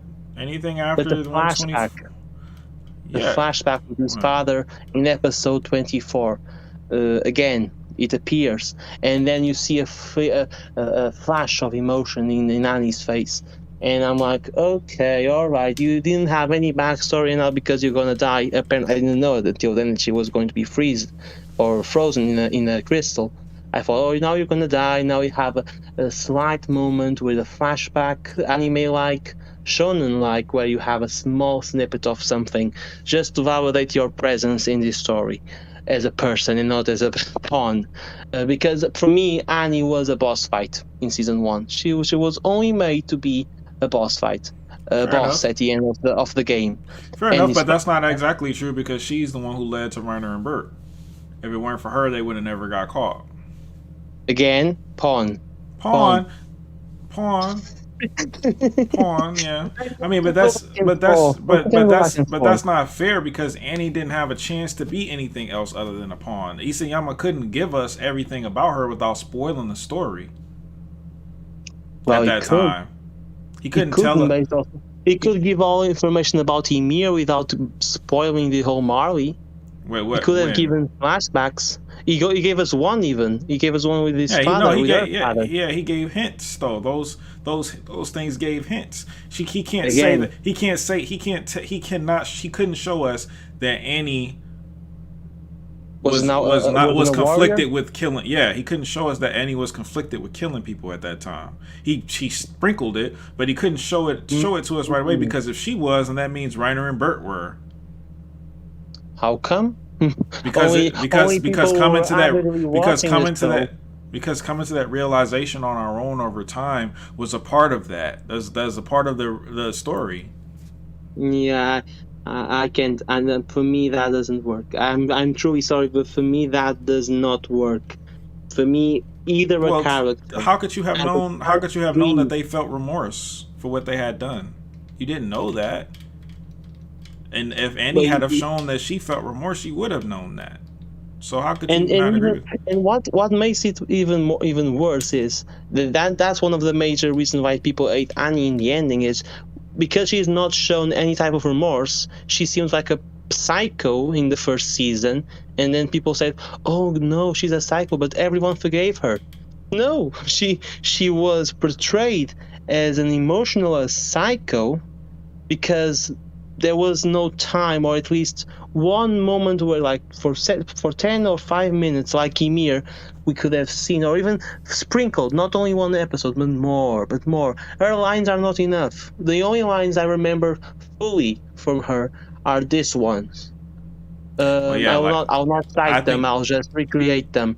It's in the training and nothing more. I get where you're coming from. When she revealed herself. When she taught Eren how to fight. But I get where you're coming from. I get where you're coming from. I do. But you have to understand that Attack on Titan is not like that. It's an action. Not even just that. Like, the plot lines that Isayama was trying to set up at that time, he didn't want to give too much away. Yeah, and by that, what he made What he was made a was a character. character that was pretty. I'll give it to you. Yes, but that's See, assuming the- that she that's Sorry, assuming that sorry, she yeah. had to stay that way for the rest of the story, which she didn't. Unfortunately, he didn't handle it right when she got out. He had an opportunity. Again, He had an opportunity to yes. redeem her as a character, but he didn't. But the opportunity was there. It's not like she Yes, so what I died. mean is, I do not only criticize the ending, I look at the ending as a product of the story and not a product of its own. The ending is not separate from the story. The ending is a product, a consequence of the whole build-up. I'll I even don't say know. this. So I talked about. I have to talk about the flaws before that. I talked about the characters becoming pawns. So that's one. Not plot I mean, but devices that's just because one that's character. Oh, but there is Historia. There is Historia right after the After uprising arc. yeah, after that, yeah, okay. But we're not talking Uh, about. But before that, no. Bertolt. How? But How did Bertolt Bertolt. become a I plot mean, device? only in the Shiganshina arc is he actually given. The only Yeah. line of reference I have for Bertolt is in season 2 when he actually screams at the others and To saying, come, please save "Don't we us. Don't we Yeah. think we are regretful of what we Yeah. have done?" Yeah. That's the only line, and for me, that doesn't give anything at all. How does that not give He, anything? the only thing he gives is, "Oh, he's regretful." Okay, Yes. all right. Okay, he regrets it, and so, many criminals regret after, but we don't know why. Maybe they Yeah, regret he because did. they woke up. Isayama didn't want to tell us why at that time. And what happens because of that?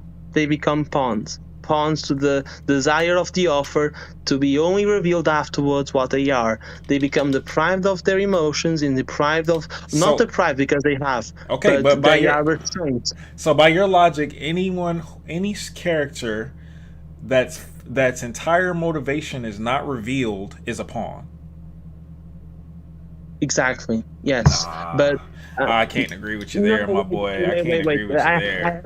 Wait, let me think. I gave an answer really quickly. So you said every character who has Hidden its motivations hidden is a pawn. because he's a pawn. That's what you're No. saying. Okay, no. Not entirely. Not Yeah. entirely. If it is to add to its or his or her own personality, then yes, it can be accepted. I'll not give examples because I cannot think of any right now outside of AOT. But yes, if it can be attributed to their own personality as a way of who they are, then yes. If it contrives their whole personality from psycho to hero to psycho to hero to psycho to hero, then no. Creating these contradictions in the story, then no. But if it adds to their own persona, then yes. Then I'll fully accept it. Okay, but Bertos So- did add to his persona. It showed that he was not just a murderer. He was black and white, and so was Reiner. It No. did add. What do you No, mean, for me, the thing it made him was more. How should I say? I don't want to say bland, because that Cliche. is just saying that I will not say bland, but I would say out of character. Those moments come way out of character, way out of character. They How? don't feel genuine. They don't How does it feel not genuine. feel genuine? How did it not feel genuine about it? What was not genuine about it? Well, the voice actor can make it Oh, very. not that, but just the intentional. writing. How is it not genuine? I mean, I'm not saying objectively. I'm saying to me, Yeah, it what doesn't made it not feel- feel genuine It to you? feels like you have a character going in a straight line, and then suddenly he goes out of line, No. and then he returns back to the line, and you say, "Wait, what happened?" He So, felt now regret. he's He regretting, felt regret and all then- along. He felt regret all along, and he finally let it out in that moment. He felt regret all along. He didn't just feel regret just now. He had been feeling regret, and he finally let it out. And for that, what does his character become? A regretful person who committed a sin. A regretful person that moves forward is what his character becomes. And that's it. That's it. I'm sorry, but for me, not every character has to be. Not every character has to be this deep, multifaceted, long-term character where we know their whole entire everything. It doesn't have to be like that. Of course, one author cannot think of a whole world inside his head. Not even two. I know that. But for me, it's not. A character should have should be dual at least. Dual. And for me, regretting is not enough to create a duality. Regretting is not enough to make a duality in his character. So every good character has to have a duality. So there's no good character with a single personality to you. Oh yes, every human is dual. Every human has because of morality. Every human becomes dual, good and bad, right or wrong, yes or no, black and white, as you said. If you don't have that. And for me, being regretful is not enough to create black and white, as you said. I'm just quoting what you said before, black and white, but we can see many more things. Without duality, we don't have a character. We just have an emotionalist. I'll not say emotionalist, but we have a bland character, as we say. So if we think, let's talk about villains, because that's where we see duality being less explored unless you have a convincing writer. Mm-hmm. Let's think of some good villains. Pain is a great villain. Thanos in that movie was a great villain. Let's see more. Pain's duality was only regret. Not regret. Vengeance. It was not only vengeance, it was justice. It was not only that, it was hopefulness. Not only that, it was contradiction, hypocrisy. He was a full-on character. Okay. He knows he's causing pain, and he knows that only by perpetuating the cycle of pain can one truly show humanity what it is capable of and how to avoid it for a period of time. But then he says, "I'll be the one to rule it all," which basically contradicts the thing that he's trying to do. Dual in every sense of the word. Thanos. So it has to be a hypocrite. He makes him an hypocrite in the sense that he wants humans to live as a society in this cycle, but he wants to rule above all. He wants to be the cause in the beginning for all that will go about and change. And even before, and even after that. Again, I'm not super versed in the Naruto universe. Okay, well, you sound pretty versed to me. I'm not a full-on anime watcher. I only watch certain things. Okay, what about the Joker? The Joker. You know about the Joker? Yes, of course. that one I know. Not from seeing many movies, but oh, he is. He is. Oh, he is. He is. Only his background. Because you have to. I ain't talking about his background. I'm talking about him when he's the Joker. He is not duality. He only wants one thing and one thing only, and that's chaos. But the thing is, you cannot see duality as only one dimension. Duality is throughout actions, thoughts, feelings, and even intentions. Duality is spread out. Of course, you cannot write duality in everything, but as long as you present duality in something, okay, well, Bert definitely had duality in something. He had duality in his thought process. He knew that the island devils were not devils anymore. For me, I'm telling you this. I told you before. Regretfulness for me is not enough. For me, it's not enough to create duality. One person might knowing what you're doing is wrong. Knowing what you're doing is wrong, and still doing it is not enough. No, because one person might say this, and in his mind he might be thinking, "Oh, I'm only mad because I was caught, or because I have to deal with you guys. I'm still convinced you have to die." Duality would imply that he still wants them to live. Yeah. I can't let them live. He said that. But that's literally his own. He literally said that. In Shiganshina, he says that. Yeah. In Shiganshina. Yeah. Well, you have to wait a full part one for that to happen. And when that happens, he dies. Yeah, but he had the duality that you said.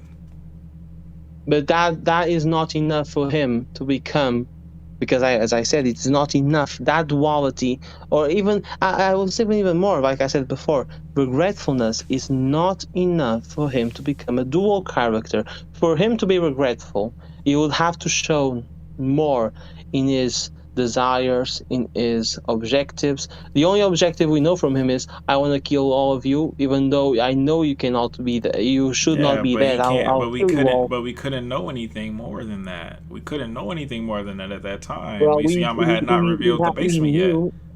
We knew with Ymir. We knew No, we with didn't Ymir. know. Ymir was a fantastic character.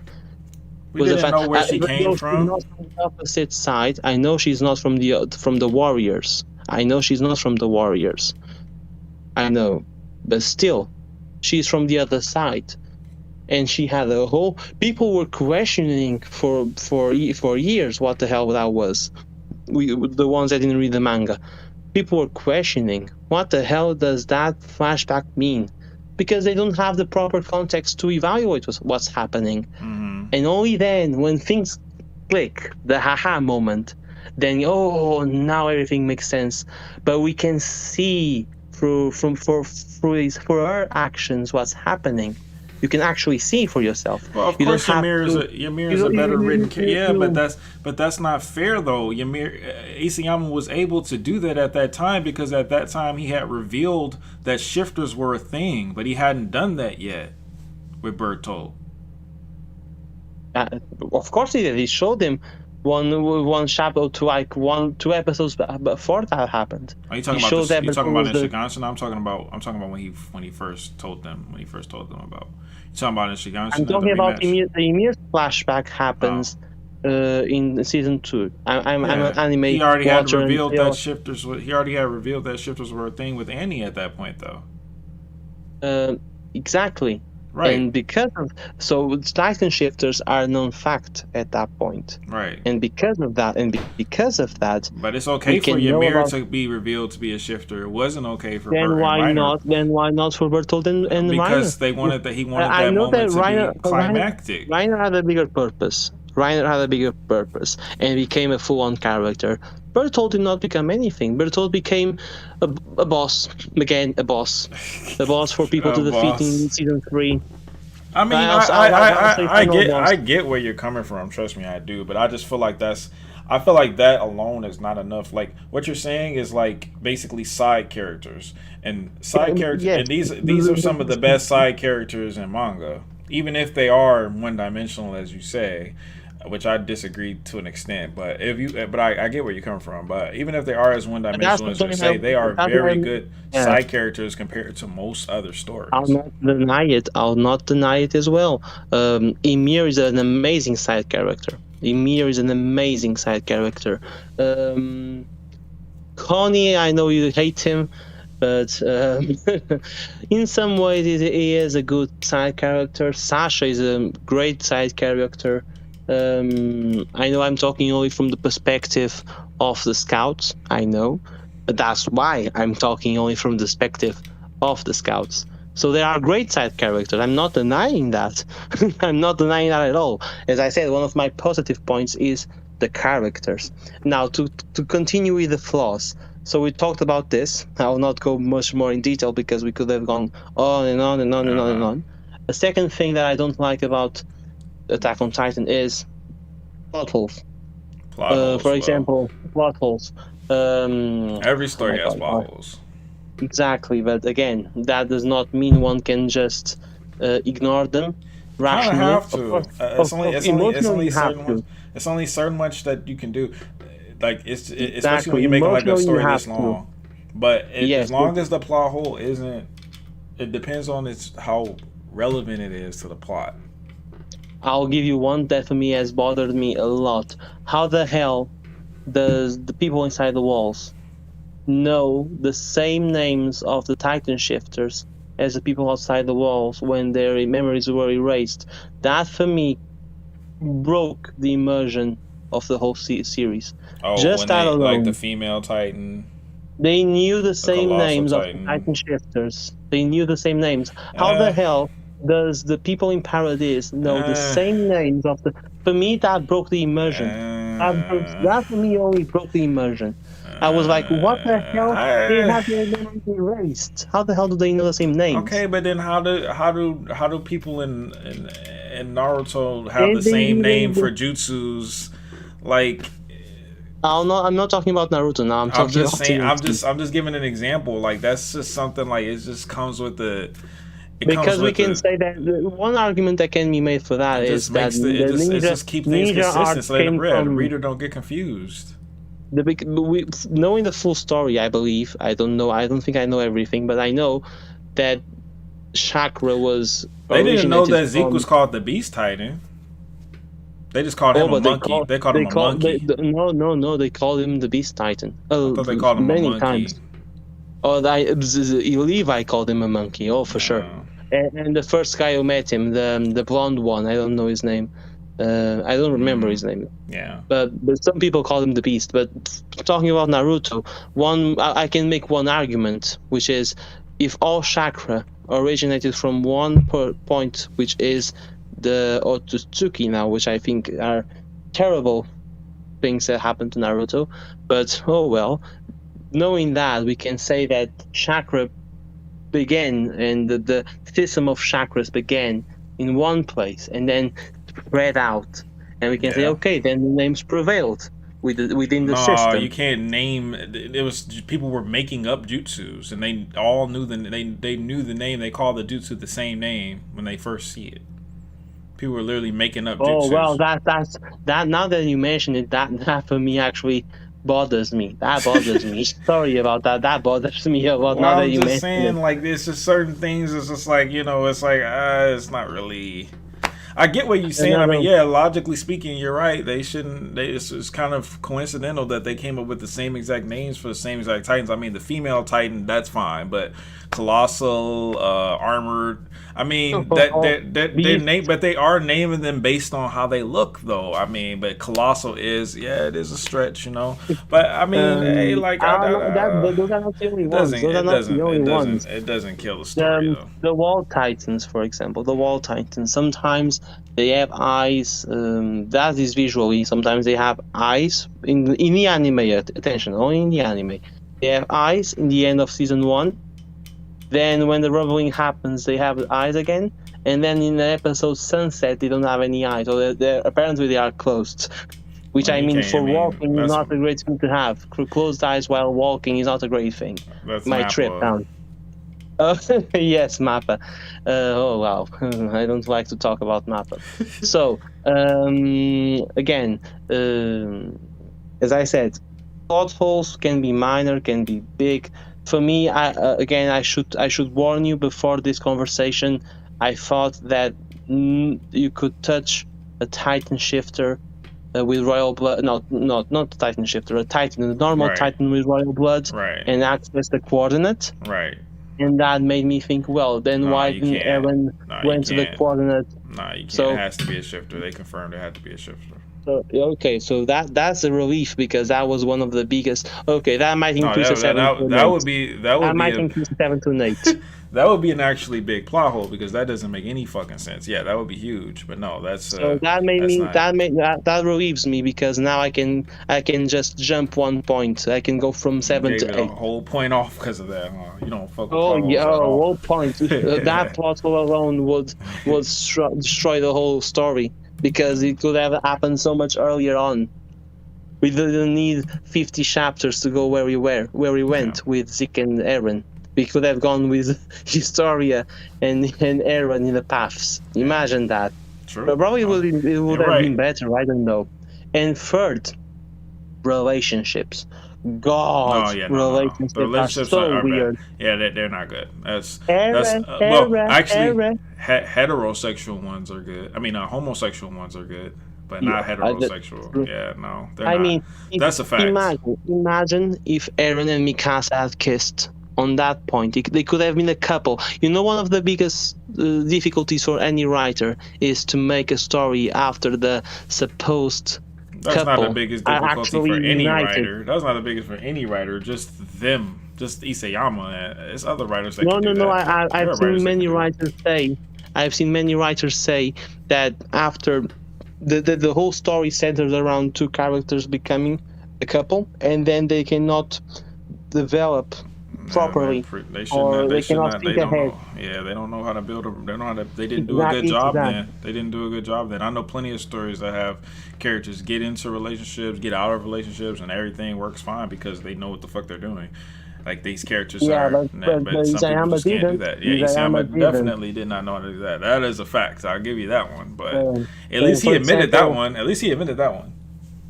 Oh yeah, I don't know. I didn't see his interview, so I didn't even he said try to see them. Like, but Eren and Mikasa, if they became a couple, imagine the conflicts they could have had throughout season 3. Imagine Eren leaving Mikasa as a couple. The amount of conflict, then her motivations would be actually more thoughtful with the scarf, with everything. Hey. If they were a couple, oh god, the what's the word? The stakes will be even higher. Yeah. But they weren't because they were not a couple. Yeah. Then we have Connie and Sasha and Nicolo, which I'm like, nope, I don't want to talk about that. Like Connie talks to Nicolo, and apparently this more. We have signs that apparently Connie and Sasha are going to become a couple. I don't know. That's probably me, just me. I never and then saw Nicolo that. comes, and then Connie in the funeral is like, "Thank you for feeding her so much delicious food." And I'm like, man, that guy stole your girlfriend. How the hell I never saw Connie get in with Sasha. I don't know. I never saw that happening. But the way those two characters were like the dummies of the story. Yeah, like, but that don't mean they got to date each other because they both dummies. That don't mean that. I mean, shipping is a very emotional process. People just like shipping things. I will not even talk about My Hero Academia because that's the whole shithole. So I'll keep ships to a minimum. I don't want to talk about ships. Yeah. But yes, relationships but are. If you give the something... whole story an 8, then I mean, after that plot hole is revolved, then yeah, I agree with you there. 8 is perfectly fine. And finally, the last thing for me. Oh yes, I remember now the positive thing that I had: the action scenes, ODM scenes. Yeah, of course. That's the last one. Of course, yeah. I remember that. My last good point was the action scenes, the Titan fights, and the ODM scenes, especially. I don't know if you remember Historia in the final episode of season 2. That whole sequence where she does a flip. Well, all that stuff ain't Isayama. That's wit, but yeah. I know. But for me, I'm as I said, until chapter 90. I'm an anime only. I only read from 94. No, me too. Me too. I didn't read it until after season 2 ended. I was like, all right, fuck this. It was like 12 episodes. I was like, yeah, I'm not waiting no more. Yes, I get you. But I was spoiled on the rumbling. I ended on season 3 part 2, and I went online, and there was this channel called Porto. I think it's called Porto, and it showed like the scalings of the Titans, the sizes. Yeah, you saw that. And there was this massive bone thing. Yeah, that was a clickbait ass video right there. I was like, why? And I was like, what the hell is this? That was fucked up. I know that video spoiled a lot of people. And I was one of them. But basically, that's besides the point. The last thing I want to tell, the last flaw with this is, after we talk about the ending, the last flaw with the full story, besides the characters, the pawn characters, the couples, and the plot holes, some of them, now I'm more relieved. But the last one actually is the complexity of the story. Now, you might say, okay, yeah, that's part of the story, but I'll say this. Much of the story, the finales or the ending, or the bad stuff from the ending comes because of the convoluted storylines that are added constantly. We jump from Titans to Titans within walls, then Titans are humans. Okay, so far it's good. Then we come to the whole basement reveal. Then we have the paths. Oh, the paths are the biggest plot convenience I've ever seen. But again, really confusing. Same way, because it's not thoroughly explained. And then we add the Titan, the founding Titan, and we add Ymir, and then we add the full-on story from 2,000 years ago, and I'm like, oh my god, stop with this. The whole Connie plotline was abandoned for 30 or 40 chapters, and that's why so many people become angry. Like, now that we are in the middle of the biggest climax in apparently AOT history, and now we're going back to Connie's village. Trash. I mean, so many plot lines that are added without reason. Without reason. I know Connie's mom could it could have been any Titan. Why Connie's mom? Yeah. He's a side character. Again, he's a side character, and I mean, I know I'm contradicting myself in some regards. No, but it's just bad timing. Yeah, it's just bad timing. I mean, that Titan could have been anyone. Could have been anyone. Yeah. It shouldn't have been Connie's mom. You just had. That's everyone knows that this is trash, man.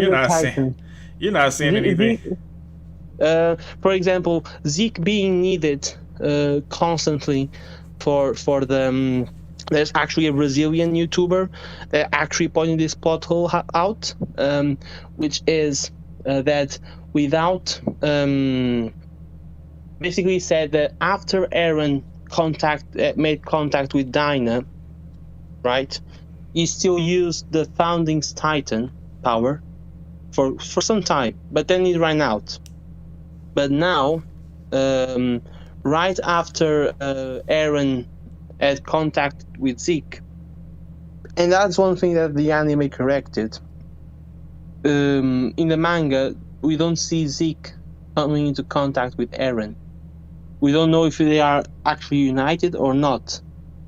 And that's a big thing for me, because now, okay, does he need him? Does he not need him? Now we need him because we need to finish the rumbling. And now it becomes so many controversies, and then we have so many retcons because, oh my god, we have this plot line, and now it has to fit there, and now it has to fit there. So much of the story's flaws are consequences of the convoluted story. Yeah. Oh, for sure. The whole convolution. But I still feel like it could have been handled better. It could have been pulled off. I know it could have been better, of course. There are way more convoluted stories than this that were handled way better.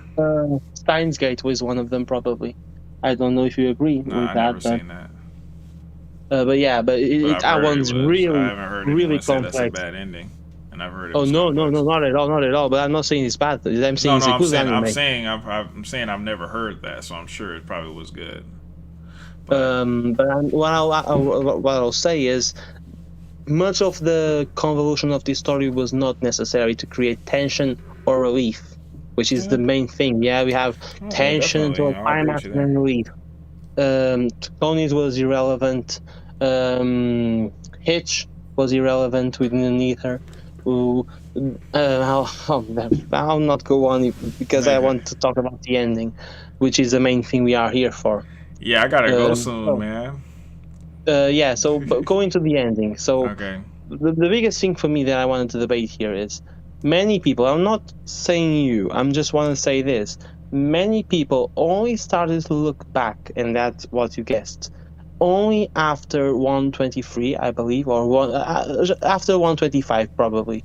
Only then they started to look back at the whole story as a whole. Yeah, because emotionally, many of the themes now were not being. Yeah, I didn't start looking back until 139, but the reason why is because I wanted to. Well, I'm speaking for me, but I wanted to give Isayama a chance to make some, because retroactively speaking, he's made things make sense in the past. Like when I was like, one of the biggest things was like, why the fuck is Grisha, like, where the fuck did he come from? Like, that don't make no fucking sense. Like, how does this dude just appear out of thin air? And you believed in him. Yeah. And I believed in him, and then I got a great answer for it. I was like, oh, okay, well, hey, maybe he knows what the fuck he's doing. And I thought the same thing would happen.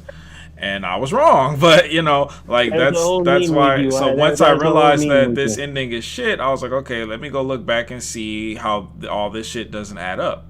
But I was a lot of things. It was a lot of things that when I first saw them, I was like, I don't know about this, but let's see what happens at the end. Like, for example, I always say, like, the table scene. I thought the table scene was ass when I first saw it, but I let it slide because I thought, okay, maybe. The table scene.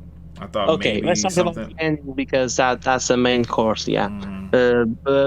But just to remind you, one of my biggest gripes is probably the community itself, because as we know, Isayama comes to see feedback from the community, and sometimes the community is so active, emotionally active, that Isayama becomes I surrendered to their emotions.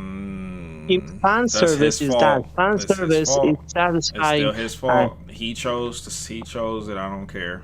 But you don't you ever forget, one alone cannot create a full story. It has to have input, and Mm, some people might go to their editors, but as we know, Isayama only had one, I believe. mm, There are mangakas with full teams of editors, and one mm, might. I might go to the internet sometimes and publish my story and see the feedback. mm. I don't That's think. something I you have to don't. accept. Feedback is in changing things, altering things to make them better, Don't you aligning with don't that you feedback. tell Is me that nothing you wrong with. believe. It's Don't you nothing wrong tell with me that. that you But believed. changing an entire ending for feedback Let, is let me trash. ask you this: do you believe that Isayama had one ending planned from the beginning? Uh huh. And changed it. Like the full ending Mm-hmm. prepared from the Mm-hmm. beginning, Mm-hmm. and he didn't change it He did one change bit. it. He did. Wait. He would have not changed it, that ending, throughout 11 years. You think that No, no he one did would have change it. changed their endings? But do you believe that one person in their right minds would have never changed their endings throughout 11 years? A good writer won't. Oh God. Because he set up the story to be. He knew this. He had this ending in mind the whole I have time. an idea for a story. A big one, much to the likes of George R&R. So a big one, saga, and I still don't know the ending to that one. You I only don't know have the the idea. ending. That's fine, I but I'd I say only don't I start only have writing. the ideas. I'd say don't start writing until you know the ending. Because that way Okay, all right. you know where your I'll characters hear. are going to end up. I'll keep your advice to heart then. And I'll fully believe you then. That as I said, I'm always receptive to any kind of suggestions. Yeah, Um, I definitely but, recommend that. But I mean, you definitely have a very good grasp of writing. I'm sure you write a good story, but if you don't write the ending, if you don't know the ending, then what you're not building towards a the conclusion. It's like a conclusion. story. A story is like a puzzle, and you're putting the pieces together to create a final image. But if you're just putting the pieces anywhere in the image, is you don't know what the image is going to be, it could turn out to be anything. Maybe it will turn out good, maybe it won't. But I'm writing a story too. I'm writing a manga too, and I know the ending. Like I know exactly what the ending is gonna be, and I know Oh, I know where the where are you character's gonna gonna start, publish, and I know where by he's the gonna way? get there. I want to publish it online, so my goal is to publish it. My goal is to publish it online, and then if it Okay. gets traction, I will. I want to make an online Okay, that's great. manga. I'll keep on. I'll keep updating myself on that. But let's dive deep in. I don't want to keep much of them waiting. I think there is one person left or two. So I just choose two topics about the ending. I will give one to me. I want to talk about Eren because that's one of the biggest things I want to talk about. You can choose the other one you want to talk about with me, and we talk about those two, and I'll be going my way. I have to sleep. Yeah, I have to go to sleep So soon too. That's what I was saying. so I'll just talk about Eren quickly because I Okay. believe that's one of the most controversial things about the ending. I So mean, we about probably Eren. gonna agree, bro. Like, I feel like we agree. I don't think so, but let's see. Okay, go ahead. So thematically, I've talked about the characters, yeah. So I've said that one of my major points or good points for the story is the characters. And as I said, for me, a character is a person that can be independent from the story. If it could live outside the story, it would have been someone independent from the author. And when I watched Eren until chapter 139, I thought of him as a still black and white person. And I will explain why. One thing is to have a mysterious character, okay, someone who doesn't reveal his intentions until a certain point. and another is a complex character. Again, complex can be given to many types of things or stuff or people, but for me, a complex character will be someone which motives cannot be figured out by anyone. It's something so deep and personal that everyone has to make their own headcanons to figure it out. And that's how we socialize with people. We might figure them out inwards within our own process or point of view, but we are not grasping the person itself. Only them know what they want to do or want to think or feel. And Aaron, for me, is the only character that feels like a person in the end, because we feel like, okay, I talked about duality. Aaron is an amazing dual character because he's selfless in wanting to save his comrades. He wants to help to reestablish the Shigashino wall, but he's selfish as well. He wants to know the secrets of the walls. He wants to know the secrets of outside the walls. And there is this moment, very amazing moment. I'll give that alone. If that moment alone was the whole story, I would give the story a 10 out of 10, hands down. When Erwin, now knowing the fact that humans are titans probably, laughs or smiles. And Levi is like, what the fuck are you thinking? And he's like, oh, you are one step closer to the truth. And that's incredible because he's showing his selfish side for the first time. And it's amazing because we only see him as a selfless, really strategic kind of guy. He knows what he's doing. And then when he's first seen with this caveat, he shows he's selfish as well. He has selfish motives. And he's like, oh, yeah, they're human. But, we are closer to the truth. So it was worth it. Right. And that's selfish. So you have selfishness and selflessness. Okay. And this goes hand in hand with the themes of the story. Uh-huh. Which is, so a character might portray a theme. For example, Aaron is a personification of freedom. And I'll not talk a lot about freedom because freedom is a very complex topic. Very complex. That can lead us to. So you think Aaron's ending was good? Is what it sounds like you're getting to. Yes, because he had duality. Aaron demonstrates himself as either one or the other. No. So in the first 3 seasons, he is completely selfish. Wrong. In the first 3 seasons. Wrong. He has total selfish. What about in the cave? Motive. What about in the cave? Huh? What about in the cave? Again, selfish. How is that selfish? How is that selfish? When Levi gives him the choice to save to either. So firstly, he has his own self-preservation at stake. But let's not even take care about that.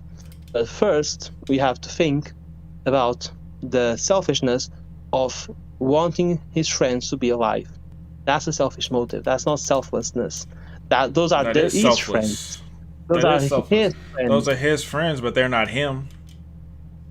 But he was willing to die. He was willing to die. He was willing to die so that the world would go down a safer path in the cave. But the thing is, he has no control over that one. He did have control. He wanted her to kill. He had control to not want her to do it, but he wanted it. He said, "Do it." Me. But he so has that's no not control. Selfish. That's it doesn't matter if he has control or not. It matters what he wanted. Of course it does. Of course it does. If you have no control, what does matter your opinion? If you can control things. Yeah, it matters his opinion because it shows how he feels. It shows his character. Whether or not he could control it or change it or not means nothing. I may feel angry at Russia, but I can't do anything about Russia invading Ukraine. Okay, but it would show a lot about your character if you agreed with them doing it. Yes, character is one thing. Well, that's what I'm talking. We're talking about character, and he wanted Historia to eat him. A character also is shown from the powerlessness or powerful or power. Action, yeah. Wait. Powerfulness or powerlessness that character has. So in that case, Aaron did not have any power to change the course. What about when he had power and he put his life on the line to save Mikasa? What about that? That was selfish. What would happen if he wouldn't have been eaten? What would have happened? It No, would no, have no, been no, no, no, no, no, destroyed no, by- no, no, no, no, no. When he first saved her, When? when they were What was you kids. talking about? When they were kids, when he gave her the scarf, Wait. he put his life on the he's- line to save her. He didn't have to do that. When they were kids. Wait, you have He didn't to know her. contextualize me here. When he met Mikasa. yes. Oh, that's not Yeah. selflessness. How is I it not cannot- selfless? How is it not selfless to Because- put your life on because the line to that save is- someone you that never is- known, you never met? That is his own image of freedom. It doesn't says, matter. "Oh, They you were wanna- not you fucking wanna with take-" Aaron. Aaron was safe. They weren't fucking with him. Aaron was completely safe. He chose to go But save her. he cannot stand. Seeing people being saying their freedom being Doesn't taken matter. away. It doesn't matter. He didn't have to put himself in that situation, but he acted selflessly. He risked his own life. He selfishly put his life at stake. He What? selfishly put his life at stake What? because I know to put That your does life at not stake. make sense. He put his life at stake to save someone he never met. He did not have to And do that was not selflessness, mate. That was not selfless. That was selfless. No. Yes. No. Yes. Because you have to understand that freedom to Aaron is something he desires to himself. And he So, cannot he's stand free. anyone being without freedom. He was free. She wasn't. He was free. She wasn't. She wasn't, and that And made he himself. saved her. And then he put the scarf around her. Why? Okay, fine. She was free. Why didn't he just leave then? Because why he bring her back to live with them then? Why didn't he just leave? She's free now. He saved her. She's free now. Because his father took her. Why did he put the scarf? He didn't have to agree with his father taking her. He didn't have to show her compassion. He didn't have to say, "Come on, let's go desire home." of love. He's selfless, brother. Unfortunately- No, dude, stop. Unfortunately, that has to do with the flaw. That has to do with the flaw of love. Stop. No, I'll not stop. You I'll not gotta stop. stop. You gotta I cannot stop, my man. You I got cannot. to. He's Aaron not is selfish. He's selfish. not selfish. He's not Oh, he selfish. is. No, He he's is. selfless. He's No, selfish he and can't he's selfish. be. He's selfish and He can't selfless be. at the same time, which is exactly what you said. Is duality. He's selfish and selfless at the same time. I'll give you Oh, that. I'll give you that. But to say he's completely not selfless, he wasn't ever, BS. I'm not saying that. I'm saying that his motives throughout the first 3 seasons No. are. I'm not denying his duality. To have both is to have Yes, he's duality. had duality I'm saying the entire time. that I'm saying that his decisions in the first 3 seasons, only after he hears Mikasa in season 2, may I say, he starts to regard things differently, and then there is an arc throughout the whole season 3 when you see him change his point of view until the end of season 3. Well, that's the shift in him. It starts in season 3 and it ends in the beginning of season 4 when you see a totally different Aaron. What you see there is a shift from, what should I say, a selfish attitude most of the time. I'll not say all the time, but most of the time. Okay. Towards a more, because we don't see more of Aaron's point of view after the time skip until It looks selfish. 1:30. And then he looks selfless No, because he he's looks trying to help a selfish. nation. He's trying to help a nation. He looks And then- selfish. We have to understand that we know things now that we didn't know before in that stage.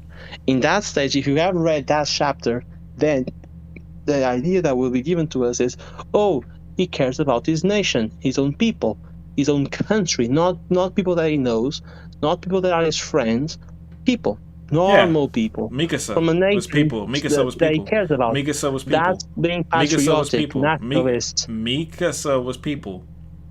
He didn't know Yes, her but that's when he saved her. that's the person that he loves, apparently. No, I'm talking Selfish. when he first saved her, he did not know her. But that's the thing. Huh? Firstly, before love came the fact that she was being taken away. It doesn't And matter. Of course it doesn't does. matter. He put his life in. He put his. One person's action cannot come from only within. It has to come from exterior things that happen around him. She needed help and he helped her. So you're saying that? So you're saying that he wanted to? Yes, because he's selfless. No, he helped her because he was selfish, because he had his own desire of freedom, and he cannot stand anyone around him that does not conform to his own ideals of freedom. And then he does not act because, oh, I want to save her. No, You mean like I'll Amir? kill you, pigs. You mean like I'll kill Amir? you, You pigs, mean like because Amir? You mean like Amir? yes. He conformed to her though. He comforted her. He didn't say, "You That's stupid after, fucking but idiot, stop being a but slave." that's after the shift. That's after the shift in season 3. And that's why I say Eren in the first 3-4 seasons until chapter 139, he is either one thing or the other. He never feels in conflict. We never see conflict. We see sometimes in season 3 when we have You snippets. saw conflict when they asked him when Levi squad asked him not to transform. That was Yes, conflict. that's true. Yes, that's true. That's true. We see a conflict there. Small, with No, a it's pretty small big. consequence. It was a big consequence too. A lot of people Actually, if you died. think about it, the moments where Levi says that it is his choice, those are pivotal moments. Those are always pivotal moments in the story for Eren. Now that I think about it, yes. When Levi tells Eren to choose, those are the those are two of the most pivotal moments in Eren's character arc. So yes, I'll give you that one. I'll give you that one, that Eren has to decide there between selflessness and selfishness.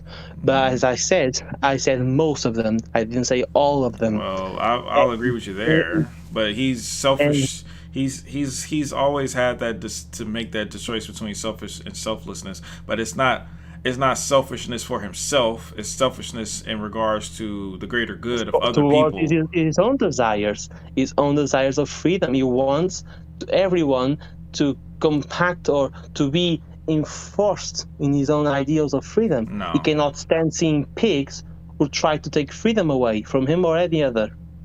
That's why he looks at Marley with such an awful face. I'll go deeper with that later, or right now even, because in season 4 now he looks more selfless.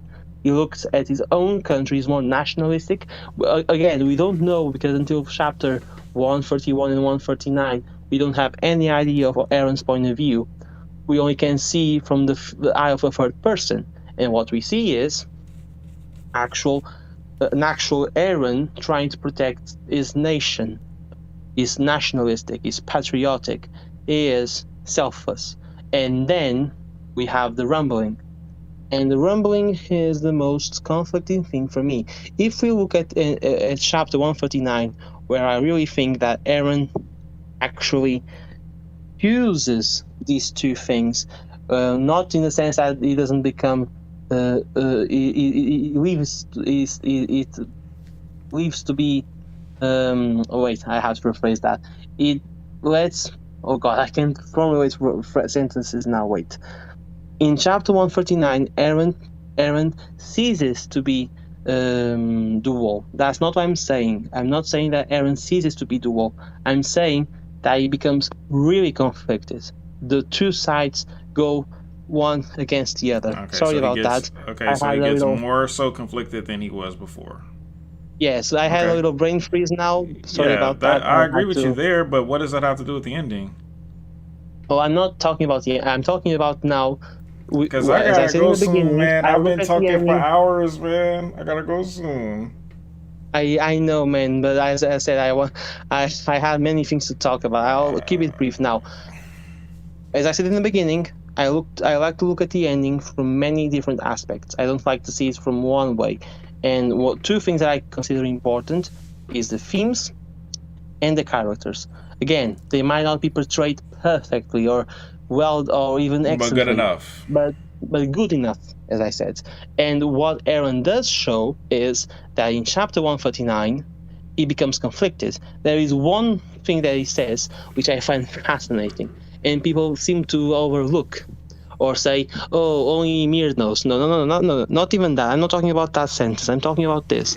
Eren says, and many people talk to you about this, if I had not seen the results of my actions, so if I hadn't seen the future, and basically didn't see you guys stopping me, I would have proceeded with the rumbling anyways. Right. And then Armin asks, "You have a wife?" And he And says, then "Because I don't know why. Aaron answers, I don't know "Well, why." I wanted to at any cost." Then he talks about the plankton in the land. It will rebuild the land, or the land would recultivate itself, and the trees will grow again, and life will reform. Before all that, he Okay, says, "I don't know why though." I don't. Yeah, I don't care about that. But what matters is what he says. I wanted to at any cost, which this means one thing. If Ymir, the whole Ymir plotline didn't even exist, if he didn't have received the memories, if he didn't know the future, yes. If the world was peaceful. No. If there was no memories, if there was no plotline of Founded Titans, but there was still an option to do the rumbling, okay, if he had found out about the rumbling, he would have done it. He will try at least to do, because he wants to at any cost. And then, so when the moment he's doing now the rumbling, it seems to be because I want you guys to look as the heroes. I want you guys to be looked upon by the other people.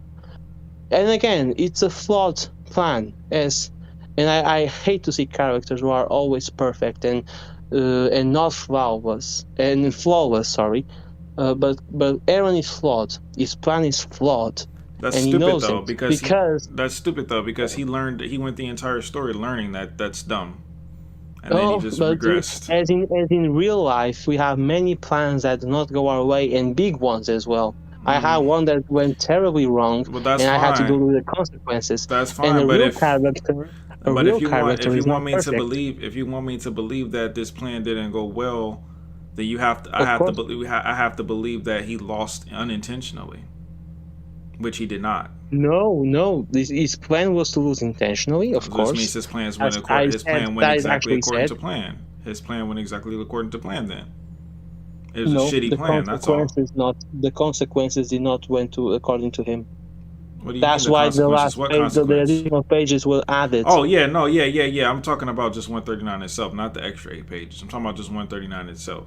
And 139 itself is playing with shit. The extra pages show exactly that. Aaron failed. Explain that Aaron failed, exactly, but... Aaron failed. Exactly. And the thing is... So you think it's cool that Aaron failed? Aaron doesn't know which side to choose. Should I do the rumbling because I want to save my own people? Or should I do the rumbling because I want to, and I want to pursue freedom in any kind of rudimentary or even evilish way he wants to think? I'm not going to say evilish. I'm going to say is misguided thinking of freedom. I think it's pretty. I think his idea of freedom with 100% rumbling is way better than his idea with an 80. Oh, well, that depends on each person. I'll not give an opinion on that. That's for sure. But I'll give you an opinion on. He's always confronting himself. In that chapter, finally, he breaks the chain of going one way or the other, and he fully shows that the power of the Founding Titan gave him a way to see the future, and that with that he can't decide which or either to go with destiny or to not go with destiny and try to resist.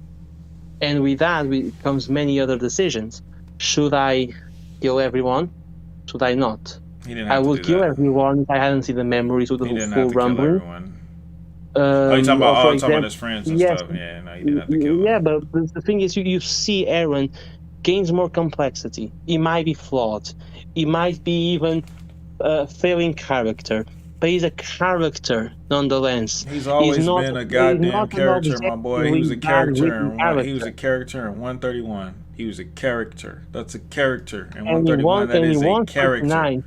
But 149 only continues. It's a shitty character. No, it does not continue. It is a retcon. It redacts. It redacts. When you see Aaron in 131 he's questioning, Aaron in 131 is questioning his actions. Aaron in 139 is questioning his types of decisions, or what will happen if he went the other way, or why he can't choose even, He's or not if he choose what he questioning. would He's choose. explaining. It He's is not questioning spiritual. anything. He's explaining. No, of course he is. When you are seeing him talk to the other person, he is venting He's not his questioning feelings. shit. He knows why he did what he wanted to do. He said it. Yes, of course he said it. But the thing So is, where's the question? inside of him, he doesn't know how to feel about that. He doesn't does know how if to he's feel. He being knows happy. it's fucked up. He knew it was fucked up in 131. That's what I'm saying. He knows. He knows it's Yes, he knows, terrible. but then why is he smiling the other part? In one he's crying and in the other is smiling and saying When? freedom. Why is he Because always it's a coping mechanism for him doing something no wrong. coping? Yes, coping. No, never. Yes. With the character so centered in freedom, now it will be a coping mechanism. Yes. Never. Of course not. He is a Why not? person He's of killing freedom. innocent people. He's killing billions of innocent people. Yes, but he doesn't. That doesn't mean that killing billions of innocent people doesn't bother him. No, of course it does. Well, that's why he's coping with it.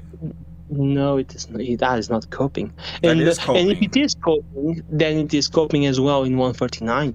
All the 141 and 149 is Aaron coping, or if you want to say that way, is Aaron coping with his actions, trying to explain not only to Armin but to himself. He doesn't even know how to feel, how to think, how to react. He doesn't know. He's confused. That He's sounds lost. like a fucking idiot to me. You had 2 might years sound to like an decide idiot, but there that, are and you still idiots in don't real know. life as You well. still don't have enough resolve to know if you wanted to do it or not. Well, You shitting on the graves of all these people. Exists. That is a Putin is an shitty idiot. character. Yeah, Okay, yeah. well, if you want to say Aaron's a shittier version than Putin or whatever political figure you want to go with, that's fine. But my point is, he's I'm just shitty. trying to bring real life people who actually have Well, I don't like bringing up real life stuff anymore. parallels. I don't like So bringing up real life I'm stuff. not going to. I'm just trying to, because now people are making parallels, It and I works on think like, PC, oh, you I just can gotta do have as good- well. My I bad. just want to say this: Aaron, for me, has become a more complex character in 139 because, as a continuation of 131, he actually becomes undecisive. So a uncertain, character uncertain, flawed. undecisive, and stupid is a better character than one that isn't. That's what you're telling me? Yes, because that's the definition of a shonen hero. What? It's the definition of a what? Have you ever heard of the Greek hero Bro, in Greek tragedy? it's nothing Have you ever wrong. heard of It's it? nothing wrong with being confused. You can't be confused forever. At some point, you have to make a fucking choice. It's boring to watch a dumbass, stupid, slow, dumb character always not knowing what he wants to do forever. Someone overwhelmed with this much power, because I as don't I said, care. He's been overwhelmed with this much you power have to for understand years. He knows what he's known. He was going to do the rumbling for years now. He has had more than enough time to cope with whether or not he's going to do it or not, and the results of it. Now I understand how criticizing the writing. Now you're not criticizing the writing. I You're am. criticizing the person. No, I'm criticizing the writing. The writing is what made him the person. He was not this person. Well, And 131 was there is all I needed. There is nothing objectively wrong about a person being flawed and stupid. What is there objectively wrong with that? There is nothing objectively wrong about a person being flawed and stupid. Then no, the unless that person was not objectively stupid before. If they become stupid, then it's wrong. You have to look backwards at Aaron, and the signs are all there. Not in 131. Nope. Oh, sorry. In 141, mostly. Just the duality of him. He is highly intelligent in that chapter. You might call it coping. I don't care if you call it coping. You might call it even praying. You might call it even hiding, running away, or whatever you want to say it. That doesn't mean anything. It still portrays the same thing. Aaron is flawed. Aaron Absolutely. cannot decide.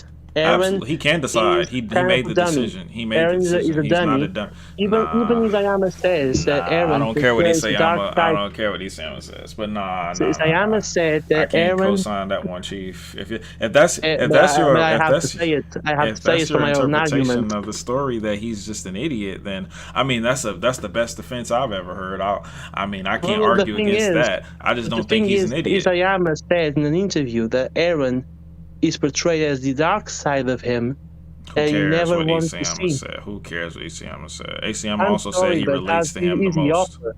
Isayama said he Again, relates to he- him the most. But don't forget this: you are not disliking the writing.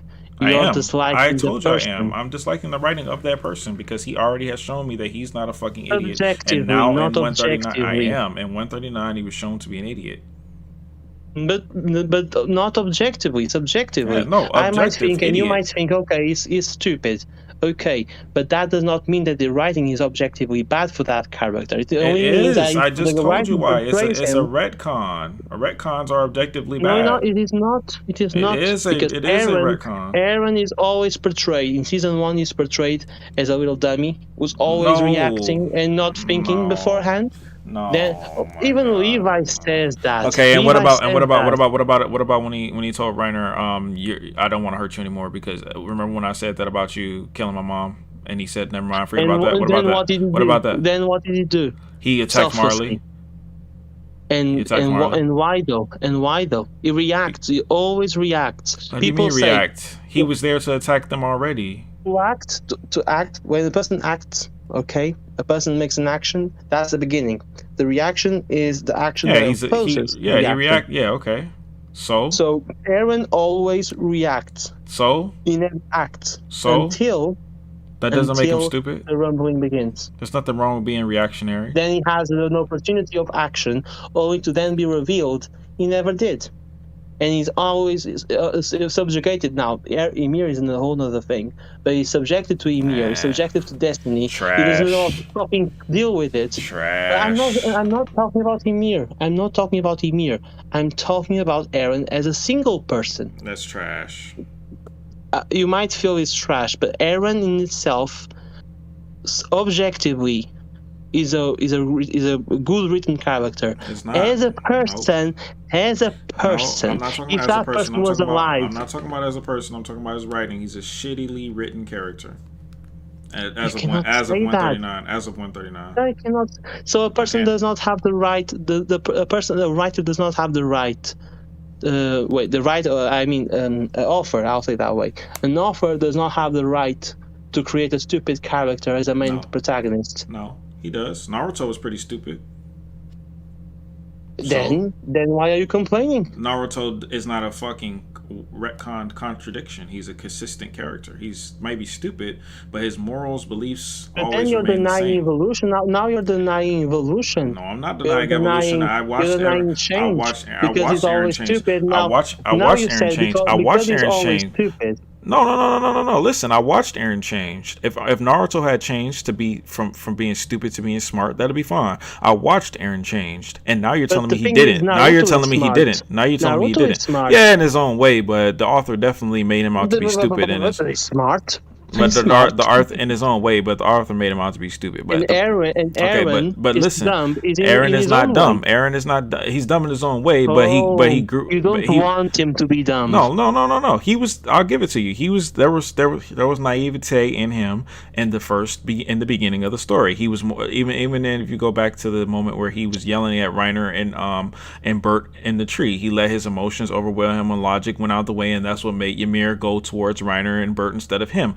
Absolutely. But after the time skip, he was no longer like that anymore. The story showed me that he had matured. He had grown past that point because he did not attack Reiner out of volition. Okay, yeah, if you want to say acting, fine. That's what you call shit. I'm joking. I'm joking. Shit story, That's what exactly. Everyone But says. Everyone says. I know. Acting. That's the only choice you can say. But he was shown to have grown. If you show me that this character has grown, that's not the limit. I can go beyond. Aaron is not acting. Aaron is not in control. As he said, everything is done. He was in complete control. Aaron was he in said it. complete He control. said it in the final chapter. Everything I he don't has care. done. I don't care what the is- final chapter says. Take the final chapter But you out. have Aaron to was in. accept it. No, You I have to don't. accept I the accept chapter. it. Only I by accept it. It's the accepting can retcon you see chapter. the It's the thing. retcon chapter. It's not. Mm-hmm. But only It because is. the author reveals If the it intention. if that it in the if it final was chapter. if it wasn't the retcon chapter, then everything you'd be able to say would be true without that chapter. But it's not. Therefore, it's a Listen. retcon chapter. The author had that intention. No, he And fucking so failed. You can, He you fucking cannot. failed. That's emotion He from you. failed. That's No, it's not emotion. It's fact. I don't have emotion to this series anymore. There's no more Can you emotion. just I lost my confirm emotion it? to this series months ago. This is fact. No, it's not. Can you It listen to me is. for 1 minute? Can I just give you my fact then? Eren in season 4 is a character who still reacts to everything. He reacts to the declaration of war. He reacts to the invasion of Paradise. He still reacts to the declaration of war by doing the rumbling. It might seem like he's acting or acting in his own power, but he is not. He's selfless now, but he's reacting in a selfless manner. And then what the author does, I'm not saying that is good or bad. I'm saying that what the author does is in the final chapter, he reveals everything. And while revealing everything, a person might have created expectations of what he thought of Eren, and they become shattered. That's one thing. The other thing is to say, oh my god, he retconned everything. Now because the author chooses to put everything in the end might mean that he retconned everything. No, he had it all planned. As much as you don't like to say it, for me, myself, some things I didn't want it to be, but they are and I don't like them. But Eren is not. Eren purposely revealed everything in the end. And you might say, oh, it's a retcon. It's not, because it's purposely made in there to explain why Eren always reacted, even though he wanted to act. And why was that? And why was that? And why was that? And why was that? Because to show that in pursuit of freedom, he becomes a slave every time. No, he cannot chase freedom.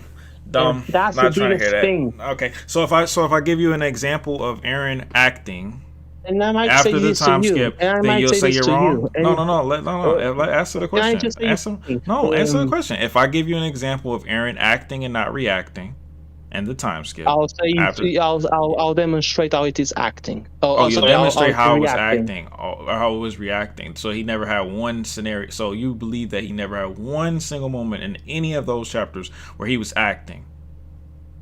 No, because he cannot see everything in the future. He even says that. Well, okay. What does seeing in the future have to do? You can act right now without seeing in the future, can't you? We all can act.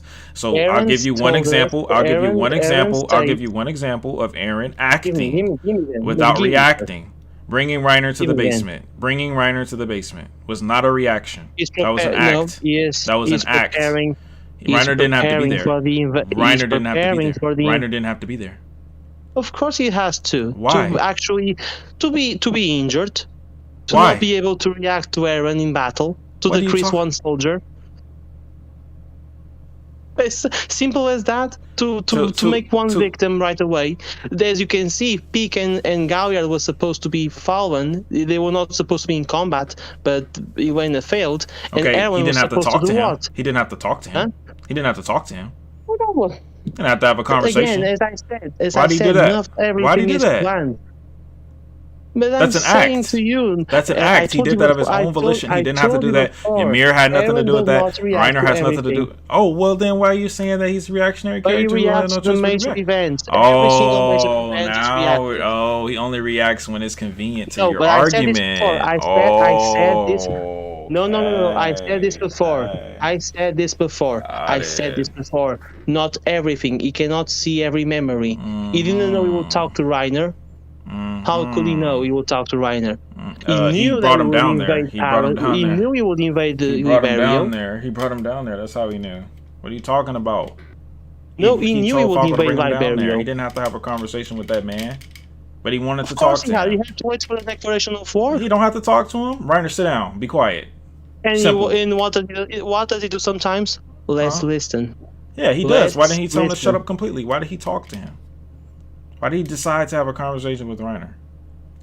Because he acted in that moment. Yes, exactly. Why do you But that's choose to not sit down with? important. Why do you That choose? Why do you conversation in choose? the- in Why the do you big choose? scheme of Why do you things is not choose to talk to important. Mikasa and Armin? Why do you choose to talk to Mikasa and Armin? Why did he did not choose? He did choose to speak to them. He didn't have to talk to them. He No. wanted to speak with them No, individually. no, Yes, no, he no, did. no. Yes, You he did. wanted to. You want to push them further away. Why do you not make that even choice? be able Why? to be in the wall. Why you when make the that walls choice? fell, Why do you do that? That's an act. That's not make reactionary. them That's an not be act. able to That's join an them. act. That's an act. They still were No. able to anyways, but that's an act. He actively did that. An act. That was an Of act. course, you cannot control everything. So that was an You cannot act, though. control But that was an people react. act. It was not. Yeah, it was his choice. That was not a reaction. He chose to do that of his own volition No. without anything else. He chose to do it. You're saying you're No. just you're BSing now. You're saying that everything that this He man needed did is not Mikasa reaction. for the final outcome. He didn't know that at that time. Of course, he knew everything he did. Everything he did was towards the final outcome he had. Which was what? To leave 20% of To the world alive? to Leave free 20% the of the Ymir world. Titan curse. To free the Ymir To- Titan curse. To end the Ymir Titan curse. To end the Ymir Titan curse. And he knew that when he touched Historia's When he hand. touched Historia's hand. That he had And to probably die many to- other things. And that he probably when he had- had sex with Historia. I don't know. He touched Historia's hand, and at that moment, he knew he had to end the Titan curse by dying. Yes. By Mikasa's hand. Yes. Yes. Which is why he locked Mikasa in a jail cell so she couldn't get out. To kill him. Exactly.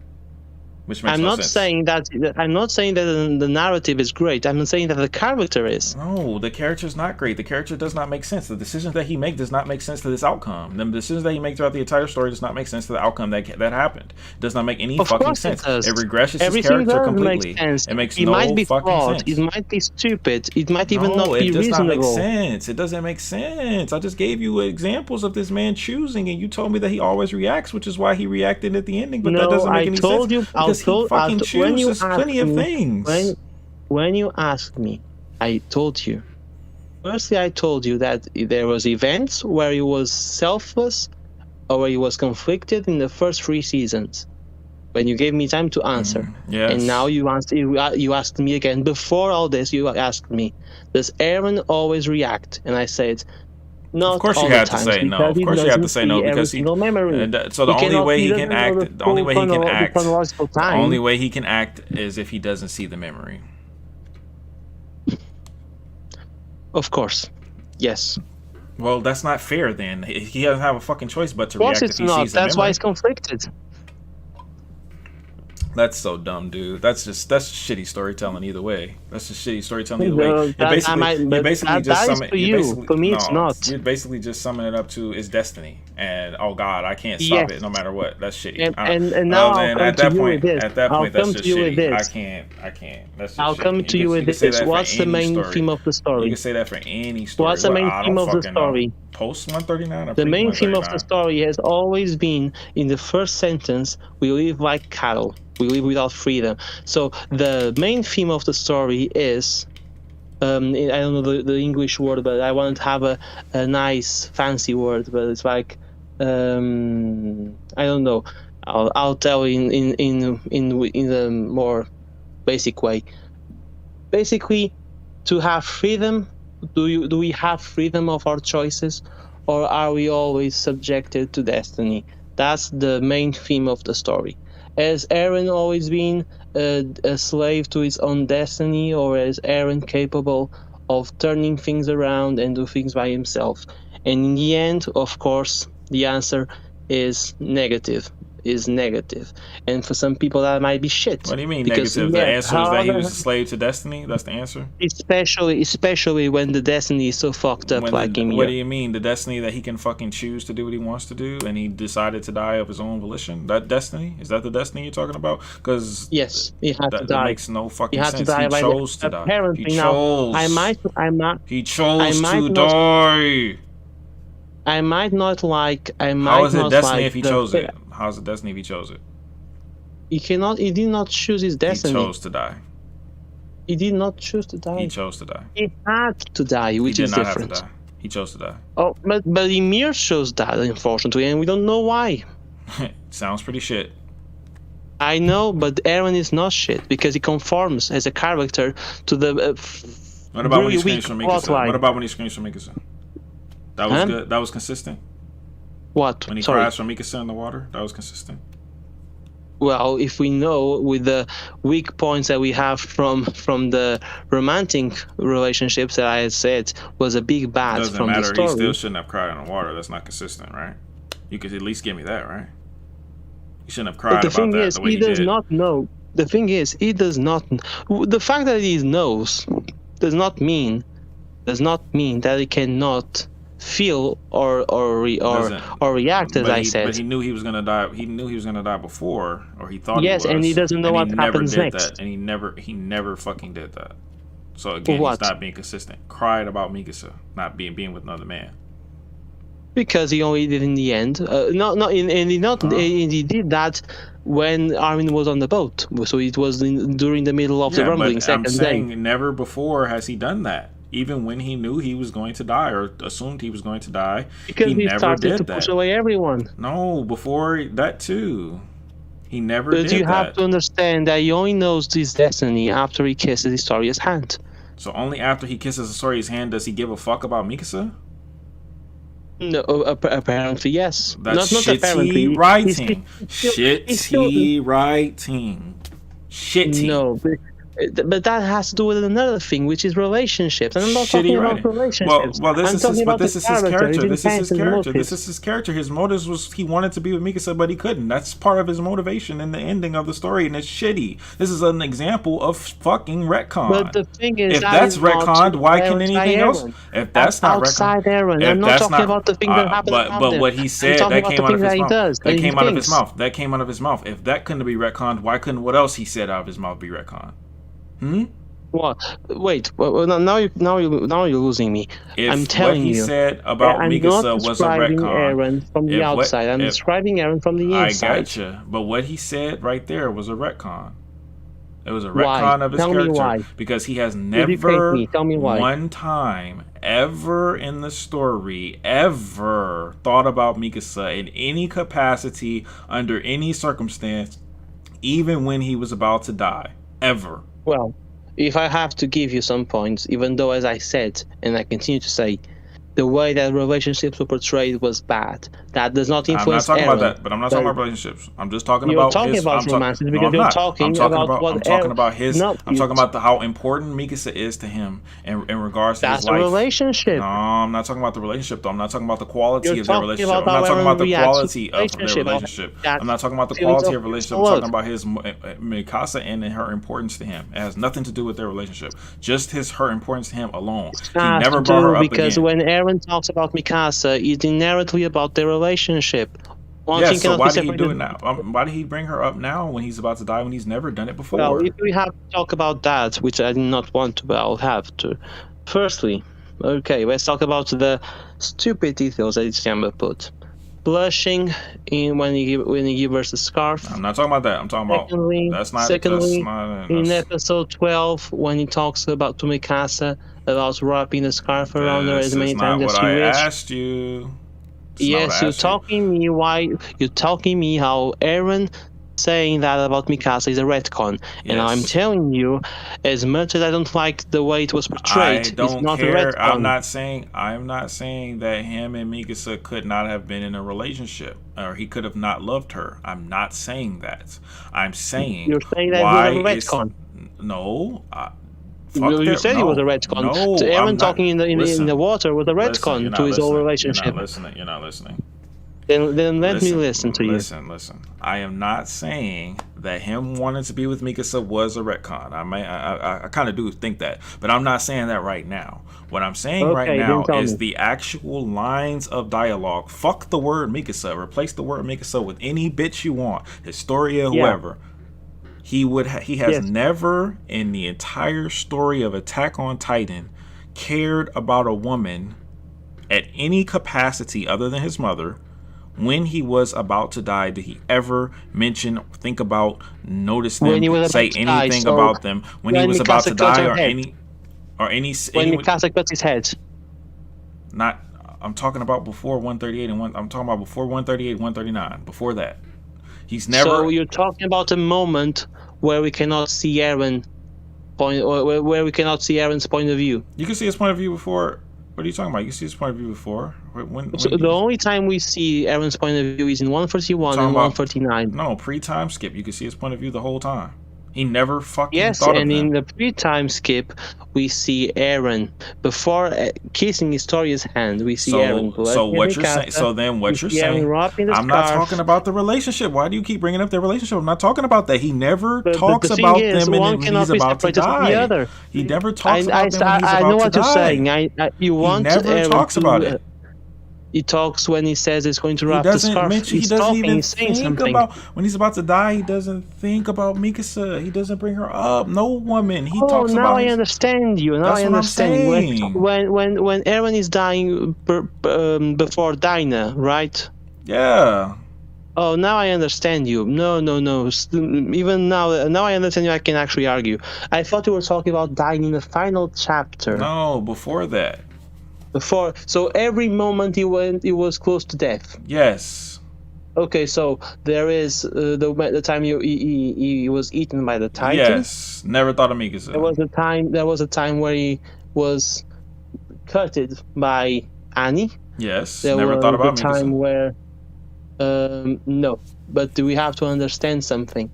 No, you're not going to talk about Mikasa every time he's close to death. That's fine. At least once. Sometimes he will. Once he never did. One of the times he did was when he was close to die with Dinah. She was standing right fucking next to him. She was standing right next to him, talking to him. Let's talk about when she wasn't around. Okay, when she wasn't around. In his inner mind.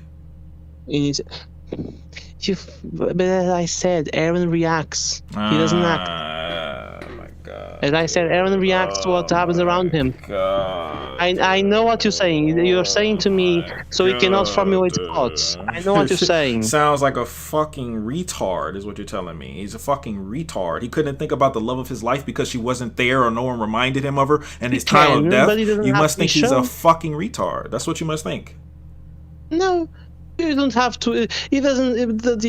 As much as I don't like the relationship, you don't have to show me every time he dies. You don't have to show me his mind thinking about her. Just once.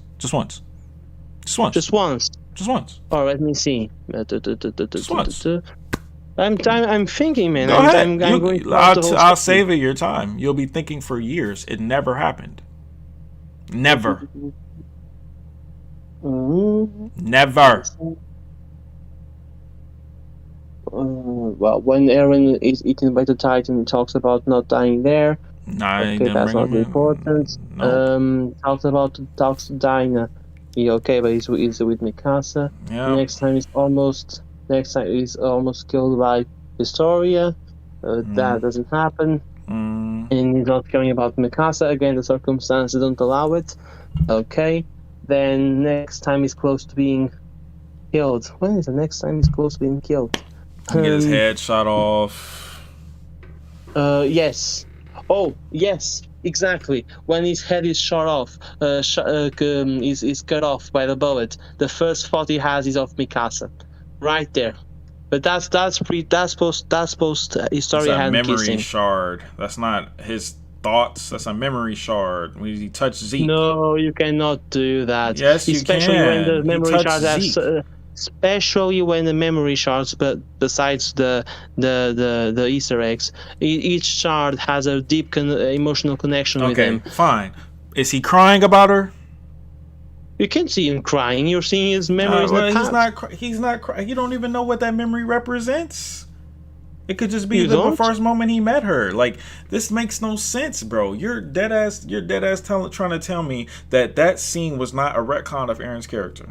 That moment, that panel was not retcon. That moment of the story. In that moment. Because every time you see Aaron appreciating Mikasa is from an exterior point of view. No, you see interior where he talks about that. He thinks about her interior and mentally too. He don't like that bitch. I know what your complaint is. You want it to be shown earlier, so that it remains consistent. Yes. Or how about have him whine about anything? How about this? Fuck Mikasa.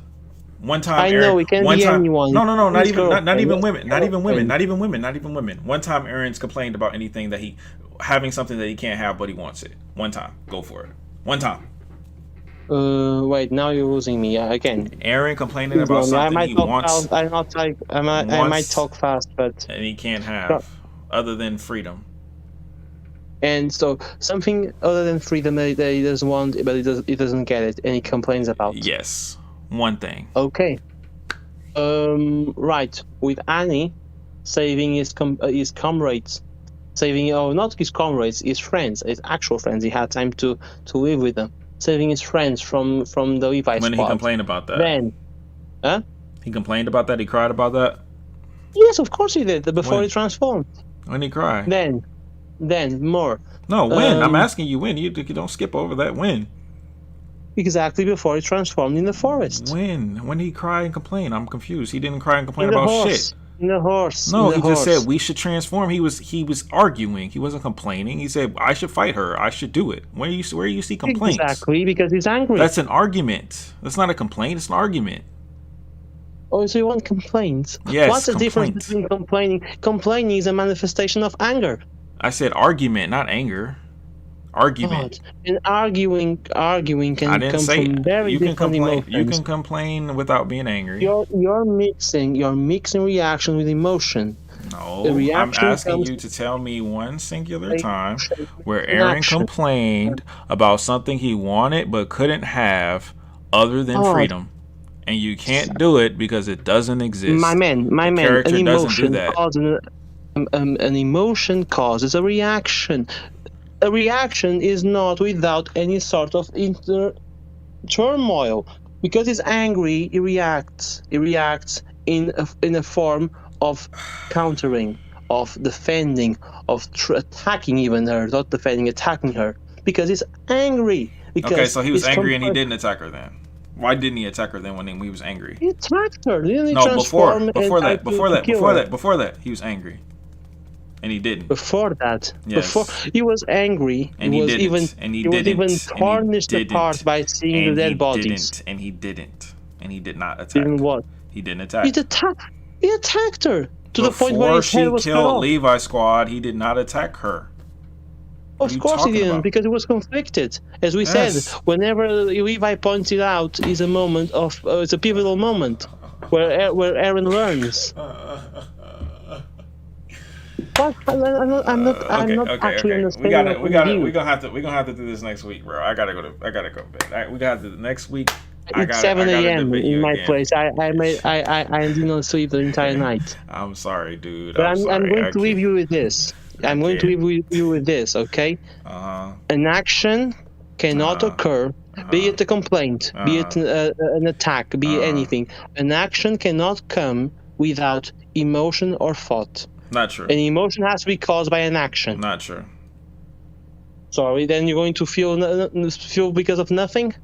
That's possible. Very much so. Yes. No, it is not. Yes, Sorry, it that's is. a difference in our ideologies. I do not believe that you can feel something from nothing.